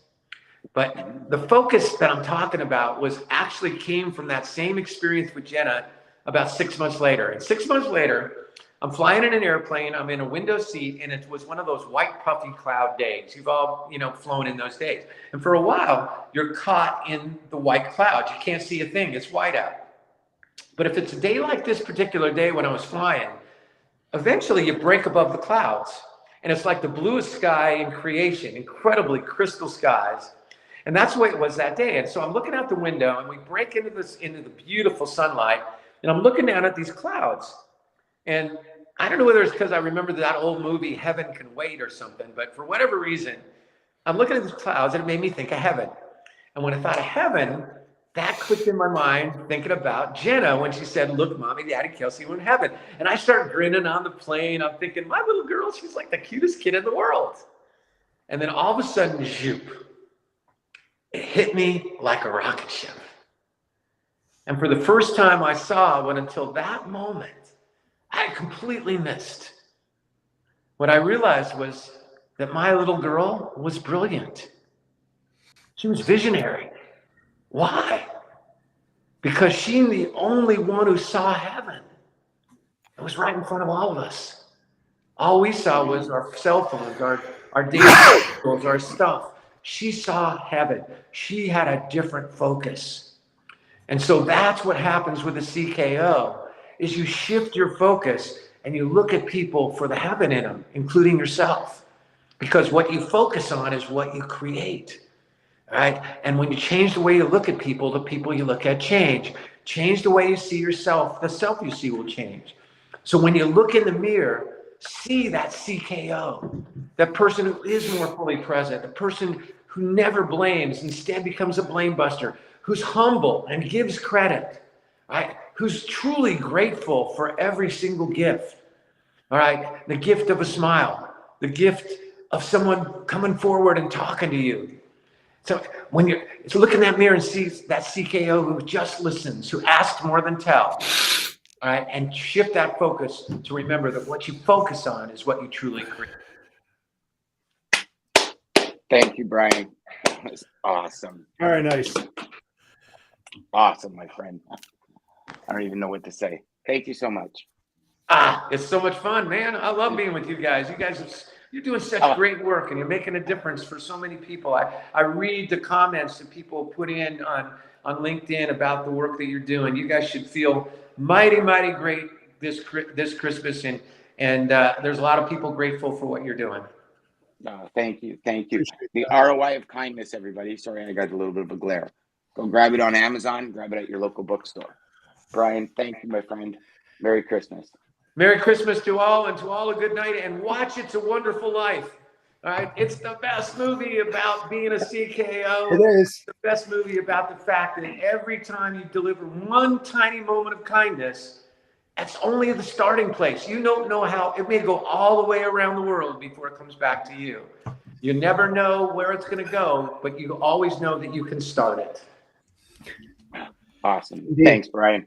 Thanks. Merry Christmas. Merry Christmas, man. Bye-bye. Dean, Hey, how are you, my man?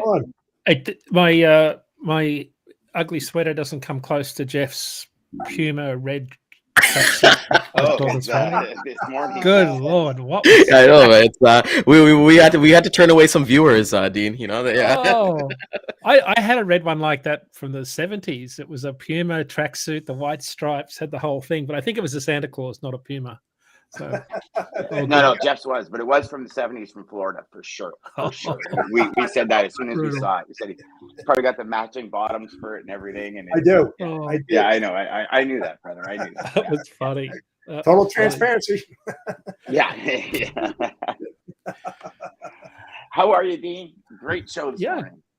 Yeah, good. Yeah, great. Going well. We had a lot of requests this month. What does 2023 look like? So I'm not sure we've got all the answers, but kind of shaping up like, we think how things are going to pan out. We know we're still in the downside of this freight market cycle. That's for sure. Contract rates are dropping. Spot rates are still dropping. Big news this week, of course, diesel down 21.3 cents on Monday. Yeah. The spread between rack, I think rack is down like 26% since June. Retail's down like 17% since June. So retail obviously comes down at a slower clip. There's still a pretty big gap. I think I saw an Opus that rack was like 283. What people are buying it at the racks, then you've got to add transport and all the margins. So that's a big drop in 2 weeks. Gosh, if that keeps happening, then I think truckers will see a lot of relief at the pump, and as far as their operating costs go. Yeah. The I know wild card, our of fuel's course, going down, like regular gasoline's Mm. dropping like a It sledgehammer. was like 125 last Yeah. Sunday. Yeah, What, I for paid like a liter up 123 there, the though, other right? day. I was like, wow. And it's Yeah. amazing when you think 123 is cheap. Yeah.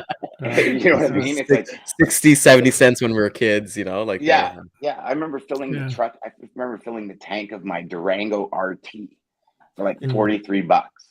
Right? It's like fucking 100-liter tank or something, like Right. and 70-gallon tank. It was like $40. I was like, yeah, I can go anywhere I want, man. Like, you never had to budget gas into your travel expenses, but Yeah. Yeah. We had Tim Denoyer on the call this morning, as you would have seen, had some very interesting data about new truck and trailer orders. The backlog is out to 9 months, for a little bit longer for trailers, he said, but 9 months for trucks. So that puts us at August, September timeframe when a lot of these trucks start coming out of the factories, which is always an interesting data point. We think the second half of next year will look pretty good. So do most experts. In the interim, though, there's that dreaded R word keeps popping up, a recession. Yeah. How bad it is, of course, we don't know. But for truckers out there, for anybody buying capacity, diesel prices dropping is probably a good thing for carriers. But the wild card, of course, is one of the reasons inventories have been building and prices dropping is a warmer winter. So that could change in a heartbeat. Inventories have grown something like 12% in the last month, largely because of refiners are at maximum capacity because prices are so high. So we're building a little bit more inventory, but we've got a little bit less demand because it's been a bit warmer. So as we know, that could change very quickly. We've got a big cold front coming across. We've got ice storms in the Midwest right now. You guys are going to get hit by it. We're going to get 18 to 24 inches of snow. Yeah, so Winter Storm Diaz, we're going to get some of that on Friday here in New England. So it's the first decent snowfall. My boys have got their snowboards out, waxing them up, and can't wait to hit the slope. So it's the first decent snow. I've got my gas and oil machine ready to go, brother. Yeah, I know. I'm dying for it. I know he's wearing his like snowsuit under this, his under his outfit, stuff like that. But Dean, I got my new balaclava right here. Yeah, see, he's done that all there. Nice. Dean, when it comes to Canada, I'm seeing a lot of domestic Canada rates, especially refrigerated, have been through the roof. It's been crazy for us. We've been doing a lot of Toronto to Alberta, Calgary, we can get people to go to Calgary, but we can't get people to go to Surrey, BC. And this is like relationships that we've had. And we've been seeing on our end here from like Toronto to Surrey, BC, Vancouver, at least 11, 12,000 one way. When this was easily like a 65 to 7,000 lane. To get to Calgary, we're being told you got to look at least 8,500 to go out there. And the snowy weather hasn't started hitting yet. So I don't know if you have a little bit, anything you kind of see like with the Canadian. I don't. My immediate thought is, having been to both those places, is that volumes out of there, they'd both be net inbound markets, right? Like they'd be backhaul markets. So my immediate thought is volumes must be way down in both of those locations. But I'm just looking at some Have load. you talked to Daman about it? Yeah, that would be a good idea. Because Daman does Toronto, BC. Yeah, I don't have equipment types. Ryan, but intra-Canada loads on our spot market are down 51% month over month. Sorry, intra-Canada are down 10% month over month. So the total volume of spot loads is down, but I don't have any insights into directionality or equipment type. What now? You said I've got Montreal to Calgary and Toronto to Calgary up 206% year over year and 124% year over year. So both Calgary, so Calgary's year over year rates are pretty high.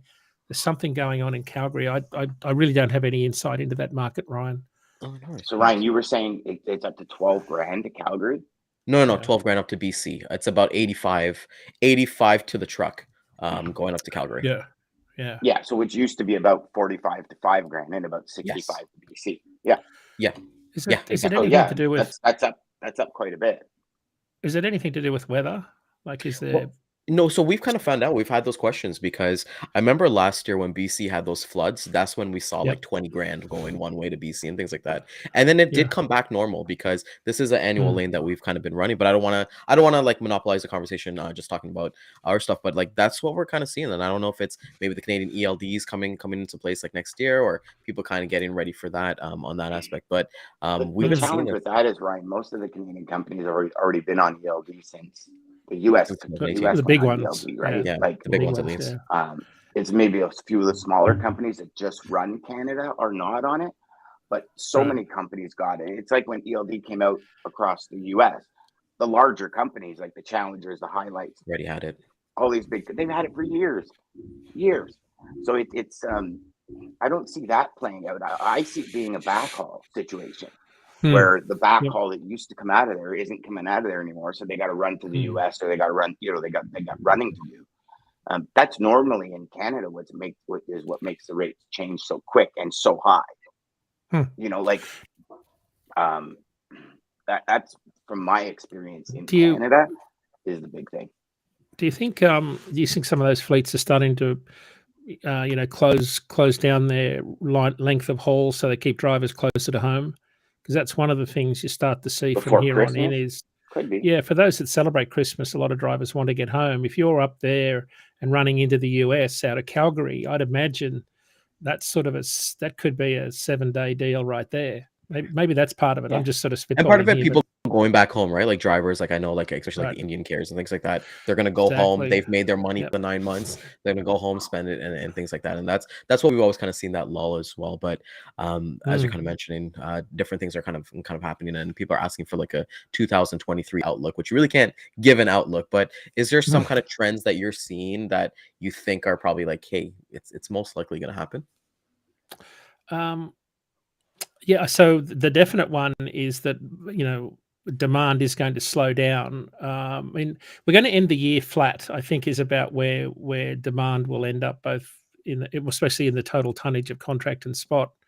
But I think the prediction we've been making all along in that is that Q1 will be much quieter than normal, is certainly bearing fruit right now when you look at some of the November volumes that we're seeing on the import side. They're down about 10% in November, down 10% year over year. So I think imports are a decent part of the equation, especially in some of those port markets that we've been talking about all year.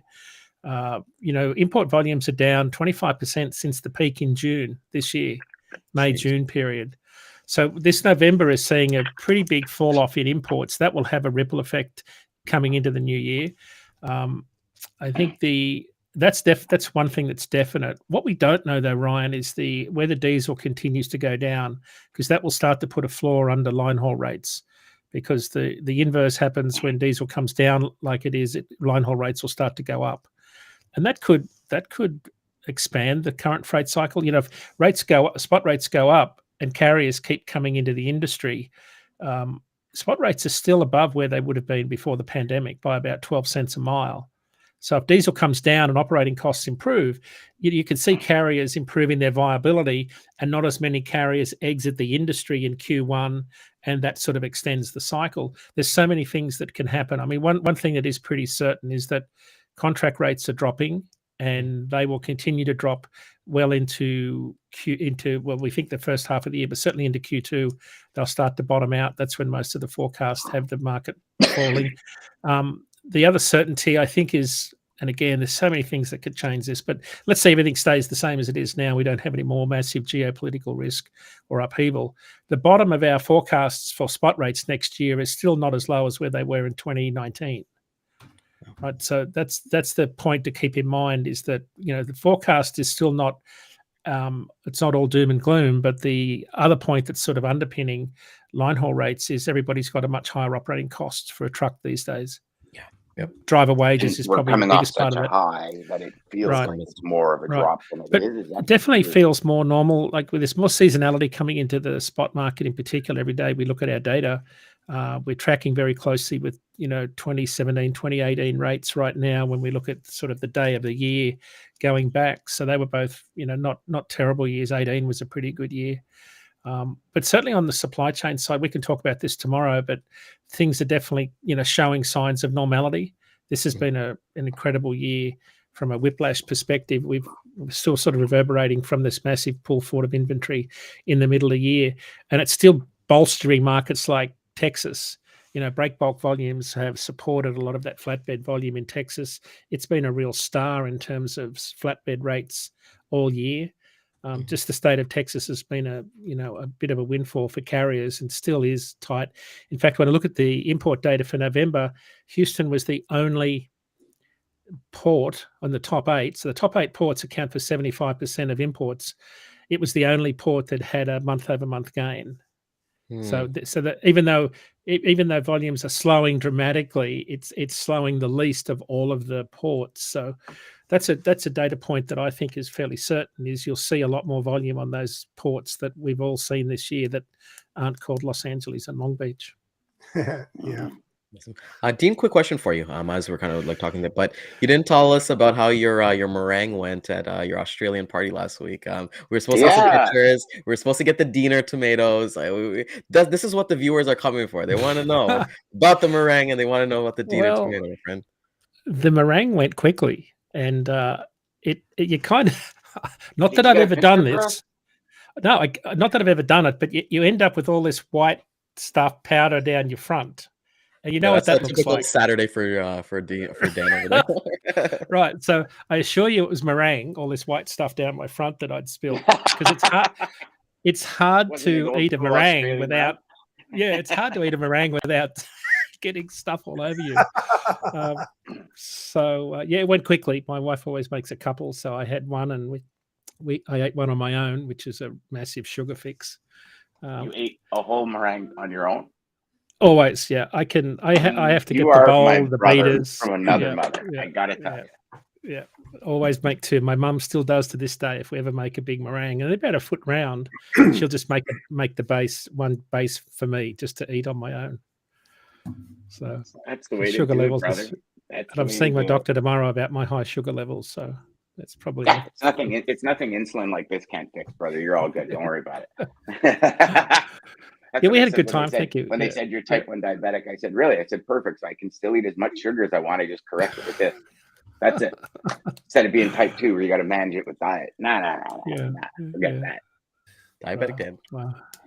That is awesome. Sorry, Dean. I know you got to go because you said you had at 2:00 and we didn't get much time today, but I wanted to make sure we still got to chat with you. Yeah, I love your thank sweater, you. Good brother. to be on. Awesome. I've been watching the show in the background all day. So I'll be on in the morning. Look forward to catching up with everybody then.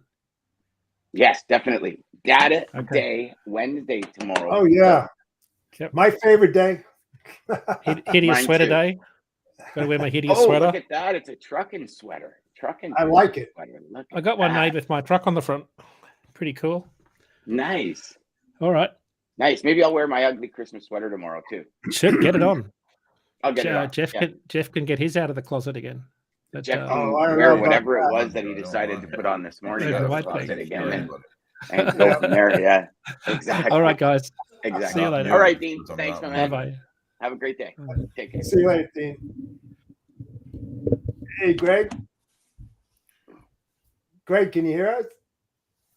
Oh. Hey, I cannot hear you guys if you're talking to me. Yeah. At all. Okay. There it goes. I heard something. Oh. Can you hear us?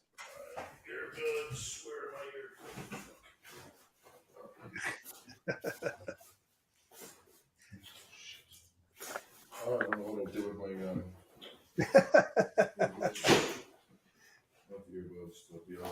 plugins. I don't know where the fuck they are.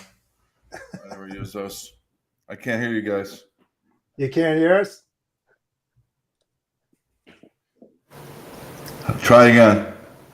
Yeah, can you hear us now? Speaker.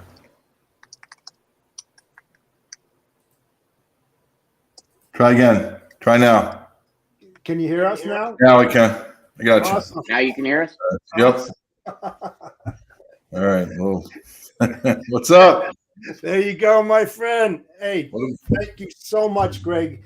no First problem. and foremost, for taking the time out of your busy day, my friend. I know you are extremely busy coming to the year end, all the demands that you have.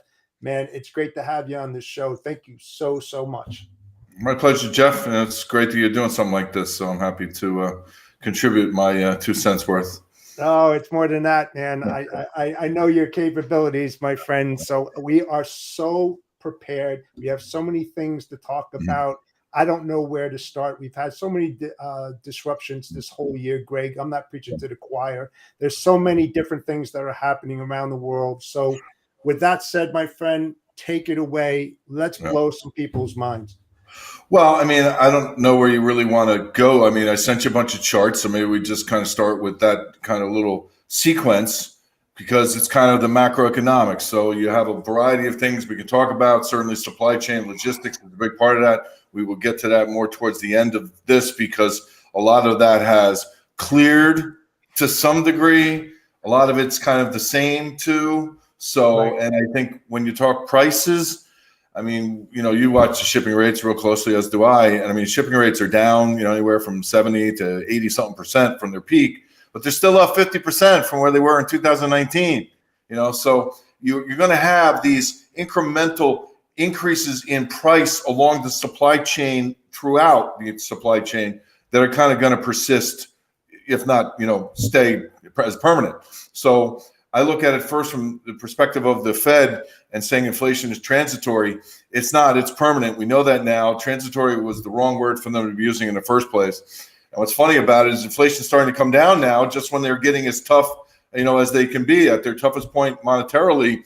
And they have missed the boat on a lot of this. So if we start at kind of Fed policy, all right, we can kind of start to say, well, the Fed has obviously was late in starting to raise rates, frankly. All right, the inflation writing was on the wall long before they raised rates. And if you pull up the first chart I sent you guys, I mean, you can see inflation curved up and the Fed didn't do anything in terms of interest rates for quite some time. They left rates unchanged. So you create this huge gap between the rate of inflation and where the policy rate was. And that just theoretically, and you know, economics 101, which in these days throw the academic textbooks out the window because none of this stuff even really matters anymore. But at the same time, some of the influences are what they are. And one of them is a looser monetary policy where you're continuing to print, you know, basically $120 billion a month. I mean, that's what they were doing until just towards the, you know, the middle of the year, really, beginning of this year. It was, you know, $1.44 trillion annually they've been printing since the pandemic started, and that had not stopped. So as you're printing more money, and, you know, especially now that you kind of get this one-off pandemic, you know, induced supply chain blockage, more than a disruption, it was a downright blockage for a time, right? When you couldn't get ships to port, couldn't offload them, that kind of thing, that you have, you know, more money chasing fewer goods. And that's the definition of inflation. And so we had that. And the Fed was slow to react to it. And what was interesting is a lot of other central banks were much more quick to react to it. So I think that that's interesting point number one. We kind of called it that they were, you know, they should have been acting sooner and more aggressively, and they weren't. And that just opened the door for a massive, you know, trade in the bond market. So, you know, interest rates going higher means bond yields, you know, bond yields going higher means bond prices going down. So it's inverse yield to price. So when you play the bond market, if you're negative on the bond market, it means you think interest rates are going to rise. And when you're talking about, you know, the Fed funds pricing a couple of rate hikes and the Treasury market not moving because they keep buying every day, once they stop buying, you know, there's going to be a snap. I mean, it was an easy call, you know, but at the same time, the Fed, you know, has just printed trillions of dollars into this, and they keep printing. And this provides a variety of tangents that we could talk about. They're shrinking their balance sheet now. And in that vein, they're drawing liquidity out of the market. One of the ways they manage their interest rate, campaign, if you will, in raising rates is they increase the cost of money. Now, the Fed funds is what they target. You hear this, the Fed funds rate, the Fed funds rate. What is that? It's actually a rate that the banks trade cash with each other. It's the liquidity rate. It's the rate at which liquidity in the banking system trades among these huge institutions. I know because I used to be one of those guys trading it in New York City. So it's really fascinating. But when you see now they are taking liquidity out by selling some of their bond holdings back into the market. So this is what they call QT, quantitative tightening, the opposite of QE, quantitative easing, which was Treasury and Fed get together, they print a whole bunch of money, they take that money, they go to the bond market, they buy a whole bunch of bonds and push all that liquidity into the banking system. Bankers are there more likely to lend. They're also more likely to lend potentially somewhat irrationally at some point, maybe too riskily, and we're kind of seeing the cutting edge of that now come into play as the economy downturns. But, you have this dynamic around trying to fight inflation, and the Fed was late to the party, number one. Inflation, to some degree, is here to stay. You've had a 50-year downtrend here in terms of since we went off the gold standard. You had the big inflation of the 70s, and it's been a downtrend ever since, really 4 decades. You go back to the 80s, of lower interest rates, lower inflation. That trend is broken. It's now the other way. When you're printing more and more money, there comes a point where it's going to stoke inflation to now where instead of going lower, inflation will come down, but then it will go back up again. And now we're trending higher, lower highs and higher highs as we continue to print more money because, this you took the genie out of the bottle all the way back in 2008 when you did QE1. So then we have to ask kind of, okay, are we in a recession? I mean, because, is the Fed close to ending? And, they're meeting tomorrow. This is a big deal because they've raised rates 75 basis points. These are the last few meetings. There's some expectation they may tone it down right here, okay, to 50 basis points. We had the inflation data in the U.S. today. It came down. The inflation rate dropped more than expected. It's still ridiculously high at 7%, all right? But it's going to come down. And we talk about even something like gasoline prices. I mean, it's a certainty, Jeff, that inflation will be coming down in the first quarter. Why do I say that with such confidence, right? Well, it's pretty simple. It's a mathematical equation. It's a mathematical certainty. Because right now, the price of gasoline for February is $2.05 a gallon. It's come down that much. And last year at February, the February contract expired with gas delivered at $2.78. You have a 26% decline on a year-over-year basis coming in the gasoline market, provided you don't explode to the upside, which could happen between now and February. That's going to depress these inflation numbers even more to the point where you will see inflation drop pretty rapidly. And then the Fed is sitting there. They're at 4% right now. Inflation just came down to 7 from 9. It's probably going to drop to, I'd say, 5 and change, if not even a 4 handle. So say they raise rates 50 basis points here and they get to 4.5. They kind of want to get to the rate of inflation. If inflation is falling and they're hiking rates and now you're getting there and they're saying, well, we might have to crimp final demand to do this. And maybe that tilts the economy into recession, but we think we can avoid that, right? Well, the problem is they're relying on the labor market to give them the clue, all right? If we get downturn in hiring, then we'll take it more seriously in terms of we're hurting the economy. The problem is, Jeff, the labor market data rather is the most lagging economic indicator there is. It has the biggest lag.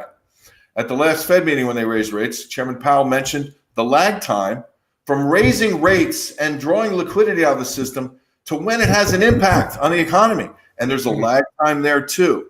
So it's like a double negative, it's double secret probation from Animal House, man, where the Fed is like on a double lag time. What are they doing? So if they don't take the foot off the brake tomorrow or give us some sense that they are prepared to do that, everything kind of changes in the sense that they're going to push the economy even further towards recession, which means down the road they're going to have to be even more aggressive on the flip side. I think there's a good chance they'll shift because, again, as a couple of the charts I sent you, the big central question, are we headed for a recession? There's not a crystal ball here. What there is experience. And I can tell you this, you have basically, I'm a big hockey fan, a big Rangers fan, as you know, right? So a hat trick, all right? Great team this year, too. They're starting to come around. Some new guys, but they're starting to play together. So you're looking for the hat trick, right? Well, we have the hat trick in terms of there's a recession coming. What is the hat trick? Well, the hat trick is 3 things that when they have occurred at the same time in the past has 100% of the time been a recession. This goes back to like 1912. this study. Okay. Number one, food away from home, food at home, rather. In other words, eating food at home, preparing meals at home, what you buy every day to eat in your normal course of your life, for crying out loud. All right. Anytime that rate of change on a year-over-year basis has been above 6% is goal number one. All right. It just peaked out at 13. It's still at 12. Think about that. 10% more you're paying for food to feed your family. All right. We've seen that manifest in a variety of ways, like lesser quality foods being bought, not necessarily less money spent, but you're getting less food. And that's the purchasing power of the dollar that we could talk about in the really. Is there a specific graph you're looking for when you're talking about this, Greg? Say again? Is there a specific graph you're looking for when you're talking about this? Well, I think we can, when you look at the gasoline chart, that's a good one because it shows you where we were last year versus this year. You're going to have inflation come down a lot. All right. I think that the extent to which the question is the Fed done? Right. And there's your gasoline. You can see like last year you were, almost $3. We've seen how much gasoline has fallen. So it's what they call the base effect. So when you come into, February, March, April, May, even into June, you're going to be demonstrably lower. This is even more true for crude oil prices, way lower than they were at this time last year. So it's going to have a big impact. And what's interesting, the inflation numbers came out today still show energy running at 20% positive year over year. That's going to flip-flop. So you're going to have a big decline in inflation numbers. And all of a sudden, the Fed's going to claim victory. The question is, do we have a recession? So the three things that you have always had a recession, if they happen, number one is food price inflation is above 6%. We've got it. It's double that. The number two thing is the yield curve being inverted. And you can show the yield curve chart. That's one of those charts, right? Which goes, it's the second most inverted point in the 5-year sector of the yield curve versus the 2-year versus the 10-year. You can look at the yield curve in a variety of ways. But this really gets to the core of the yield curve. It's the most inverted, second most inverted since the 70s. The only other time it was this inverted was when the tech bubble crashed in 2000. So, what does that tell you in terms of where the economy, what is the risk to the economy? And then the third thing you also have, which is the dollar on a 12-month rate of change. When you have food inflation at home above 6, the yield curve inverted the way it is right now, and you have the dollar up by 20% or more in a 12-month period. All three of those things together, there has never not been a recession when that's happened within 12 to 18 months, which is the perfect lag time on the Fed. So, man, there's a lot there, and there's a lot in terms of, the business you guys are in. And, if you have a recession, certainly there's a slowdown, and that kind of thing kind of bites at your end too. And you talk about the labor market. Part of the problem with the labor market is the Fed is waiting for the labor market to kind of loosen up when it's not loosening up. And it's not loosening up because every month people drop out. Last month was 396,000 people just said, forget it, and dropped out and aren't even counted in the equation anymore. The participation rate is nowhere near where it was prior to the pandemic. There are fewer people working, and that tightens the labor market almost artificially. The Fed keeps saying those people are going to come back in the labor market. And every so often, a few do, and they get jobs right away. But that's not been the trend. And that's kind of a dangerous thing too. So I guess the question then to kind of finish this whole line of thinking is what's next? Where are we now? What's next? And we're at an inflection point for the Fed, where I think it's going to be a less about fighting inflation and more about protecting growth. And the chart you're showing right now is one of my favorites. What it is the dollar divided by the price of gold. All right. It is a perfect proxy for what is the changes in the purchasing power of your currency. All right. Any currency relative to gold. How much does it take of your currency to buy an ounce of gold? All right. Is it perfect? No. But I'll tell you what, it's really good. And it has been a great measure of the Fed being tighter or looser with monetary policy. When this is going higher, this line is going higher, it means the Fed is tightening policy. They're withdrawing liquidity. They're driving the dollar up relative to gold. Gold has been down lately. The dollar is way up. 20% up year over year. Relative to gold, the dollar is up over 30% year over year. And there's another one, as if you need a kicker to our hat trick. We're going to score a fourth goal here. It's like we're going to have a Mika Zibanejad night, all right? And we're going to score 4 goals in a row with the fact that when you're up 30% in the dollar versus gold, that's always been a recession as well. Here is the recent action. It is the dollar's breaking down relative to gold. And in fact, gold is breaking out, all right? And what that means is the markets are anticipating the turn from the Fed, that this cycle of raising rates is ending, that inflation, in fact, will kind of come down, although It's going to be a more persistent problem than people might think from here. But in the near term, it will come down and everyone's going to claim victory over inflation. And that's going to be unfortunate because that sets the stage for the next kind of little mini debacle that we're headed into economically. Jeez. Unbelievable. Unbelievable. I don't know where to go from there, man. It just doesn't it just doesn't seem good right now. And I mean, moving into 2023 in the first quarter, what are your predictions? You know, just looking at the commodities and everything that's being shipped, what are going to be the winners? What are going to be the losers? Yeah, it's a good question. I mean, you know, I'm bullish on the commodities right here because I think you're headed towards the shifting narrative of the Fed. I'm not sure the Fed's ready to play ball. That's part of the problem. So right now, it's kind of a high risk trade. I mean, you know, I'm pretty active right now with these positions where I really like the metals in particular. When you start to talk about some of the base metals, all right, which means industrial metals such as copper, aluminum, zinc, tin, nickel, those in particular, okay, along with even platinum and palladium, to whatever degree rhodium. I mean, you throw that in the mix too. But when you talk about some of these industrial metals, copper, for example, all right, nickel and tin, let's take those three. All right, now tin, you may say, so what? Tin is big in electronics, but it's big in high tech. Right? These metals have found new life, a lot of them in high tech. Nickel, because it's a nickel sulfate, it's one of the primary ingredients in a lithium battery for electronic vehicles. All right, there's not enough nickel around, even above ground. So it means you need to mine more nickel, which is kind of funny because it goes against the whole green theme of, you know, well, nickel mining is a very dirty business, but we have to mine more nickel to get the, you know, stuff to make the batteries so we can have cleaner cars. It's kind of, you know, just a little backwards, but whatever. But the point is that the inventories, the warehouse exchange inventories that could be delivered into the contracts that trade every day in, you know, tens of thousands of volumes. Okay, a lot of this stuff trades very heavily. There's not enough. You are at historic or 30-year or at the worst 15-year lows in the inventories of every one of these metals, every one of them. And what's happened is you had this big run up in prices, right? And then you had a big decline in price because you had speculators involved. And one of the things you watch in these metals is the differential between getting metal now and getting metal 24 months from now, 27 months from now in the future, right? The differential normally would be you would have carrying costs that would include insurance, warehousing costs, shipping costs, whatever you got to move the stuff, right? And you have to keep it somewhere and you have to insure it. Right, so there's a cost involved in holding these metals in a warehouse. Okay, so when the prices usually adjust for that. So maybe, you know, nickel, just for example, let's say, you know, copper would be $3,000 a ton for today and $3,500 a ton for 2 years from now because it costs $500 to hold it for 2 years. Okay, but when the market goes what they call backward, all right, so it's upside down. So in other words, nearby now copper is $4,000 now. And $2,500 in 2 years, even though you got to hold, you know, pay $500 to hold it.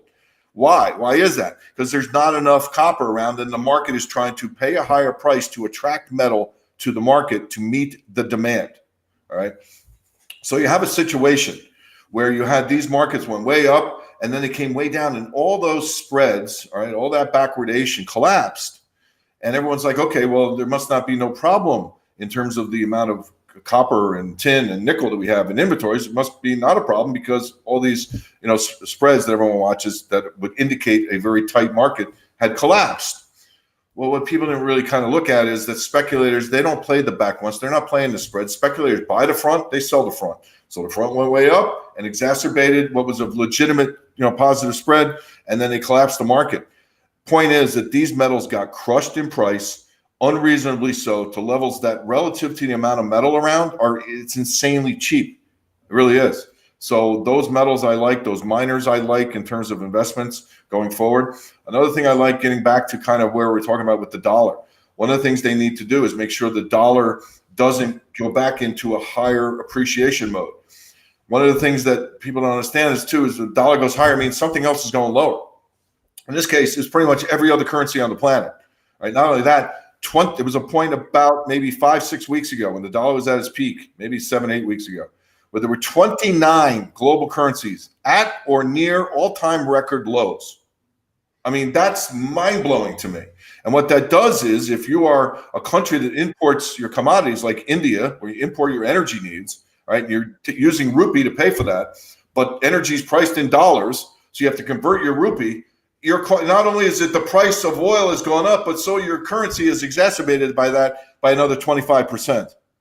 So again, when we talk about getting back to the recession and getting back to, I don't mean to be a doom and gloomer. I'm really not. No transparency, my friend. Transparency. You know, I'm not at all a doom and gloomer. No. But as it relates to the economy and kind of the global situation, I think people have some blinders on. And when you talk about people in the U.S., it's all about the U.S. and the Fed and the stock market. And it's like as if that's the only thing that drives things. You have a situation right now where this is so global that other countries have suffered so much more in terms of the currency devaluation they've had on top of the inflation, right? And you talk about places that are not even like third world or emerging market countries. Talk about Europe, for example, which is a mess. You have a whole sliver of Europe. You got Poland, Hungary, Czech Republic, Slovakia, Latvia, Lithuania. All these countries produce intermediate goods that go to Germany where they're finished and export it out. All right, so you guys are in this business of stuff, moving stuff from Rotterdam and wherever it is that these finished goods get shipped to. Germany, obviously, in terms of automobiles, huge, right? Mm-hmm. So these countries are what I call second derivative, economic powers. They're not chump change. They're not small. They're important. They're important cogs in the industrial, juggernaut that is the German export machine, right? And those places have inflation that's 18, 19% year over year, with food cost inflation that's above 30% a year more for food. All right. And there's no way income is keeping up with that. And now, as you have this whole situation, throw in the Ukraine and Russia to boot, and their currencies get whacked. And holy mackerel, there are so many places that they can't afford to pay more just for food that are under so much stress. To think you're going to have discretionary spending in a way that's going to create GDP growth that's enough to support the global debt that we just created, let alone the debt we had already, it's kind of a house of cards, Jeff. I hate to say it. And this is not to be so negative as to not suggest there aren't opportunities. It's more important now than ever that you protect the purchasing power of your paper wealth. It really is.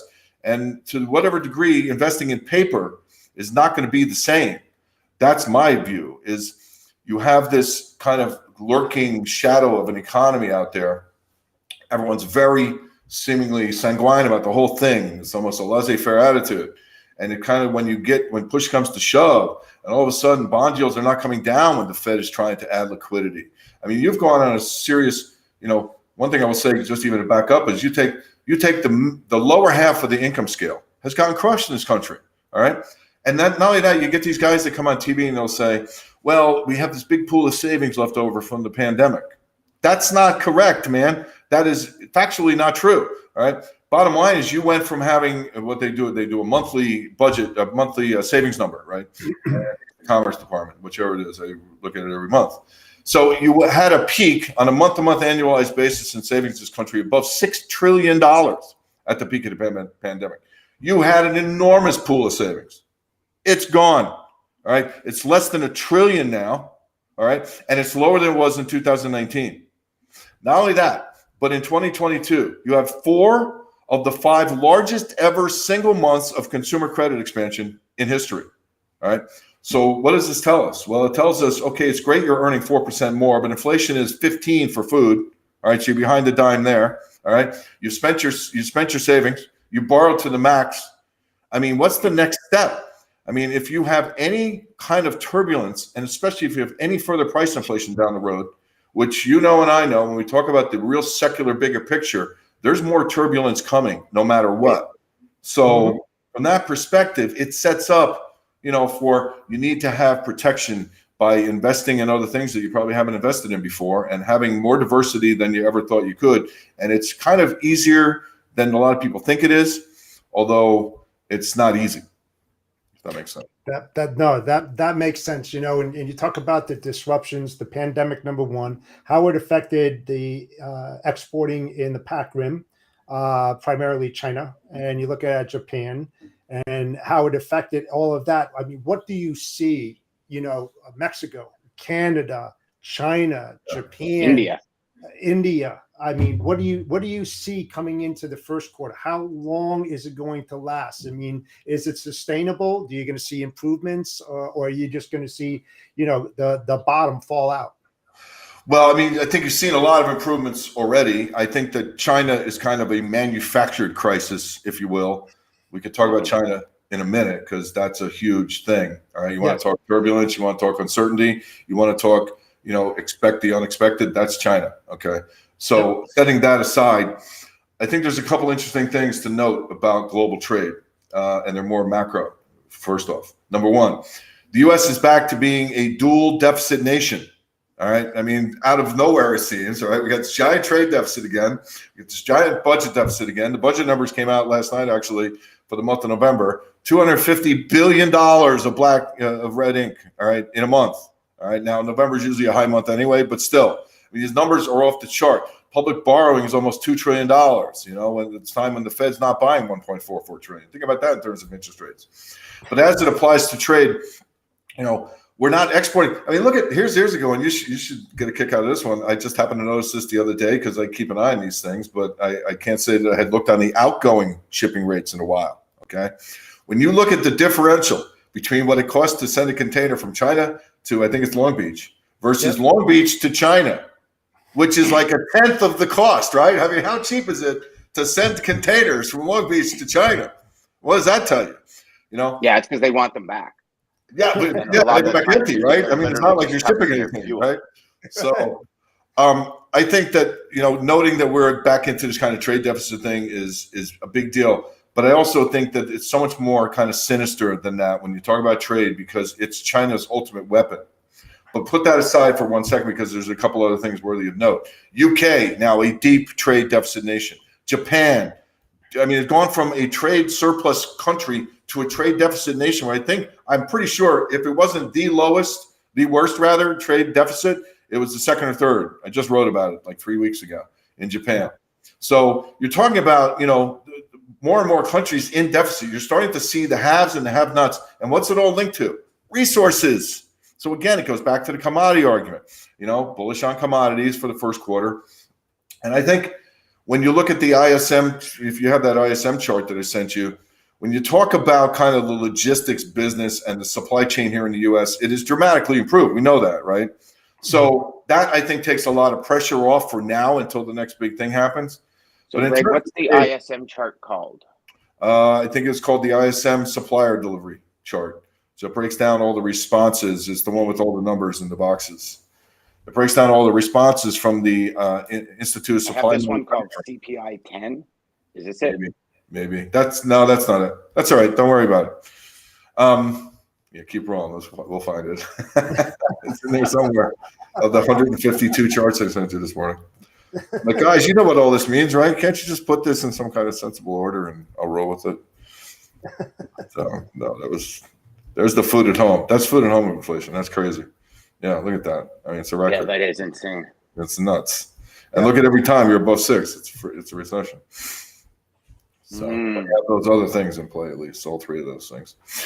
I think the point to get back to trade, though, is that, again, it's a vulnerability. And what I think in terms of trade, in terms of the first quarter, I don't even look that shallow because to me, trade is about China. And trade is about when is China going to say, we'll only pay renminbi and we'll only accept renminbi for imports and exports. What happens on that day? Because that day's coming. They're the biggest by far, 300 billion each way in dollar terms every month, both ways. By far the biggest. U.S. is 200, either side of 200 billion. So, I mean, that day comes, you're basically saying the dollar is no longer the currency of commodities. And that's the day when the dollar crashes, stock market crashes, and China wins.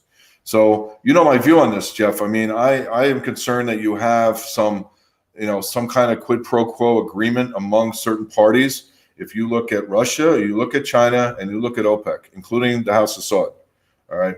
When Biden first came into office, he really dissed the younger factions of the Saudi royal family. Those are the guys that run Saudi Aramco, right? That's the state oil company, right? So very little noticed thing that I noticed that set off alarm bells in my head was that very same month that he came in and said a few things that was really disrespectful to them.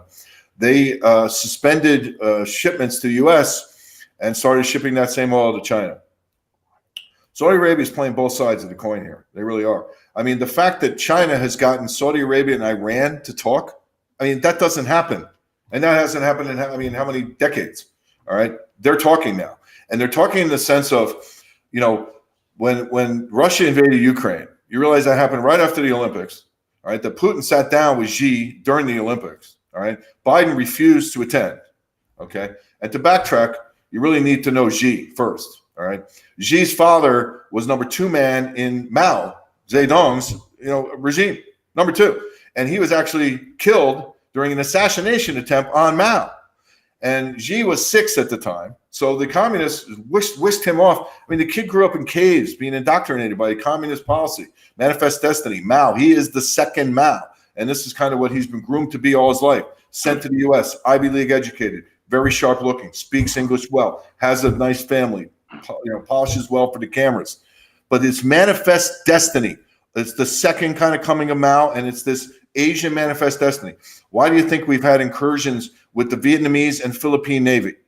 Philippines last year threatened to declare war on China to get them to back down, and they did. One of the things they do is they build these man-made islands out in the middle of the ocean, and they claim they have a 2-mile territory around their island, right? And so they took it to the Philippines. They went toe-to-toe, and the Philippines threatened to declare war on China. This is 2021, this happened. And China backed down. It's not only air incursions over Taiwan, which happens every weekend. They're figuring out the defenses. They're, come on, you know what they're doing. I mean, this is not, for no reason. They're also Malaysian airspace. They're also in Korean airspace. I mean, this is bigger picture. And I think when you start to think about China, Russia, and OPEC as a dominating power that control resources and control that hemisphere, part of the world, it's pretty daunting, and it can be pulled off. Now, the question becomes, do they kind of shoot themselves in the foot by doing so, by alienating and ruining the U.S.? And my answer is they don't care. I mean, come on. You think the Chinese Communist Party, you can see even the difference, this Communist Party versus the, before Xi, all right? You'd have Nike would get blasted for having sweatshops, and they go to China and, oh my gosh, sweatshops. I'm shocked there's gambling in this establishment, And then the Chinese would be, oh, well, we'll try and do better. Xi now is like, look, don't point the finger at us. You got kids killing kids in school. You manage your own house. We'll deal with shit we want the way we want to deal with stuff, right? And that's a much different tone. So I really think that people need to not underestimate this dynamic between Russia, China, and OPEC. It's underlying a lot of things. I think when you know it from the plenary session of the Communist Party, which just took place every 5 years, they get together. Xi, of course, comes out victorious. But the number one thing on the agenda of the Communist Party was food security. Where do you get food security? From the breadbasket of Russia. When Russia takes it back from the Ukraine, then you got the ports too on the bottom side here to ship the stuff. Yeah, it's all tied in, man. I mean, to me, this all happened after you had at the Olympics. All right, Russia and China signed a $40 trillion check that renminbi deal on oil, building a new Siberian pipeline for oil, and they're diverting natural gas from Europe, already done 5%, and they've rerouted it now with a deal with the Kazakhstani government to ship natural gas through Kazakhstan to China. And all of the infrastructure loans in renminbi from Chinese state-owned banks. Please, you connect the dots, man. If you look hard enough, you'll see the dots, and the dots pretty much connect themselves. So that's what I worry about in trade. I worry a bigger picture in trade, and much bigger picture. So is it going to be stable next year, or just the unknown? You can't really predict stuff. I know you're very good at predicting. You predicted a tremendous amount of things that came true, and that's fact, and it's attested. So your bottom line for 2023 is? Well, it's not even really kind of predicted. It's just when you dig deep into the real minutia of data and connections of comment, and you just really, I love what I do, and I'm a workaholic. I'm sitting here always trying to connect the dots and figure out all these connections, and everything matters to me. That's why I can say, food price in Latvia means something to me, because I can connect it. I can. It's just that simple. Especially in this interconnected, globally, active world where, not only that, but information gets picked up and acted upon so fast now, it'll blow your mind, right? I think I don't know. I mean, the things that we have talked about happening have happened.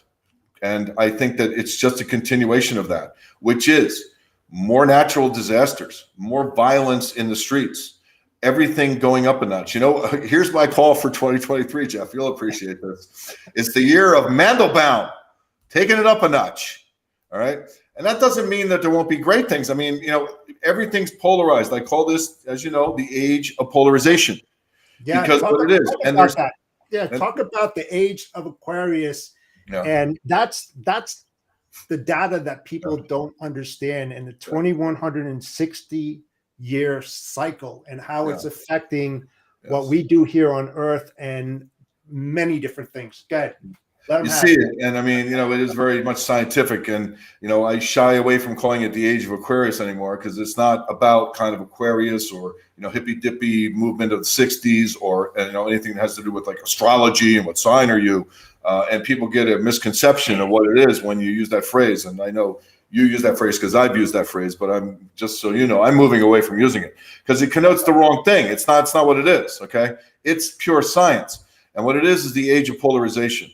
And what you have now is, and the reason people link it to Aquarius is, you know, that our solar system, you know, moves through the Milky Way. I mean, we orbit through the Milky Way. We orbit the supermassive black hole that is at the center of the Milky Way. You have one cycle that takes you around, the entire spiral arm goes around once every 230 million years so far, so we can measure this. And, you know, use all kinds of ways to measure this kind of thing, most of it related to geology, you know, and things that are here on Earth, which take us back at least 4.5 billion years, right? So in that context, if you look at something like the Mayan calendar plays into this. This solar system, all right, the sun orbits through, and as we make our orbit, which is 25,800 years, okay, we actually orbit. Have you ever heard of the Seven Sisters in astronomy? I have. The Seven Sisters are the 7 other solar systems that we orbit, and we orbit another star as we then move along in the spiral arm. So there's two orbits that our sun is conducting at the same time. And in that first orbit, us, along with several other solar systems, move through the constellations. And right now we've gone from Pisces, where we've been for a couple of thousand years, into Aquarius. And what makes this different here in Aquarius? I think somebody just sent me something about a black hole just shot a whole bunch of gamma rays at planet Earth, right? What happens in Aquarius is you have supernovas. You have one that's like 400 light years away. Right? You have pulsars. You have quasars. You have all kinds of star systems. In Pisces, you had none of this. What does it matter? What it matters is all this light. Light is plasma, pure energy. And all this light is hitting the planet. Part of what they like to say it's like the period of enlightenment. It actually means like we become lighter. I mean, and in that dynamic, that is highly charged electronic particles that are bombarding this Earth like never before. And this is why the planet's warming up. All right. NASA has dumped the whole idea of global warming. Throw it out the window. There's no such thing anymore as global warming. All right. It's now officially called solar warming because the planets are all heating up. The ice shelves on Pluto are melting, not because we're driving SUVs on planet Earth. All right. This is so much bigger than that. And you have two different things happen in terms of the planet being bombarded. Number one, of course, it heats up. It's highly electrically charged. All right. The crust of the planet is vibrating more. You measure this with the Schumann resonance index is one way to measure geomagnetic electricity. And the other one is the Gauss readings, which measures, for lack of a less scientific term, to put it into perspective, so people can understand it, is the amount of atoms that would be in a given space at any time. So you understand when you have less atoms in a given space and they're highly charged and they're, you know, when there's less atoms, they can move around more, right? You have volatility through the roof, right? And not only that, part of this problem with this whole, you know, the way we're electrically charged right now is polarization. Everything gets pulled apart and each end of the spectrum, you know, vibrates, literally vibrates at a higher frequency, a higher resonance. All right. Tell me you don't see it in politics, Jeff. The left and the right, never more extreme, never more violent on both, you know, for lack of, I don't say violent, but to some degree violent. All right. On either end of the spectrum. Certainly, you know, you see, I mean, it's like even gold and Bitcoin, Jeff, even in my industry, gold and Bitcoin, it's like you have to love one and hate the other. There's no liking both. There's no, hey, I'm going to own both. There's no middle ground. It's in everything. You see it in the weather. It's not just that it's warmer, which of course it is, but you have record cold too. Right now, you have record droughts throughout the Iberian Peninsula. In the U.S., you just had a situation where it was the worst drought in U.S. history based on the landmass that NOAA defined as being under extreme drought. Right, the worst in history. Yeah, we had 30% of our leafy greens come out this year because of drought. Well, it's impacting all the produce in California. It impacts the food chain, the food supply. Yeah. So, and again, it's wet, it's dry, it's both. You have record flooding in Australia. You have record flooding in the US. It's more of everything. And when you see volcanic eruptions that you're seeing more and more and more, the Ring of Fire, I mean, all over the place, Greg. I mean, I'm not preaching to the choir, but man, you read it every day. You used to read it like every couple of months, several months, you see some type of volcanic activity. It seems like it's always in the news feed all the time. So something's happening. You nailed it. I mean, it's actually in 2021, there were 29 active volcanoes at one point in time. It's the most in recorded history. And the bulk of them were along the Ring of Fire. It ran into Oregon. Okay, you had like, there was one day where you had several hundred earthquakes offshore in the ocean in Oregon, right? Into Las Vegas. It went into Nevada. I mean, right along that fault. I mean, San Andreas runs right up and through Nevada too. So it's there, it's happening. So, does that mean it's doomsday? I mean, what it means is that this is a long cycle. This end of this cycle is over 900 years. It's only just begun. I mean, honestly, we could take this to the nth degree that no one wants to hear about. And this is why people don't like to talk about this stuff, because nth degree is this planet is destabilizing. And at some point, it's not going to be habitable. So that's why everyone's so excited about exoplanets, so excited about solar sails, so excited about, dysprosium and new nanometals that can change dimensions. I mean, this is really fascinating stuff. If you look into the scientific end of it, that is promising and forward thinking and, positive. So, but, Well, you know what? It all comes down to, because I'm a firm believer. I'm a firm believer in looking at the what ifs, especially in logistics and supply chain, trying to predict what's going to happen in the future. So if it does happen, that you can respond quickly. And when you're talking about the weather and the disruptions that the universe is causing all of us here, that we're getting bombarded, all the volcanic eruptions, the weather, more snow, more rain, all these disruptions. These are the kind of things that we have to take into consideration in logistics and supply chain to try to tell our customers and prospects that, hey, there's going to be more delays coming down the road than what you've seen in the past. And here's why. And I like to try to bring in extra value besides something that's always talked about. What's the pure differentiator between you as a service provider and someone else? And that's why I like having those conversations with you, Greg, because you bring in that other element that a lot of other people don't use or don't understand, and how vital it is in the way that we do business and how we do it. So, well, you think about how long the delay was in Buffalo a couple of weeks ago when they got like 157 inches of snow. And so if you had any trucks traveling through Buffalo, had traveled through Buffalo, had to do any of that, they'd had to go all the way around to get where they needed to go. You think about that disruption. Last year, the polar vortex in Texas, not last year, the year before, the polar vortex in Texas. Yeah. There's been huge issues with weather. I mean, the recent hurricane that came through Florida and now has delayed all the planting season by 6 months. That's going to delay produce season by 6 months. That's going to delay all the fresh fruit. It's going to mean that we bring more stuff in from Brazil and Argentina and all these places, and it goes into a container green and ripens in a container, so it has no flavor whatsoever. It's like eating cardboard. It's all of these things that are amalgamating together to create all these issues and challenges for us. It's insane how it's working. I don't know, you guys, when's the last time you actually had produce that tasted good? Well, I'm a carnivore, as Jeff knows. So talk to me about steak, and I'll answer the question. Yeah, but you know what it is? It's a couple of things. I mean, as a service provider in your industry, I mean, in any industry, it comes down to thinking of outside the box solutions to those what ifs. And sometimes that can be fun, and sometimes that can be frustrating, and most often it's expensive. So it's difficult, man. It really is, in terms of thinking.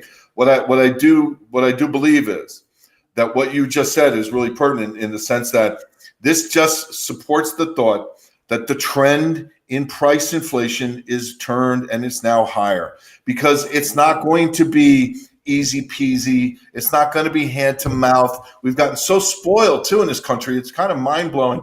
You think back, I watch some of these shows, like if you watch like The Food That Made America Great or some of these shows, it's just interesting, the old industrialists. You think about how poorly people used to eat and what the food supply chain used to be, you know, so in that case, it's pretty amazing.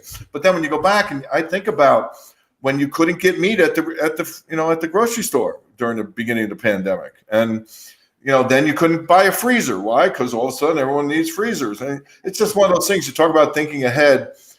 Being a doomsday prepper is kind of an interesting thought process. Of course, I'm not one that necessarily goes to that extreme. Right. Because I'm old enough where it's like, you know what? If it's going to be like a coronal mass ejection or something, and we're going to be a blackout here, and there's going to be no food in like a few months, it's like, you know what? I've had a pretty good life. I don't need to like be fighting over scraps of food in the netherworld of this life, when I'm like 70 years old. Forget about it. Right.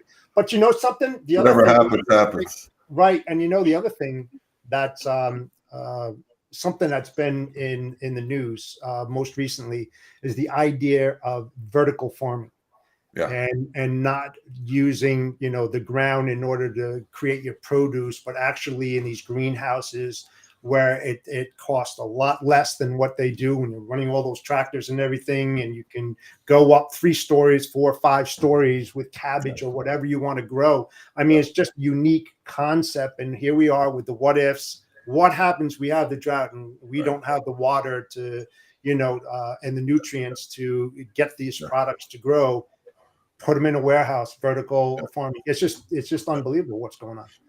Well, that brings up a whole nother interesting point to me right away. And that is kind of like, the people that do know how to kind of self-exist, so to speak, specifically when it comes to growing their own food. I mean, there will come a day when they will be at a great advantage.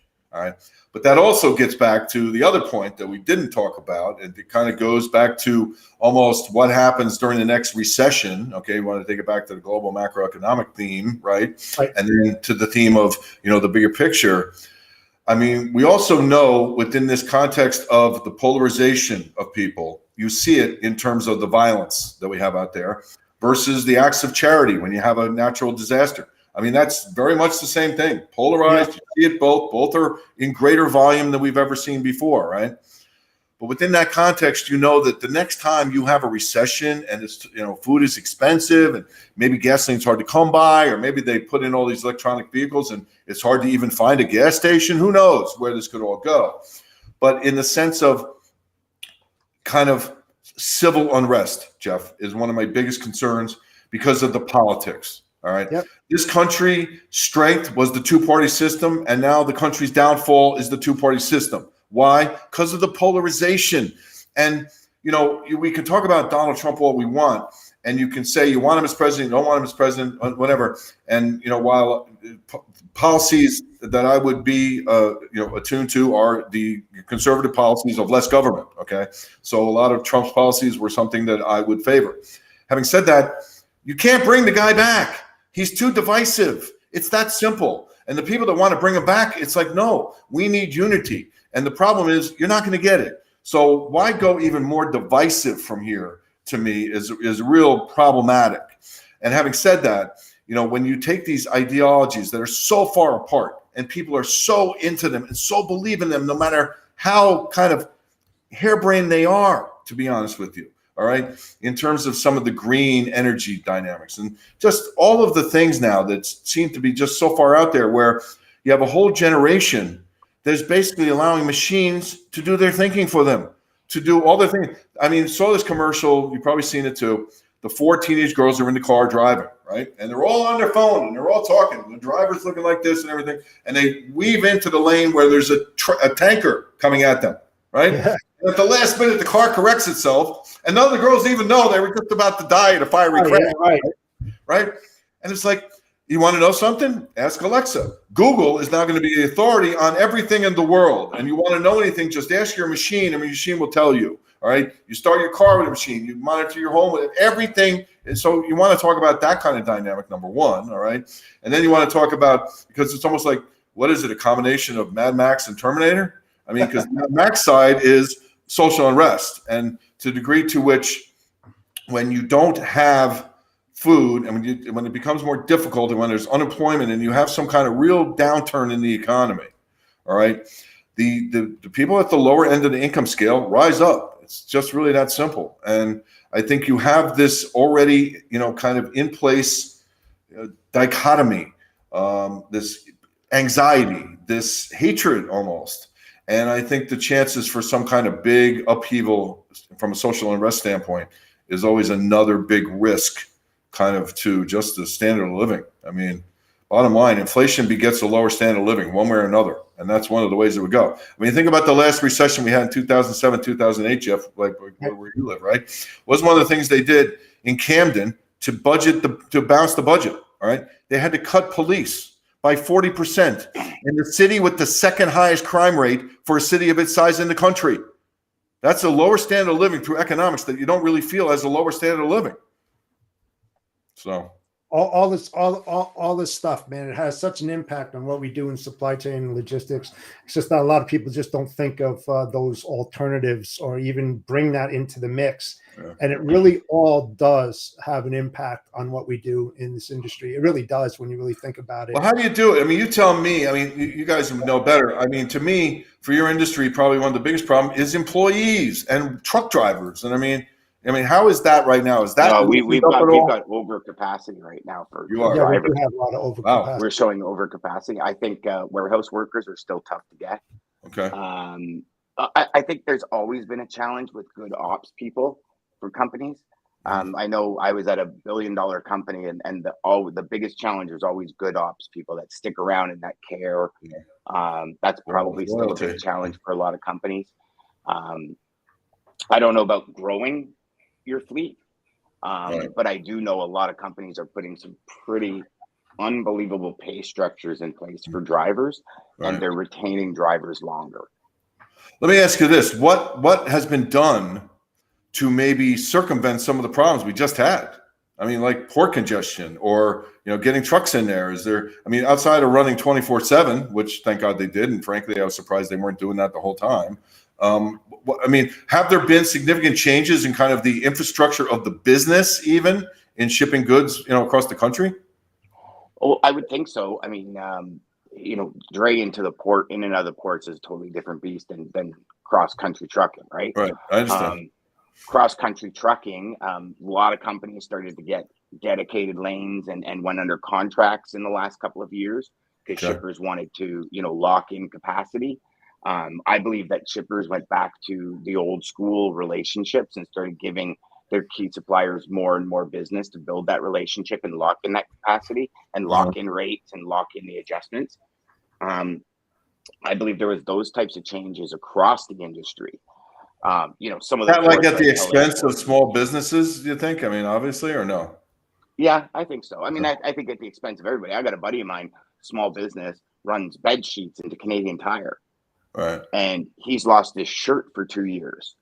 Like, he's gone through all of his savings. He's almost been bankrupt twice just because he used to make $7,000 a container.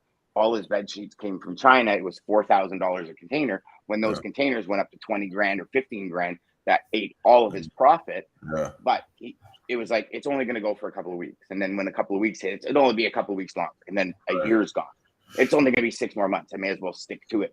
And it was like this progressive bout, and now they're back down, and he's like, okay, I'm back making money again. Is there a layer of those kind of businesses that are like about to fail, like have survived, but I'm sure probably can't hold on much longer type of thing? I'm sure. I mean, I know companies are being more diligent on credit these days than they ever have. You got to be in these times, right? That's an impact of policy, though, too, monetary policy. When there's less liquidity, banks are less likely to lend. I mean, they survey the senior loan officers at all the banks, and they've been, you have to have a higher credit rating to even really be considered for a loan, and then you still might not get it. So now you got less buying power. That means less shipments. Right? Exactly. Exactly. No, that's exactly it. That's at the heart of everything right now, Jeff, is that, this has been going on since 1971 when they took the dollar off the gold standard. Okay. And they basically said, we can print as much money as we want. They won that right in World War II, essentially, Bretton Woods agreement, after World War II. And they became the petrodollar, the dollar of trade, the dollar of commodities pricing. And all that's at risk, some point in time. But the end game is I've likened this, I've made many analogies when I do like public speeches and stuff. One of the more graphic that I think is tangible for people is the steroid abuser. All right. So you can kind of look back at 1986 when the economy was, maybe $4 trillion in GDP, and you were pretty buffed up. You were buffed up like Bruno Sammartino, the early wrestlers in the 60s. They really weren't all that buffed up, right? So you move into the era of the 1990s, and then Greenspan cuts interest rates, and they boost the housing market all of a sudden in the 1990s, and you lead into the tech bubble. Then you get technology and internet and all this, and you fly into the tech bubble. When, basically now you are Lou Ferrigno, man. You are pumped up on monetary steroids. The market craps out. What do? They pump more steroids into you. So the next time around, you're like Mr. World, like in 2007 and 8, okay? And he fails, and they pump even more steroids, all right? At some point, it's like in terms of math, because now it's 8 trillion is the base, versus 4 trillion in 2008. They printed $4 trillion to bail us out. This time they had to print twice that. Next time it'll have to be twice that. Next time it'll have to be in other words, at some point the math doesn't work anymore. You just can't keep doing it. So it's like the steroid abuser who at some point in time is like, looks really healthy, man. Pump you up. Remember? It's like, I think it's Greg Toretto, and Gary Grill, for crying out loud, high school buddies. Pump you up, right? But at the same time, it's really Lyle Azedo. Your internal organs are failing. And I think that's kind of symptomatic of kind of where the economy is going here. We might have one more phase out of it. I don't know. But I think that you are a lot closer to some really nasty stuff than you've been at any time in the last 30 years. I agree. I agree with you, my friend. Hey, listen, I appreciate it, Greg, so much. Sure. Hey, you're going to be heading up to North Jersey soon, or are you going to stay your ass down there? Are you crazy? I live in paradise. Why would I leave? There's only a few things that would get me out of the state of Florida. And unfortunately, New Jersey's not one of them. So, there you go. There you go, my friend. Hey, but you're always welcome down here. There's an open invite to you guys down here. I may take you up. I'm going to be in Marco Island soon. So yeah, cool. All right. All right, guys. Thanks, Thank you so much, Greg. Take it easy. All right. Nicole Glenn. Hello. Big in the center. Hey, yeah, we were putting our guests front and center today. Are you not excited about that, or what? I am so excited. I'm actually really excited to be on with Jeff. Jeff, we have been how long communicating and seeing each other on LinkedIn, and you're a real person sitting here. I love it. So are you. I see this you morning. Jeff was a mix between Santa Claus, Dazed and Confused, and Sam Crow, Sons of Anarchy. Make Jeff big. Make Jeff big so I can see. You want to make Jeff big? Yeah, just for a second. I love it. It's awesome. You probably that's like a serious 3 inches off his face right now. Like it's thick. No, it's not. It's awesome. It's got that Teen Wolf kind of glare that comes down here. It's awesome. We love to harass him about it. Oh yeah, Nicole, I just want to say something. My new association that I started up many months ago. I'm a huge advocate of women in logistics and supply chain, and I appreciate everything that you're doing to make them, visible for a change. If that's the proper determination on that, because I mean it's just lacking so much, and I really appreciate what you and Ellen Boy are doing, and everybody that's jumping on the bandwagon finally after all these decades. It's awesome. Yeah, thank you too. I mean, it's great to have this support from really the whole community, and what I hope that it's doing is inviting more women into this space. Yes. And telling them that they can have what they want to have. They just got to go get it. Right. Yep. And putting themselves out there and being vulnerable. And so, I mean, I love what Ellen's doing too. It was great to be a part of Women in Trucking this past year. And I hope to do more with that association and then with LLC. So I'm excited to see how these numbers like tick up, and Sharon Sire, who's part of LLC with me, we're now joining forces and going to universities down in Texas to start telling the logistics stories to females that are going to school for supply chain and trying to lift that and give them that understanding of, what's possible for them. So I love this spot. It's super cool. So thank you. I'd come with you and share some stories. Just let me know. I got tons of stories about supply chain. I know, right? We all do. I think every day we gather 3 or 4 really good stories that have learning lessons. It's like, it's such a great industry just to be able to, I don't know. It's just every day there's something new, and every day you if you pay close enough attention, there's like a really key nugget, a learning lesson that you can always share with somebody that's going to change their perspective. And it's awesome. I love this industry. Absolutely. And speaking of this industry, Nicole is coming to talk to us today about not every customer is a good customer. Right. Now, this is going to be a conversation because it's one we love at SalesChatter. It's one we're always talking about. We're saying, listen, qualify. And there we go. Let's share all the stories. Yeah, right. Hi, Lisa. Hi, Lisa. She says, hi, Nicole. Yeah. So I hope this can be a dialogue amongst really all of us. Ryan, hi. Nice to meet you too. I see you in here. Oh, yeah. Ryan is back. Look at that. Yeah, I had to leave. I had to go catch the World Cup semifinals. Argentina, Messi, the GOAT. He scored, so they're up 2-0 against Croatia. So happy to be back on. Just have it in the background here going. But I had to tune in to hear Nicole because I've never met you, but I've seen so many webinars that you've been on, and just your rep. One thing as you're kind of talking about customers and things like that is that your reputation, it's crazy. Like I've heard so much about you, but I've never met you. And that's one thing that's so important in our industry is like knowing about the reputation about somebody. So I had to log on, make sure even the world. Thank you. Hopefully we can all like be in person one day soon. It's weird to me that Dan and I still have not. I'm giving you a bear hug, man, when I see you. Come here. It's mutual. Yeah. So, I still can't believe after all this time we haven't actually met. But we were supposed to have the summit in person, and it ended up going virtual, right? And then it's kind of been my life's taken a different turn there in the last little while. But next year, 2023 is the year.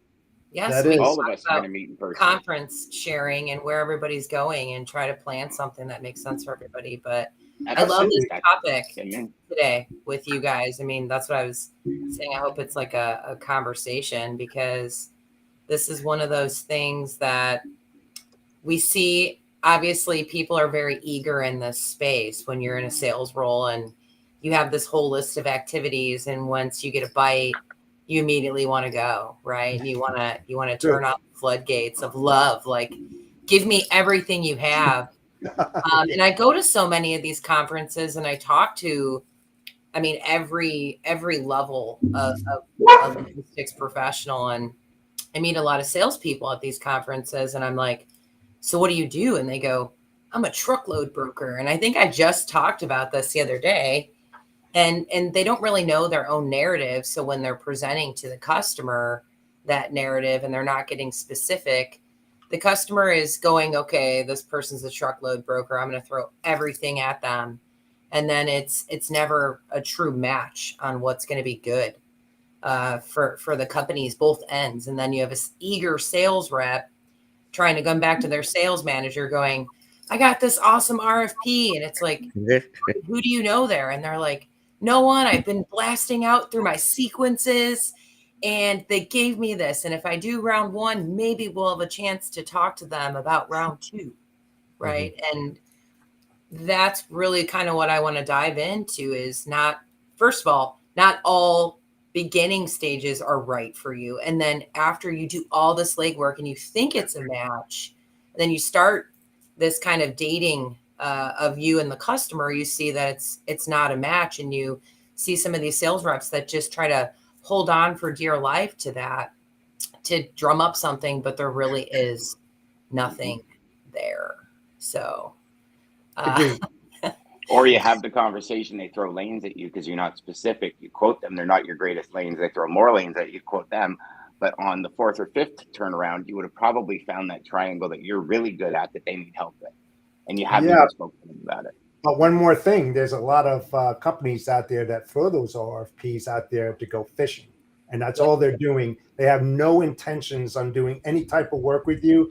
They just want to get an average of what's happening out in the market because they're too stupid to realize or go and get that knowledge that they need to be successful. So they dump it on all of us, and we're supposed to jump and respond like that. It doesn't happen here, but I know what you're saying. Yeah, and I just see it, and that's why I was like, when I was talking to Dan, and he's like, "What do you want to talk about?" It's like I really want to give this insight, especially as we're in bid season, right? And then we're going into this next year that's a little challenging with the economies. And so it's understanding like, you're going to have all these people that are in their competition bidding for the same stuff, but then B, trying to really create those relationships and understand what's the most important part. So, I mean, I'm not trying to monopolize this conversation because I know that you guys probably have great best practices too. So, I mean, Ryan, any of you would love to hear, like, first and foremost, your best practice on trying to identify if a customer is a good fit for you. Yeah, so the first thing that comes, so I've been on the opposite side, right? So I think the first thing for me is always like work in my niche, and understand what I'm good at.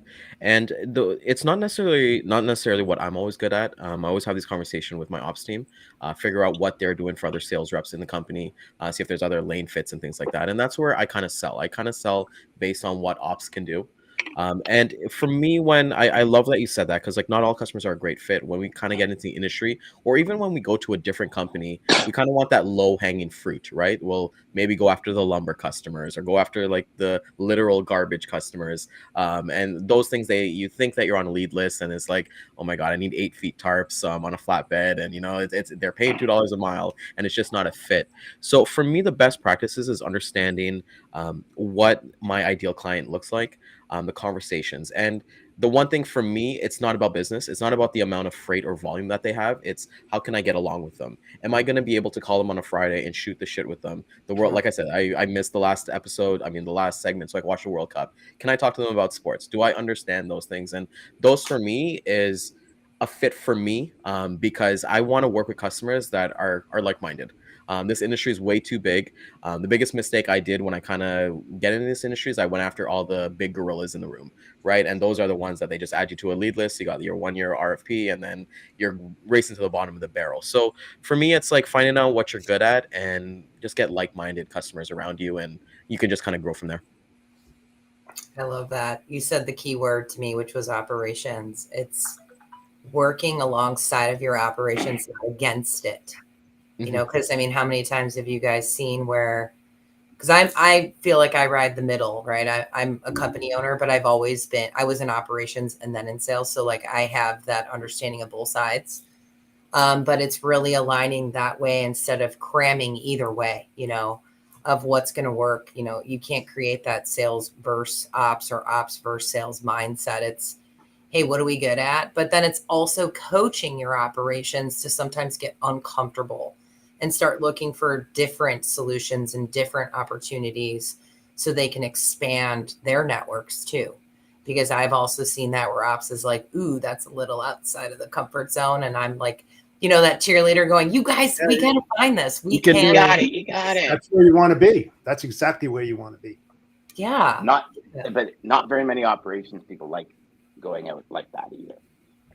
Well, you look at the opposite too, right, guys? I was an operations guy for 2 years, and it's like what sales doesn't kind of understand, and we got to find that middle ground is that, hey, ops has probably been working like 12 to 14 hours. They've probably got like 300 loads to cover. Like, your kind of like your quote unquote coaching session with them is going to be irrelevant. So you got to deliver the right message at the right time for them.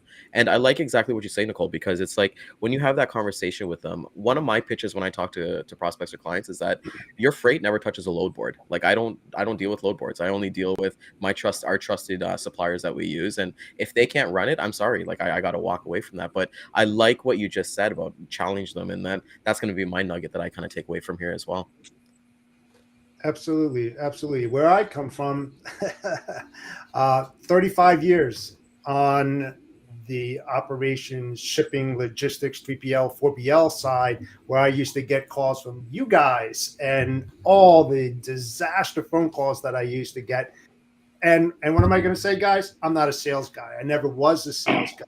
And when I jumped into this side of the fence, I kind of know what not to say because I received all those things at inbound that a lot of people weren't knowledgeable. Number one, they didn't do any research on my company. Number two, they didn't know where my facilities were. Number three, what I shipped, how I shipped it, when I shipped it.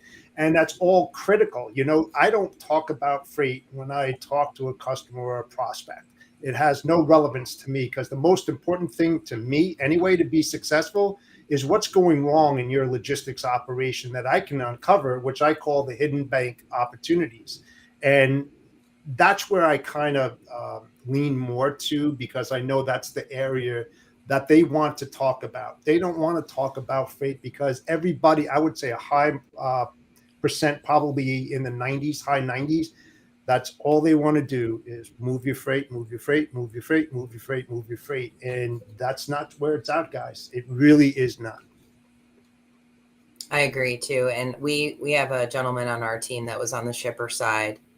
And so when he came to us, he's actually in the sales role. He's actually leading our sales group.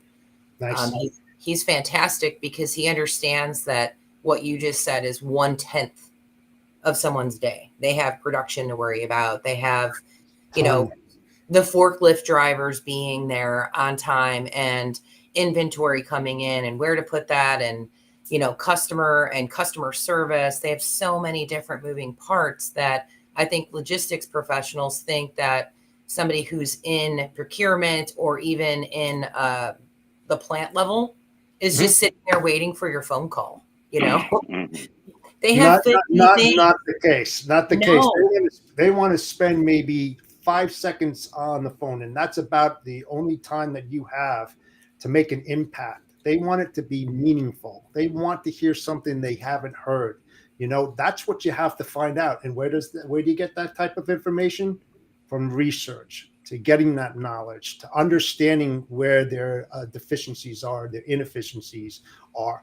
That's the door opener right there, you know. And if you can say those magic words, and it's different for everybody out there, that's what's going to get your foot in the door. That's what's going to take a 10-second conversation into a 2-minute conversation. But don't try to sell them on the first call. You'll fail. Plain simple. Right. You just are asking for planting the nugget on what your value is, listening to them, and then understanding if there is some sort of match. And then I like the idea of getting strategic with people. So that's the way that I've been able to really take a customer, start identifying, like getting the foundation of who they are. Because as that relationship keeps building, you're going to start finding out more of their inefficiencies by working with other people on their team or hearing what corporate is pushing down the pipe.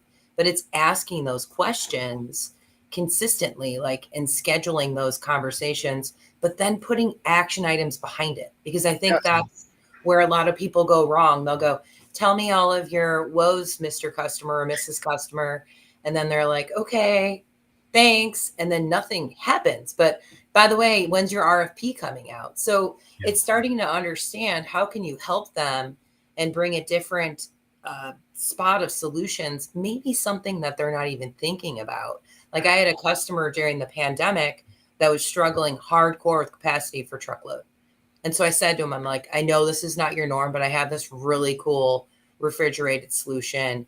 You know, I just put it there. I just kind of put it out there. I'm like, I'll send you some stuff, look at it.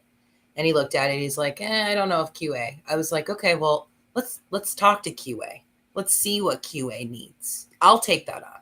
You don't worry about it. I'm trying to get you additional solutions for capacity that are outside the scope. So I will bring you along for that ride, or I'll just give me the contacts and let me create that ninja button for you.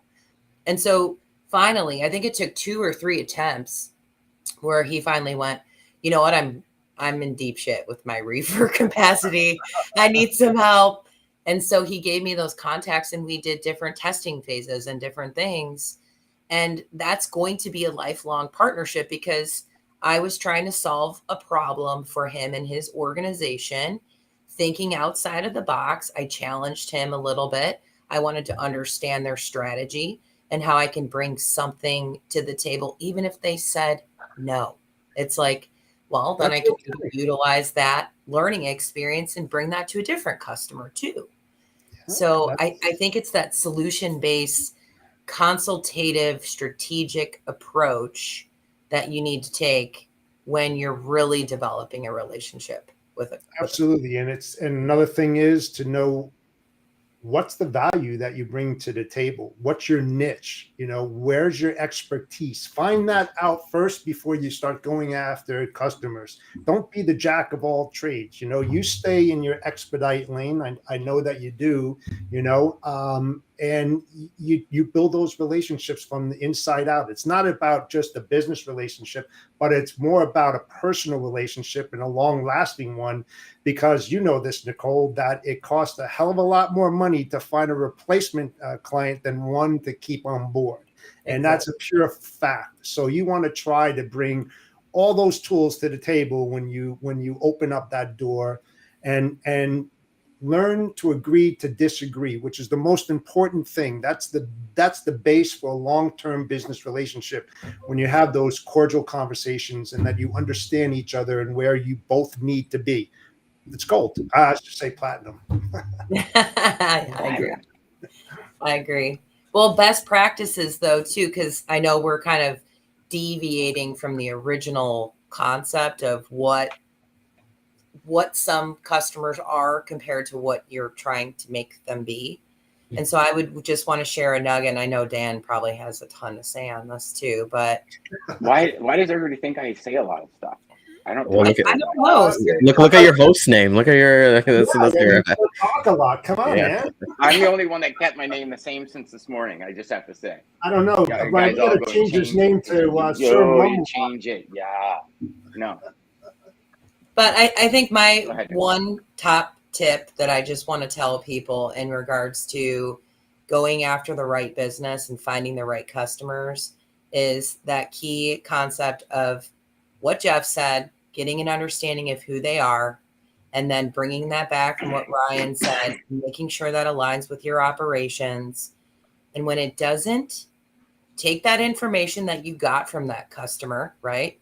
And put that in the operational box and say, hey, let's really try to develop something so I can go back to that customer in 2024 when we've developed our flatbed capacity in this area.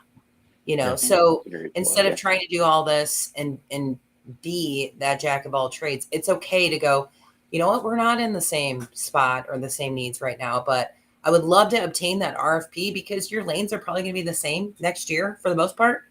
So I can start this in advance on the sourcing side and really developing some relationships that can lift you instead of trying to do this cram mindset to your company and to your customer that you are just amazing when you're really not.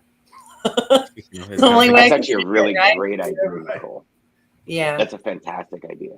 It's a great idea because it's something actually happened very similar to me yesterday. I was doing my prospecting and I reached out to a customer. He literally replied back and said, reach out to me February next year. And normally I would have been like, hey, okay, cool. Like, let's just wait till February or whatever. But then I just hit him my email. I was like, hey, can I give you like a free cost analysis? No harm, no foul. And he sent all his lanes that he's run this week and the previous week. So we're going to take the rest of the month to come together, put together a proposal, see what they run and what's a fit for us and what's not a fit for us. And like we said, no harm, no foul. And I think the one big thing I've learned, Nicole, and you're connected with like John Brewer and everybody as well, is that just because people are like logistics managers doesn't mean that you want to work with them.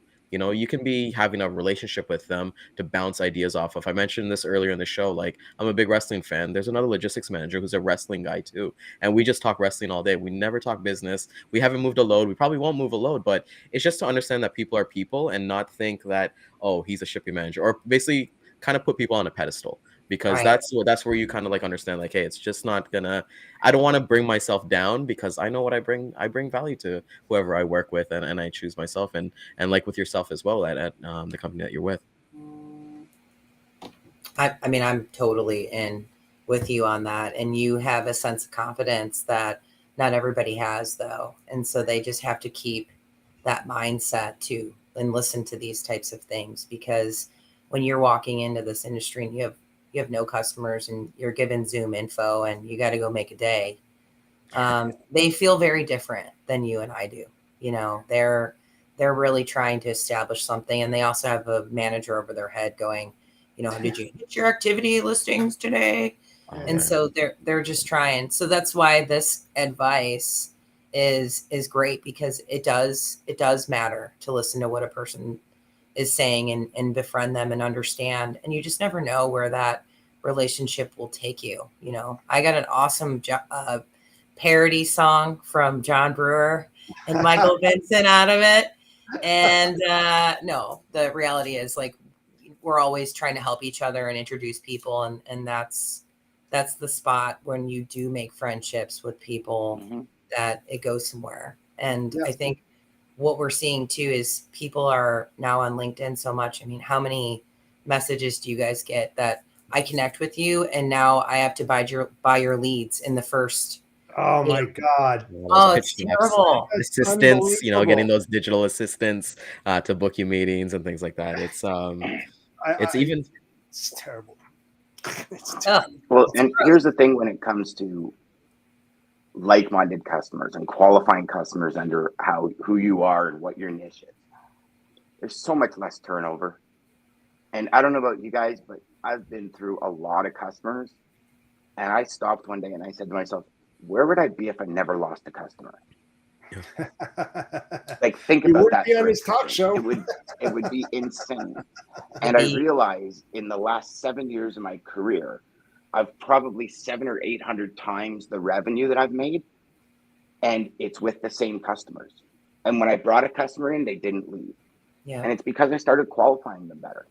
Yep. And you know, how many of your crappiest customers take up the most of your time? Right? There's all these things that, as a brand new salesperson, we don't operate under the mindset. It's like, put numbers on the board. And Nicole, you just said it. Get the top brass off your shoulders. And, well, you know, your prospecting sheet this week and you didn't bring in any numbers. And that's all everyone's trying to do is put numbers on the board. Like, for a company, I say, if you're a company and you hire a brand new salesperson, you have a year. Show me what you can do in a year. But a lot of companies won't put that amount of time into a salesperson. Right. But especially what we're going into, a year. It's a nice amount of time for them to get their feet in the industry, understand it, get in a niche, and start developing business. You know, but a lot of guys are gone after 3 months because, you didn't bring in enough business. They're green. Yeah, they have no idea. You know why, Dan? I'll tell you exactly why. They're just a number. They get in there and they put them in the seat and they don't have any cross training. They have no training whatsoever, and they hit the phones, you know, or they sit next to their guy that's next to them on their left or their right, and they kind of listen into what they're saying, and then they buy into it, and then they sound like a script. Because they have no knowledge in order to build their own way of communicating with their prospects. That's the problem here, you know, and that's why there's so turnover. And then you get into the non-solicit, the non-competes, you know, and so you get in there, you're only there for 6 months, and then your life is screwed for the next 2 or 3 years, and you learn nothing during that period of time. That's the problem. I don't care what anybody says. That's the problem. If you want to go into a good organization, then they're interviewing you. It's up to you to interview them to see if they meet your needs and going to bring you. That's so true. That is the most true statement of this entire thing, is interview the company you're going to understand what does that support look like? How are they going to continually coach and train you? And what's their investment that they're going to make? And what do they even have as their like vision in regards to how to lift their salespeople, you know? And do they do a sink or swim method? Is it like, because I actually believe that sometimes even when Tyler came, he came with the shipper mindset, and he's sending emails to info at such and such. I'm like, Tyler, that's not going to go anywhere, dude. Like, what are you doing? But he needed to go through the motions. You know, he needed to, like, if I tell you that this is the exact thing that you need to learn some of that stuff yourself, but have the time to make those mistakes and to understand what's going to be the best method. So I would give him some of my emails. I'm like, well, when I'm introducing our company, it comes out this way. He's like, you have some exclamations. I'm not exclamation. I'm not. Yeah. You got to find you're your own. too long in your writing. I'm like, make it your own, man. I'm just giving you the bullet points. And when he did that and he owned that message himself, that's when he started getting customers. That's it. That's it. You know what? You can show a horse where the water is, but it doesn't necessarily mean you have to walk it to that pond to drink. Give them the golden objective and let them create it themselves. They'll love it much more than having you do it for them, where they're not going to learn anything. And then have that mutual conversation every day, you know, every couple of days with your manager. How does this look? Get a second set of eyes on it. That's how you promote people and get them to where you need them to be. But don't just let them sit there and not do anything. And I know, Nicole, you don't do that. You're in the trenches. You help your guys. I know it right off the bat. You know, and this is the first time that we spoke, but I kind of have an understanding of how your operations work. Everybody's involved with everybody else, and that's why you're successful. They just don't let them sit there and just, you know, dwindle away to nothing and then go, okay, you're done. See ya. You know, next, bring another guy in there, throw him in the seat. You don't do that. I know that. And it's the same way on both sides. You know, you have to coach that. And yeah, I mean, we do push. My whole thing is the people that come here, I always tell them, and from recruiting, is like, we're going to make you uncomfortable. Because the idea of you sitting still forever is not why you're filling out an application to work at Candor. You know, we have a different set of standards when we're moving expedited truckload. That's going to be very different than regular people that are moving everyday truckloads. So I'll see something go out of communication and I'll send a message and go, hey, that is not how we communicate. It isn't to put somebody on blast. I do it direct, you know. But it's I have to make them uncomfortable to learn the new way of things and get them to rise. And I think those are the types of companies that really make it at the end of the day, is get their people to rise. Because what you just said, Jeff, like with that learning side, when you sell and you get that first deal by doing it yourself, and how sweet is that victory? Like, it's like, it becomes like winning the lottery. Yeah. And it becomes like addictive, right? Like, I want to do that again, but you're doing it because you win it. So if someone hands it to you, it's just totally different. And it's, you know what, it's up to the rep too, because like I can confidently say, like, for me, my big thing is emails and videos. Like, I feel like those are my two big channels that I excel at. And it's because I took the time to understand and test and do different things, right? Because there's so many times that I remember sending those emails, basically, hey customer, I can just copy and paste and send that email to 1 million people, but there's no value add to it. You know, we're an asset-based solution, blah, blah, blah, blah. But it's like, no, let's talk about what you guys actually do. I saw a sustainability report that you guys put out 2 months ago. Let's talk about that, you know. And when you're able to like talk to people as humans, that's where it works on both sides. And just to add to your topic, when you guys are talking about, you know, when you bring somebody in for 3 months, you let them go. I've seen the opposite, where somebody comes in, they hustle for that 3 months, they let them go. And once they've been let go, we take over the leads and we get business like a week after, because of all the work that they've done in that 3 months, right? So it's just not fair enough. You know, you got to let people see that throughout for that year, as Dan kind of says as well. So I like that you guys are being a force in basically new practices, because those ways are the old ways. I find a lot of the sales managers are from like that old school mindset, you know, that golf, let's shake hands, let's have some cigars kind of thing. But we're new age now. You know, we rely on tech quite a bit and understand relationships a little bit better. For sure. Yeah, you got to get on the gram and make sure that you socialize with people. You know what I'm saying? Good leaders get into the trenches with their troops. Period. End of discussion. 100%. You know, you have to know everything that's going on in your office, and you must have that finger on the pulse, because you're going to know what's working, what's not, what needs to be, worked on in order to get where you are. You're going to take some resources to make sure that person is going to get to where they need to be. But if you're just sitting in your office and just watching things happen, it ain't going to happen. It's just not going to happen. So I'm with you. That's the way it is. My time's up, and I loved being on. Nicole, are you going to stick around? I can. I still have another we've got that I we've can. got a gentleman sure. from New Zealand here. My good Kiwi buddy, Nick I Redstone's remember coming up. Nick. Yeah. Hey guys, Yeah. Hey Cole, how you doing? Look at Superman Yeah, I'll just be shirt, sure ready to something go. because I was told I was coming on to the LinkedIn Christmas shopping channel. Have I got it right? Yeah, I got a bridge. No. This looks brilliant, guys. I love all the decorations on the outside. And Santa, you were awesome when I saw you this morning, man. Jeff, you look really good. Thank you, buddy. It's all about if you don't have laughs in this business, man, you don't belong in this business. You really do. 100%. 100%. And that's why I wore my Superman shirt. You squint like this and go like that. I'll look a wee bit like Henry Cavill if I've got the lighting right. But if not, I'll probably have a big white beard going on. There you go. Yeah, you don't have the lighting right. No, I was actually going to say, why is Henry Cavill on here? I was literally thinking that as soon as you said that. So, I was like, is Ben Affleck going to be here? Ryan, you've always held the show together. You've always been my favorite. But one thing I want to say, guys, is look, returning to LinkedIn after almost a year off and going through all the COVID bullshit we all did and stuff like that. Look, it's pleasing to see that Dan now looks like he's in his 40s, right? This is the thing. He's always looked like he's 22. Finally, he looks like he's 40 to 60. Mate, your goatee looks fantastic. Well done, you. You know what, brother? It's one of the weirdest things. I've never been able to grow facial hair. I get cancer, and I can grow as much facial hair as I want, and I don't get it.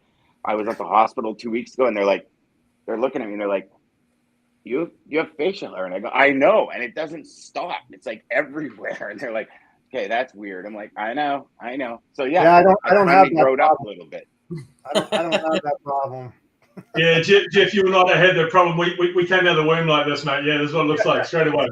I was. And look, I just wanted to add something, if I could, guys, with this the piece about hiring staff and getting the right people, because what it comes down to for me, I'm going to talk a wee bit about this today, is intention and being intentional. What do you want to do with your company? What are you wanting to achieve? If you want to achieve good revenue numbers and hitting your monthly quota, you've got to hire the right people, train the right people, invest in the right people, and keep the right people. Yes. Yeah, it's getting the right people on the bus the first time. You know what I mean? Like, the problem is companies these days, they tend to sort of go, oh, well, if it doesn't work, we'll hire someone else, right? But what happens after a period of time, other companies have hired those same people and they've just created bad attitudes that turn into bad results. And all of a sudden you end up with, right, what's actually quite a decent person, but with just the wrong attitude and, the wrong sort of training. Whereas if you spend the time to invest and make sure you're going to work to get the best results out of the person you can, you can get some really, really good results. I've had some massive turnarounds as a GM, sales manager, with staff where you would have said, wouldn't hire that person tomorrow, and they've become a overachiever in a very quick time frame because they've got the skills, they've got the potential, they just need the training in your company, and they need the commitment and investment from you. Mm-hmm. Yeah, a lot of the times, a good employee is just somebody that cares and is willing to invest time, energy, and effort into training. Right. I look at my sales career. I was a 17-year-old kid on unemployment. I chose to invest in my career. I chose to make the most out of my career. And then you have other kids that are just, I remember hiring a bunch. There was a bunch that were hired, and I'm talking to them, and I'm like, "What do you want to do?" And they're like, "I want to open up a bakery." I'm like, "Oh, interesting." Another guy's like, "Well, I'm a metallurgist." I'm like, "Oh, you're a metallurgist and you're selling freight?" He goes, "Yeah, I'm just here to pay off my student debt." Yeah. And I'm like, okay, well, why did we hire them? Like, you have one that has no interest in selling. She's opening a bakery in 6 months. She just needed somewhere to go in that 6 months to make money. And another one's a metallurgist that just wants to pay off school debt. It's like that hiring process, getting the right people in, even just with the right attitude, and you can build off of that. That's key. That's golden. And then the trick to that is, mate, and this is no disrespect to anyone in HR. I know how difficult it can be to get the right people, don't get me wrong, but you've got to hire on aptitude and attitude, not just on IQ skills, because you've got to find the right people who have the right attitude to actually express the skills that they have. Otherwise, you just got someone that's very good at talking but not good at selling. I've seen it time and time again. You've got someone that's very good at having a conversation, but they're not really good at actually doing the selling part, right? So look, as I said before, intentional and what I've kind of found has been really beneficial through going through this COVID sort of phases. I think we started to understand what we intend to do with our lives now, because we've had this kind of piece where we've gone, what just happened and what have I just lost for the moment and what am I getting back? And now people are intentionally traveling, people are intentionally going, seeing the family, people are intentionally going and setting some goals and trying to achieve some things, you know. Like I did a survey recently when I was working with some of my team and looked at it, and we found out that 80% of people don't set goals. 80% of people don't set goals. 30% that actually set the goals, only 20% achieve the outcome. You know why that is? Well, what we tend to do is we all tend to say statements rather than a goal. So I'm going to lose weight this year. Right, it's a statement. I want to lose weight this year. It's a statement. You've got to have a timeline. You've got to have an amount or target next to that to go, hey, look, I'm looking to lose 5 kgs over the next 3 months doing this, right? It's no different in business. If you want to hit a target, don't say, oh, well, I'm going to hit a target. Look at what the actual, this sort of amount of revenue that's sort of floating around in your region, in your segment, in your sector is in your market share, and then go, I'm taking this percentage of market share. You know, working with a business recently I was consulting with, 1.5 million market share, and they're pulling in 500 million, right? So they're doing very, very well. But that means you've got a 1 in 3 hit rate. So you're going to have to continue to maintain that 1 in 3 hit rate. As soon as that becomes a, say 1 in 5 hit rate, 1 in 10 hit rate, your market share is going to slip. So they didn't think about that like that. They just looked at it like, well, we're always going to maintain our market share, aren't we? Because we're one of the best providers in the market.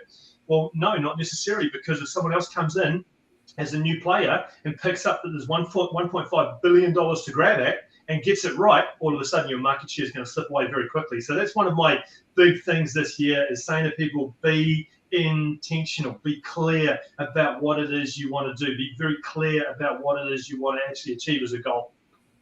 It's funny, I have a business coach, Nick, that she always says clarity creates confidence. Yeah. And it's true. I know it's on a post. I have like a window of Post-it notes of all the golden nugget quotes I've gotten from people, and she's up there because it does. Otherwise you float, you float through everything, like even when I don't have my day planned out, I'm like, oh, I got this time to do this, or nothing seems to be like, straight targeted on what I'm doing when I don't even plan out my day, let alone say what I want to do for my quarter, for my 6 months, for my year.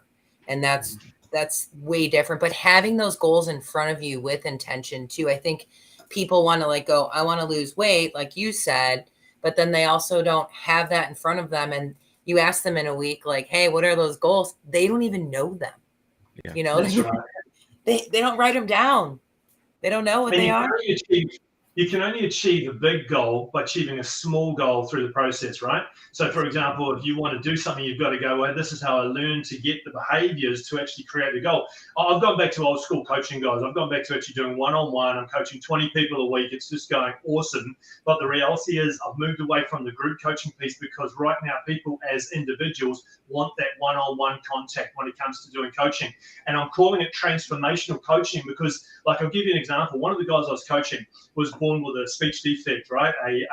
You'd probably call it a congenital defect, right? And all of his life, when he would answer someone or have a conversation with someone, he'd go before he would actually talk to someone. And I was coaching him for a period of 8 weeks. And in the first 2 weeks, I said, can I just take a shot in the dark, right? This is me just spitballing on something. I'm not a psychiatrist per se. I don't do the therapy side, but from the coaching point of view, I know you've spoken to everyone, even a speech therapist. Has everyone ever picked up that when you respond, you need to think about what it is you're saying, and instead of taking a pause, you're putting in and he speaks completely normally now with a pause in place when he responds to someone without any kind of congenital defect. It's intentional, right? It's understanding what it is that was going on and seeing what needed to change. But I don't believe I would have got that result if I was working through a group. Now, don't get me wrong, group coaching is great. I'm all for it. But this situation of one-on-one coaching is me spending time with him to get to know him. And the one thing I can tell you right now is people are really confused coming out of COVID. They're going, well, we thought the pandemic was where we all got sick. The pandemic is mentally, I'm not where I was before, right? Mentally, I'm not the same place and space. And it's creating a real level of uncertainty. In our own country here in New Zealand, we've got ram raiding going on like crazy, where young 17-year-old, even 13 to 10 years old, are actually robbing dairies on a regular basis. And a big piece of this is because they are just confused, they are bored, and they've got no rules and restrictions in their life, right? So things are just going right? And what have they got as a role model? You look around the world, they've got parents, adults acting like children, right? So that's my piece there. What are you trying to say? Yeah. What are you trying to say, Nick? There's a lot that needs to I change. do not act like a child. Except when you're tipping over four-wheeler. Lisa has a There's a lot that needs to be changed. You know what I'm saying? There's a lot that needs to be changed. And a big part of it is, we've had the pandemic piece, which was the sickness and the fear of touching and germs and all that sort of thing. Now we need to have the piece, which is the reconnecting and getting back to. And businesses, please support this with your staff, right? You've sent them away. You've sent them to go and do a job from home and stuff like that. Welcome them back in and get to that piece where you look after your staff. That's what I'm saying. 100%. What are some ways to help you find clarity? Look, I think the clarity for me when it comes to finding clarity is simply writing stuff down, is making notes and turning it into facts and details, right? So if you're looking for something to be clear about it and kind of understand what it is, you have to have an awareness. Well, you can't have an awareness until you start to note stuff down and say, this is what I'm currently doing. It's working against me. This is what I need to do to work for me. So just, I would always put something down on paper and start to look at, what it is that I'm doing and what it is I need to do. That's awesome. Nicole, how do you find clarity? Well, I struggle with it sometimes. So this another post-it note I have on my window from a coach. You want to get down 5 layers. So you're going to ask yourself 5 times why. So I want to lose weight. Why? So then you have your how much, and just keep going down 5 layers. And when you get there, you have that clear concept of what you have to do and simplify it. And I think that's why people get so overwhelmed. And what Nick said was, what was it? 30% of people even hit their goals, Nick? Was that the number you used? Yeah. Well, 30% set them, 20% achieve them. Right. So that's the concept too, is like, I think we go so big with things that you need to break it down to make it not so crazy, and really? and then you'll find more of that clarity on what you're trying to accomplish out of it, and make it small and meaningful, intentional. Yeah, that's like the acronym for SMART, right? You've heard that, right? I mean, the thing is that I'm glad that Nicole said exactly what I said earlier about if you ask yourself why 5 times, you'll get the answer. But you've got to keep on bringing it down. Why do I want to do this? Then you answer yourself, then you go, well, why? Why? By the time you get to that bottom one, you're going to have the answer. You will have that answer. It's interesting that both of you said 5. I've always gone 7, and I call it 7 layers deep. Wow. Ask yourself it 7 times. Huh. I'll try that next time. I can even tell you when you're trying to find that clarity.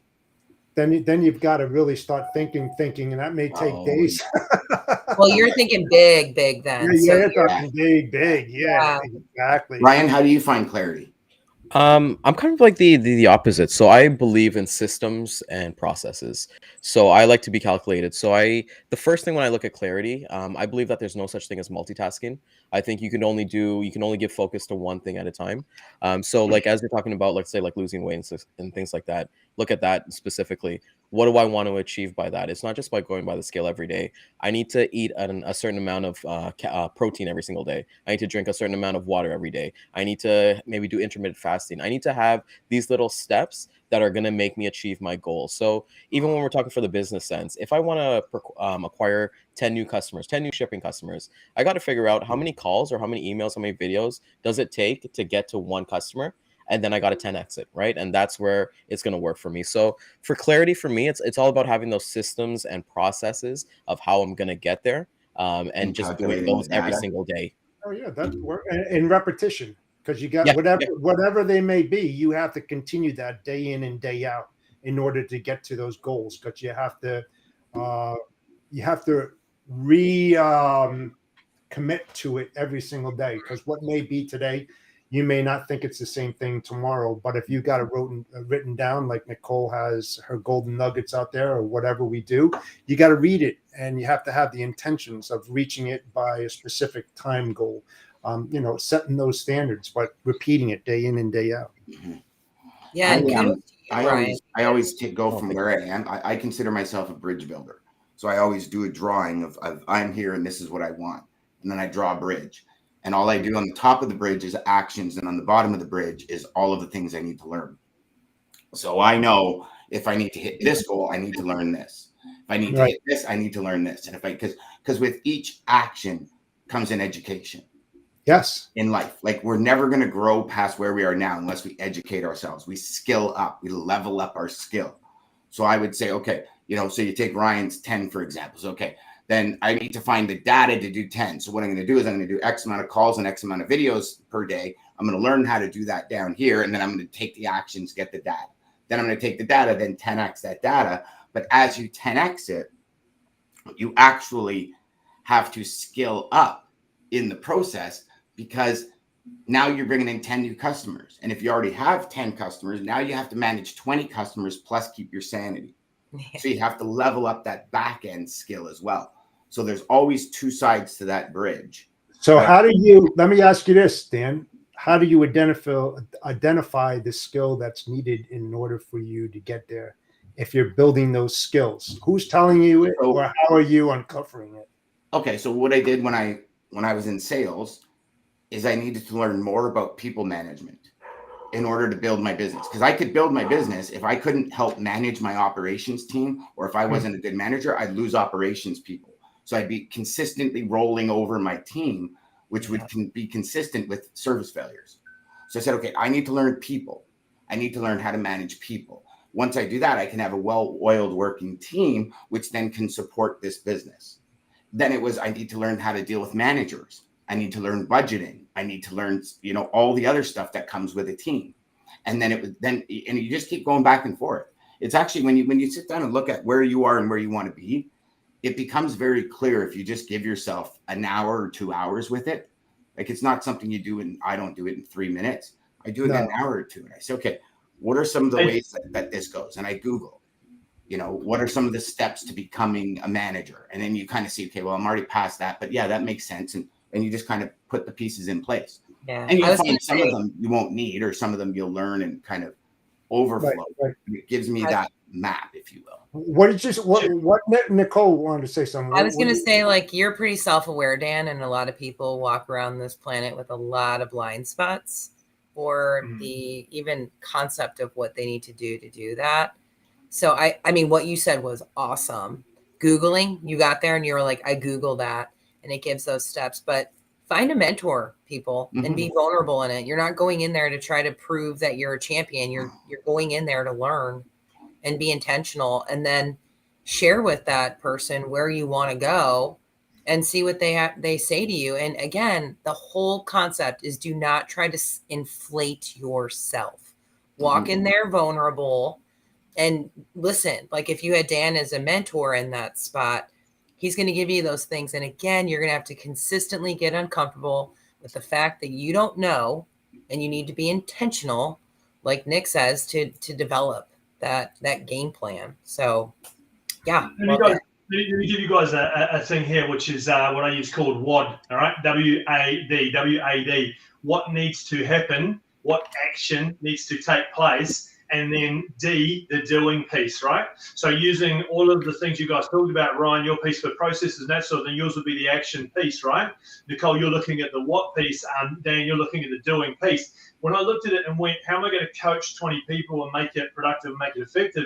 Guys, the reality is there is many hours in a day, and if you fit 5 people into 4 days, you have 20 people during the week, right? It's not that hard. You just have 2 in the morning, 2 in the afternoon, 3 in the afternoon. But the problem was, I was thinking about it as, how am I going to make this happen if they each have an hour and it goes over time or whatever sort of thing, instead of just sitting down, mapping out, putting a calendar together and showing the routine to myself of what that would look like. That was the what.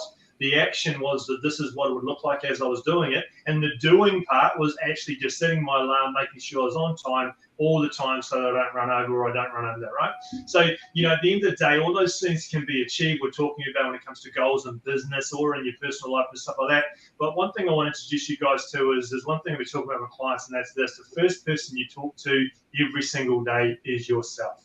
What tone are you setting for yourself? What tone are you setting for your day? And what do you want to achieve? So if the first person that you're talking to is yourself, Let's have positive conversations. Let's start the day on the right note. Let's have that conversation that says, this is what I'm going to do because, and the answer is always in the question. If the question is, my marriage is in trouble because I can't communicate effectively, the answer is, if I communicate effectively, my marriage won't be in trouble.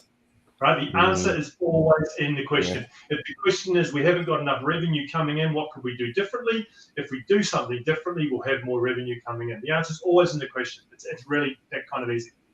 It's when you start arguing with yourself, you got problems. You start talking back. Schizophrenia there. Nick, I got a question. Sorry, I want to ask you a question because I know that you mentioned that you're from New Zealand, and we know during COVID, I got a cousin out there who's a doctor, and you guys were very strict. So, like you said, COVID was very different for a lot of people. But as you mentioned, you went from group sessions or like group training to individual training. What was the biggest thing that you've kind of learned going from that in terms of one message for everybody, in terms of, hey, I'm working one-on-one? Yeah, I want to be really careful and answer that, Ryan, because group can work very, very well. Don't get me wrong. But what I found was there is so much emotions and so much feelings coming out after COVID that's not coming across effectively as it can in a group as it does one-on-one. And when you can get someone to be vulnerable and open and really share what's going on with them and what's stopping them and what's holding them back, you can really start to drive forward with getting results for them. And also, when someone's part of a group, they sometimes feel like I'm sharing all my problems with someone else rather than I'm sharing my real problems with just one person I think can help them. I like that you said that, because you look at like group fitness, right? Like a lot of group classes, they're good, right? Like you can get like a good foundation, but if you really want to take your physique like to the next level, or like your eating habits, you get a one-on-one personal trainer, right? And that's somebody who's going to keep you accountable. What does accountability look like before, when you had the group sessions, now to having individual sessions? Yeah, look, this is the biggest thing for me. So in 29 weeks, I put through 49 people. And the thing that I was really, really happy about is the results were very much the same across the board. 8-week program, and a situation where people would start saying, I want you to hold me accountable, Nick. I need you to do this for me. I need you to do that for me. The first words out of my mouth, I think you're going to love this, Jeff, is I'm not going to hold you accountable. You're going to hold yourself accountable. I'm going to help you with mechanisms to be able to allow you to do that, right? So once they start to learn the mechanisms to how you hold yourself accountable, it's so much easier to be able to achieve what you need to, rather than actually have someone else hold you accountable. So in your situation where you're talking about that one-on-one PT, the person wants to get to the gym to do what they need to do, Ryan, but they know they've got a person that's looking at them going, this is what you need to do to get the result, right? The difference is, in a group session, you're able to get away with your own what I call bad habits. You're able to go, well, no one's seeing me, no one's watching what I'm doing, so I can just do what I've always done and I'll get away with it. The difference is, when you've got that one-on-one factor, is you've got someone that's sitting there saying, last week you made no phone calls. How did you think it was going to change this week to get a result? So you have that plan. That's awesome. That's Yep. Yeah, creating a different level of accountability, but making it personal to the person. Yeah, you just don't want to be like, and then at the end of the day, you kind of realize too, like people want to have their hands held, and when you kind of like take off that bungee cord and you realize, hey, no, it's not going to work like that. It's you versus you. We always say you run your own race, right? And being able to kind of go with that, that's pretty cool. You're also you remember that saying, worst enemy.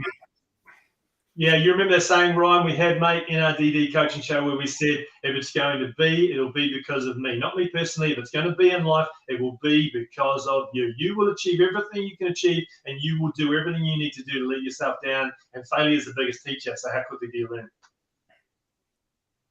That's a powerful, like, I wish you would have said that statement 3 minutes from now, because we could have ended the show on that. That would have been like the wickedest ending ever with the Knicks. I didn't know either. There you go. No problem. You put it back. Hold on. We're just going to go on a little temporary break right now and things like that. Run it back, brothers. Run it back. Run it back. That's it. That's awesome, brother. It is. Hey, great to see you guys, and look at it. It looks like you're doing an awesome job. It looks like it's killing it. You know, I see some of the content, especially on Friday, and I'm looking forward to getting back into LinkedIn again myself next year and stuff. I want to drop some big bombs. But don't get me wrong, guys, the coaching grouping has to be done, because that's obviously a very monetary benefit thing. But man, when you can transform someone's lives like I'm doing, and just the power that has, it just feels amazing. It just feels amazing. It's very genuine. It's very specific. It's you and the person dealing together. But where you've got someone that's got a marriage that's falling apart and suddenly it's no longer falling apart, where you've got a child that's, feeling quite, unsure of who they are at 19 years old, young adult about to become a man, and suddenly they feel like they're empowered to do things they never thought they could before. It's awesome.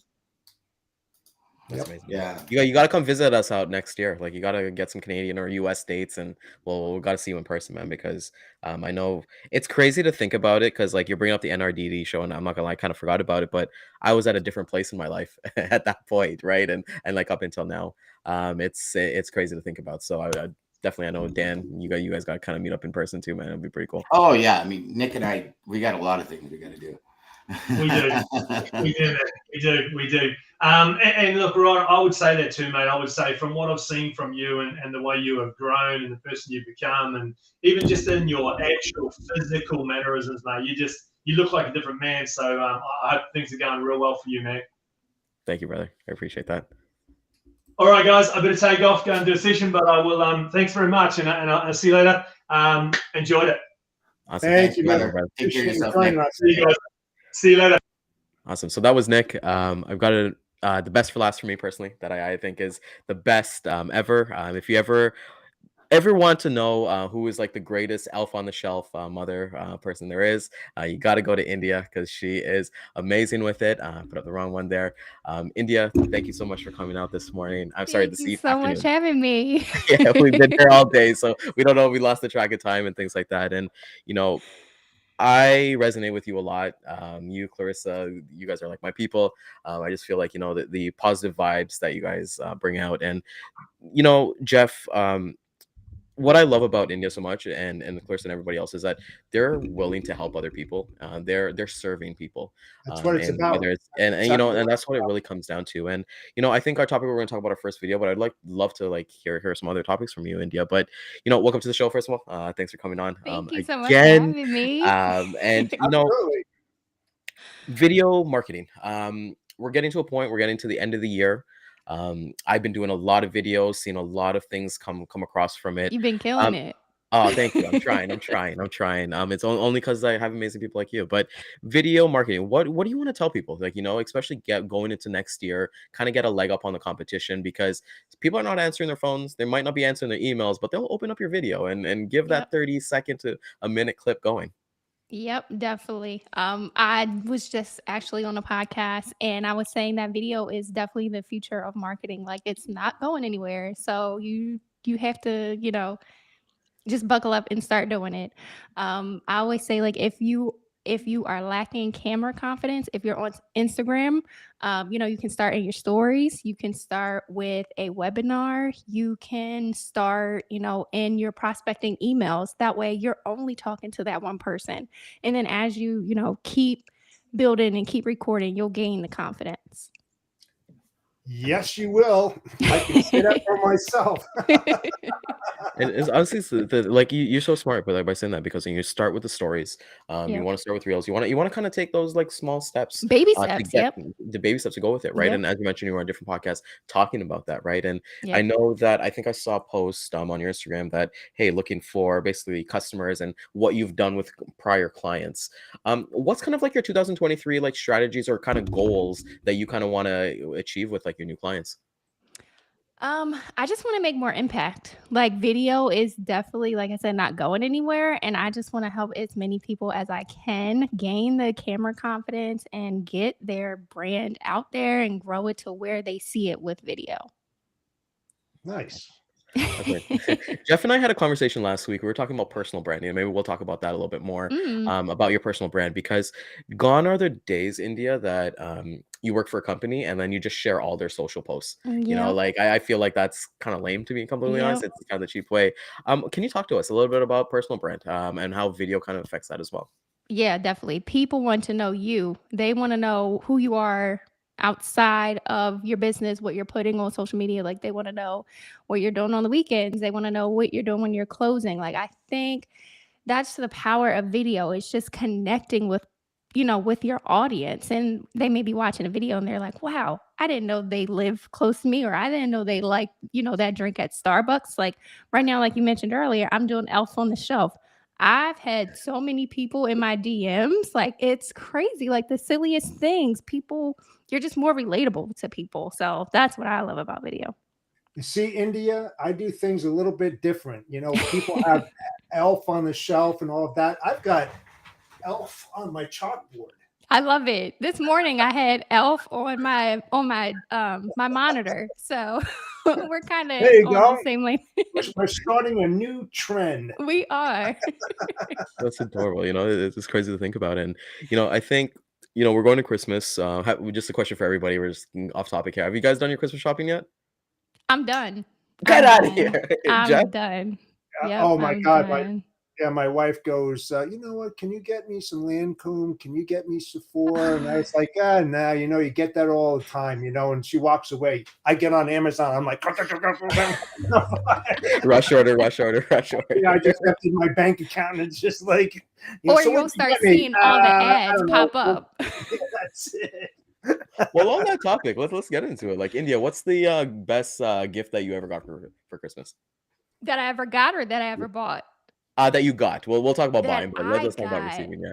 Gosh, that was good. Beyonce concert tickets. That was the best. I almost cried. Wow, that's Yeah, because you know they're pretty pricey. So I'm like, oh my gosh, I don't even want to think about how much you spent on these tickets. But yeah, that was probably the best one. That's awesome. What about you, Jeff? Wow. He's gonna talk about like something in like the 60s or something like that. No. Actually, because I do have a heart and it has nothing to do with materialistic things, but spending my mom's last Christmas with her. Yep. I'm going for the tear. I love that. You know, and you know, you relate that back to it, right? And we all got our cell phones these days, and coming back to video marketing itself, it's like, you know, you have those memories. If like even my dog passed, and like Jeff's talking about spending last time, there's those pictures and videos that live forever, right? Every single Christmas, I make a family video, and I send it to all my family. Oh. And they're like, on December 27th, if I don't send it out, did you do your video this year? What did the girls get? And they're like, oh my gosh, this looks so professional. I'm like, well, that is what I do for a living. It should be pretty good. So I want like, I know Jeff, he doesn't do videos. I want him to get into videos, start doing them, because he has amazing message. So let's do a little role play here. Let's have some fun with it. Jeff, why don't you send videos? Would you like to send videos? And maybe India can kind of talk you through this. And let's see. Let's put her to work. Oh God, you're putting me in the hot seat. Yeah, I would.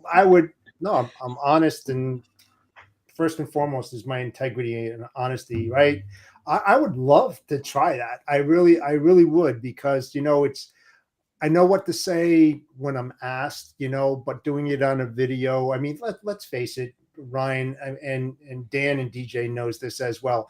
I wasn't the kind of guy to jump on a podcast. You know, I felt so uncomfortable in all of this, you know, and it's just like, you know what? It's just like me meeting you, India, right?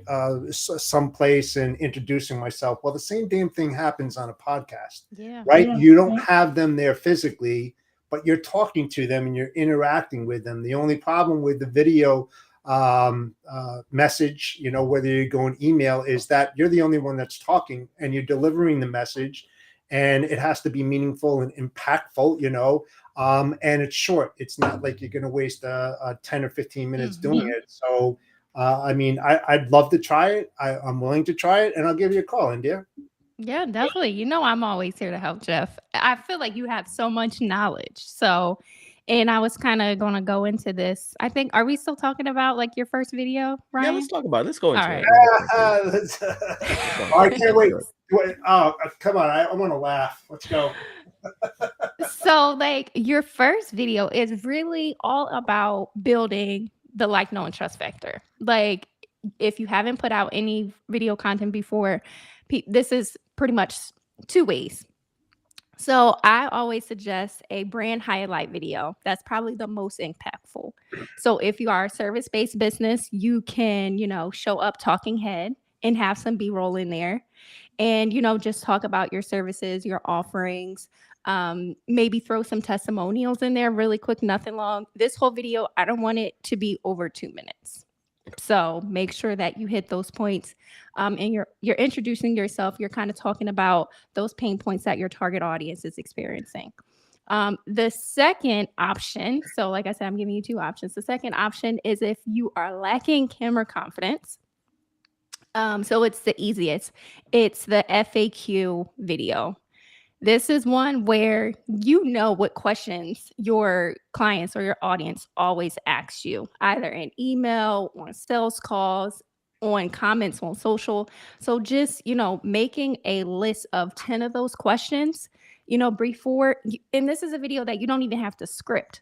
So, and the answers inside and out. So there's no, like showing up on camera, stuttering, worrying about, oh gosh, did I miss that one? Because you get it all the time. So those are two options that I would give you if you're just starting out with video. Let me ask you this. Yep. Should it be business-like or should it be comedic? Just infuse your personality into it. That's what I say. Yep. Oh, so I'm big. I'm going to have a lot of fun with this one.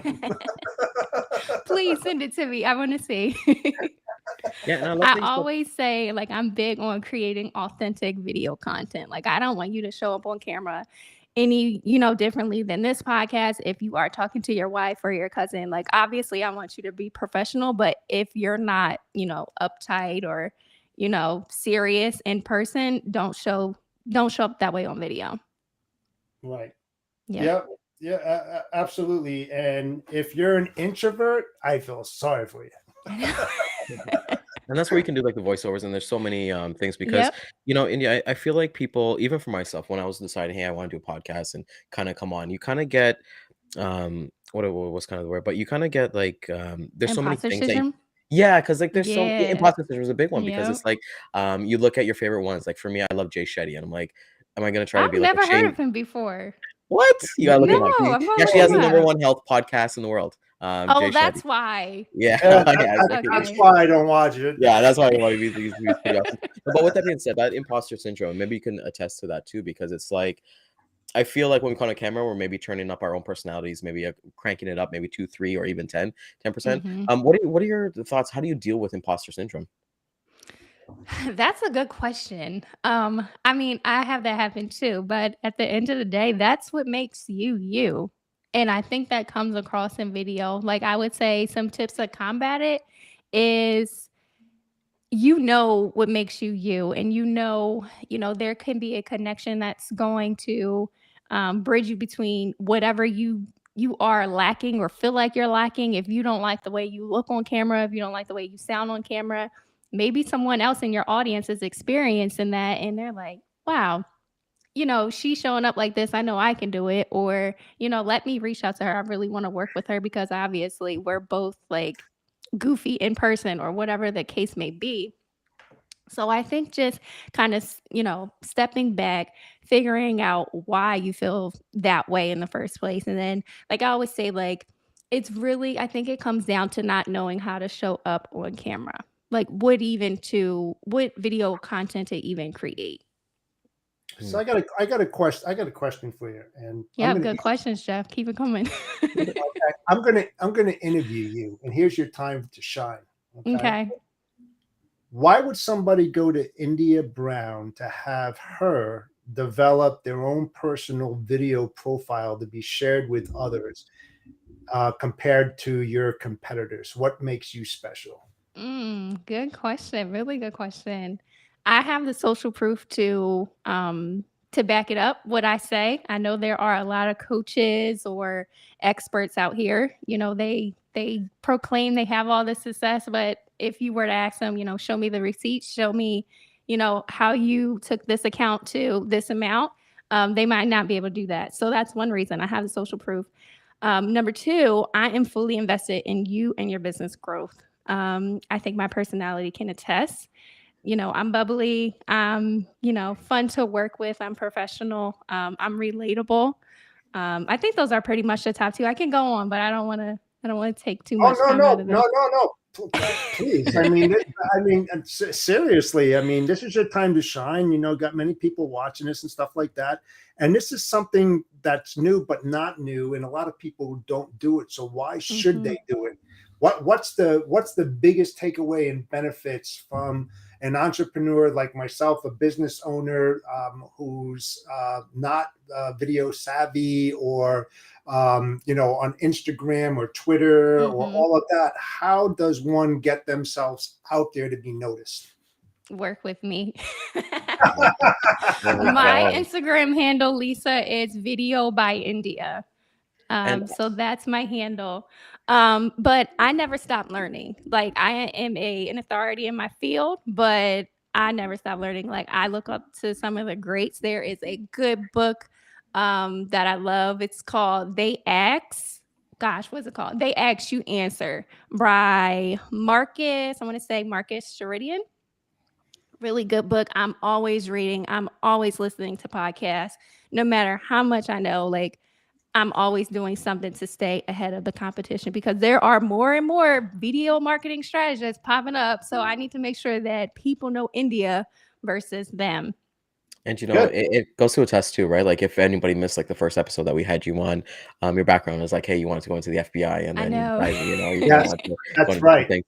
So it's You really guys made important. me put out a whole podcast episode on my podcast. So if you are Oh, you did? interested in learning about my entrepreneurial journey, my podcast is Real, REEL, Mom Marketing. So yes.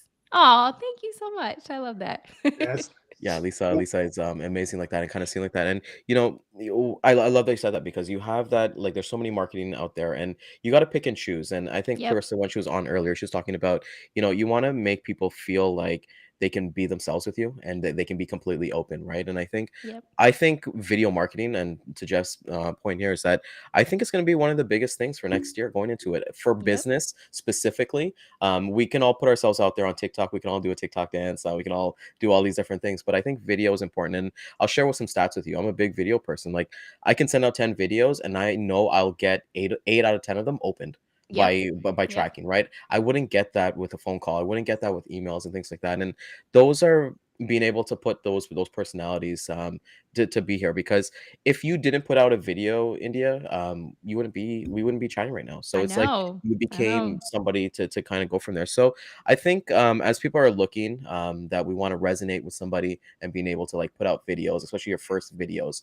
I want to talk about if you want to do videos, people get in the mindset of like, oh my god, gotta get lighting, I gotta get the best this, I gotta get this script, all this nonsense. But when it comes to editing, what's kind of like your recommendation for somebody brand new? They want to make something look that somewhat professional, not the most professional, but they don't want to just go on their iPhone, record, and just send it. What are kind of tips for like editing?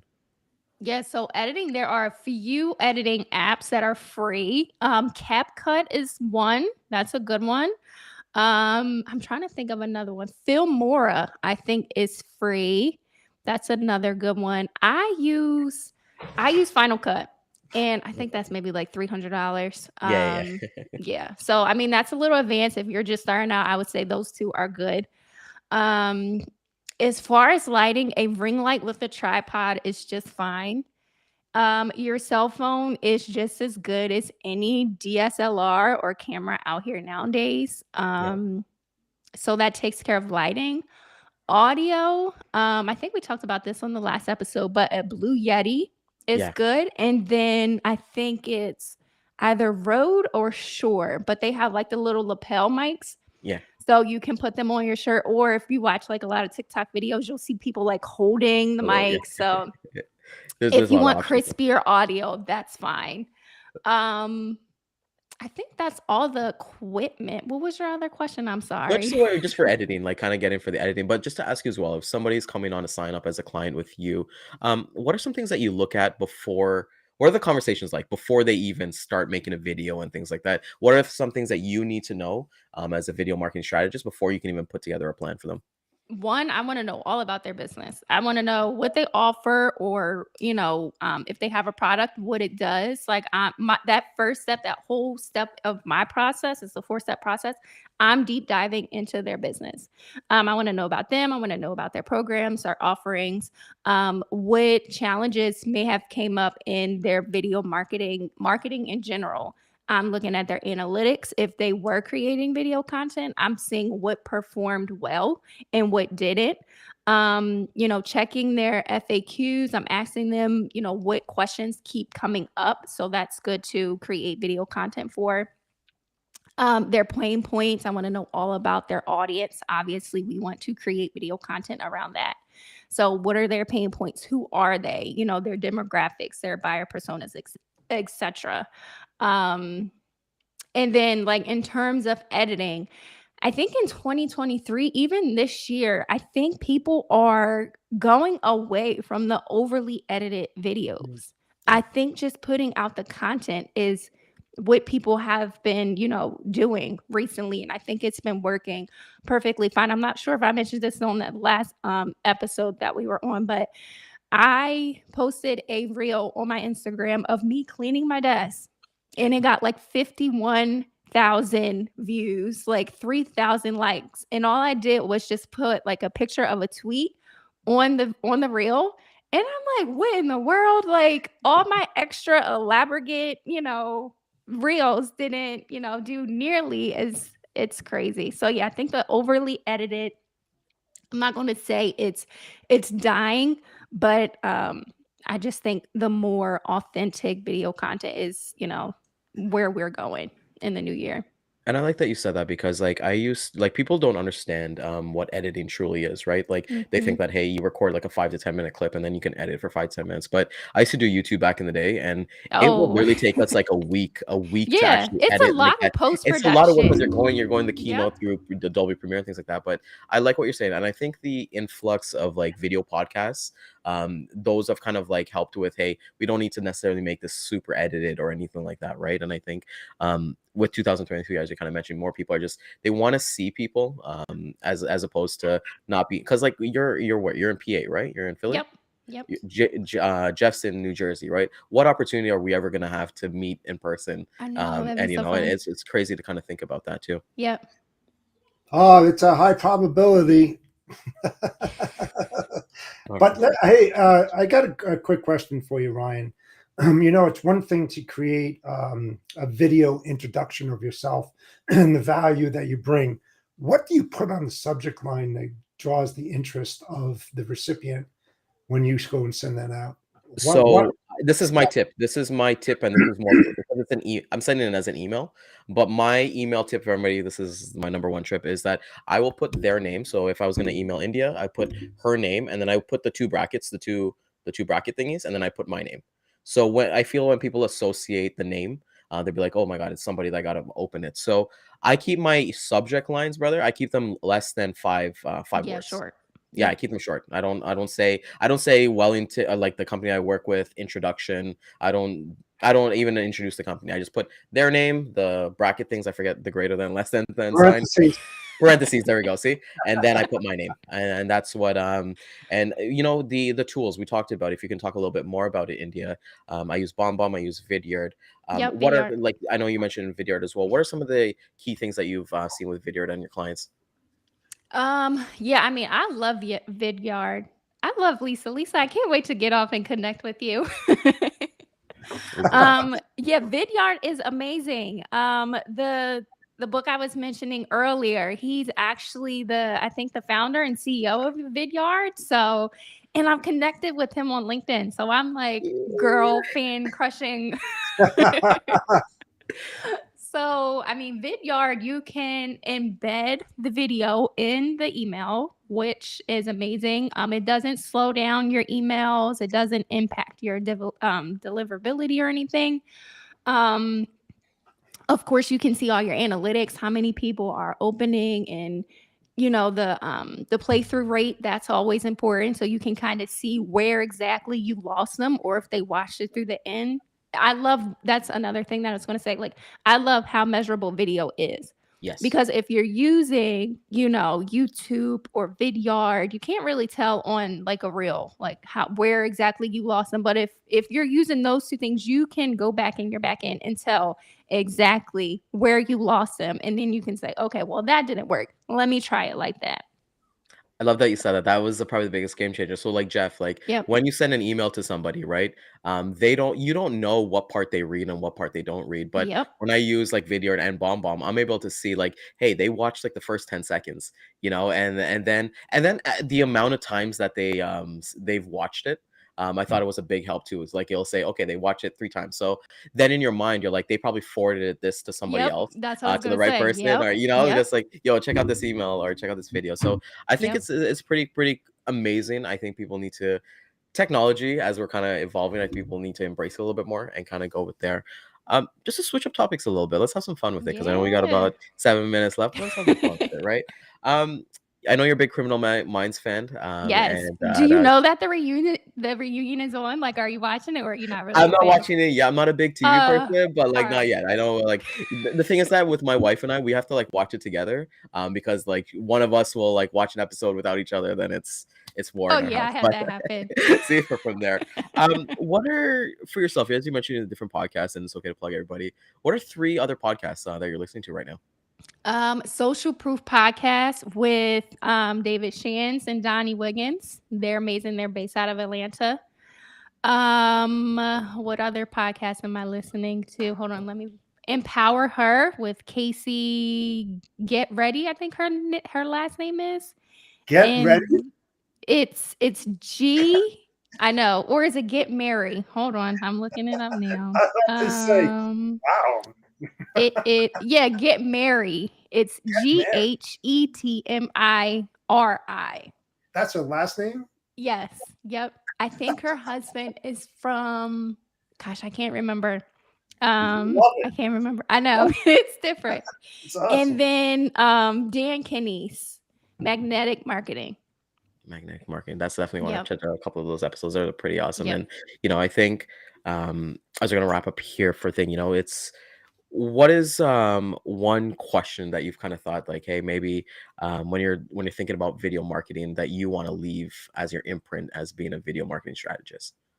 That's a good question. One question. Well, like rephrase it for me. Like what do you Okay, really yes. need? So my apologies. So I like, let's say it's maybe I shouldn't say question. Maybe it's one phrase. Like, what do you kind of want to be remembered as with working with your clients and people who are potentially coming to you as a consumer as well?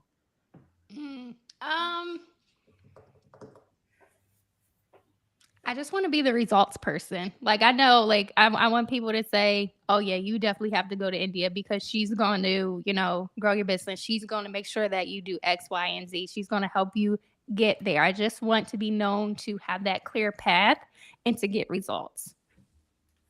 I think that'd be the phrase. Yeah. What's in store for 2023? Oh my gosh. So many goals. I would say my number one is launching my membership. I want to have more passive income. I want to work smarter, not harder for 2023, especially as we're winding down. I'm like pulled in every different direction. I don't want to be this way December 2023. So working smarter, not harder. So memberships and kind of not coaching. I don't like the word coaching. I consider myself more as a mentor. Mentorship. Yeah. Yes. Yep. Mentorship. I've been doing that since I was in college. I'm like, look at me. I didn't even know this was a thing back in the day. So, kind of getting back into that. So those are my 2 biggest things for 2023. Yep. Love that so much. So as we're kind of wrapping it up here, where can everybody plug everything? Where can everybody find you, and how can they get in contact with you? Definitely Instagram is my jam. My website, indiabrown.co. And then I also have a freebie on my website. So all that is linked in my, on my website, or if you're following me on Instagram, it's in my link in bio. All right. Well, I want to thank you so much for coming out. Thank you so much for having me. Oh, you're awesome. Thank you so much. Love to have you. You're going to come back again, right? Yes, definitely. Let me know. And let me know when you guys are ready to set a date for all of us to meet in person.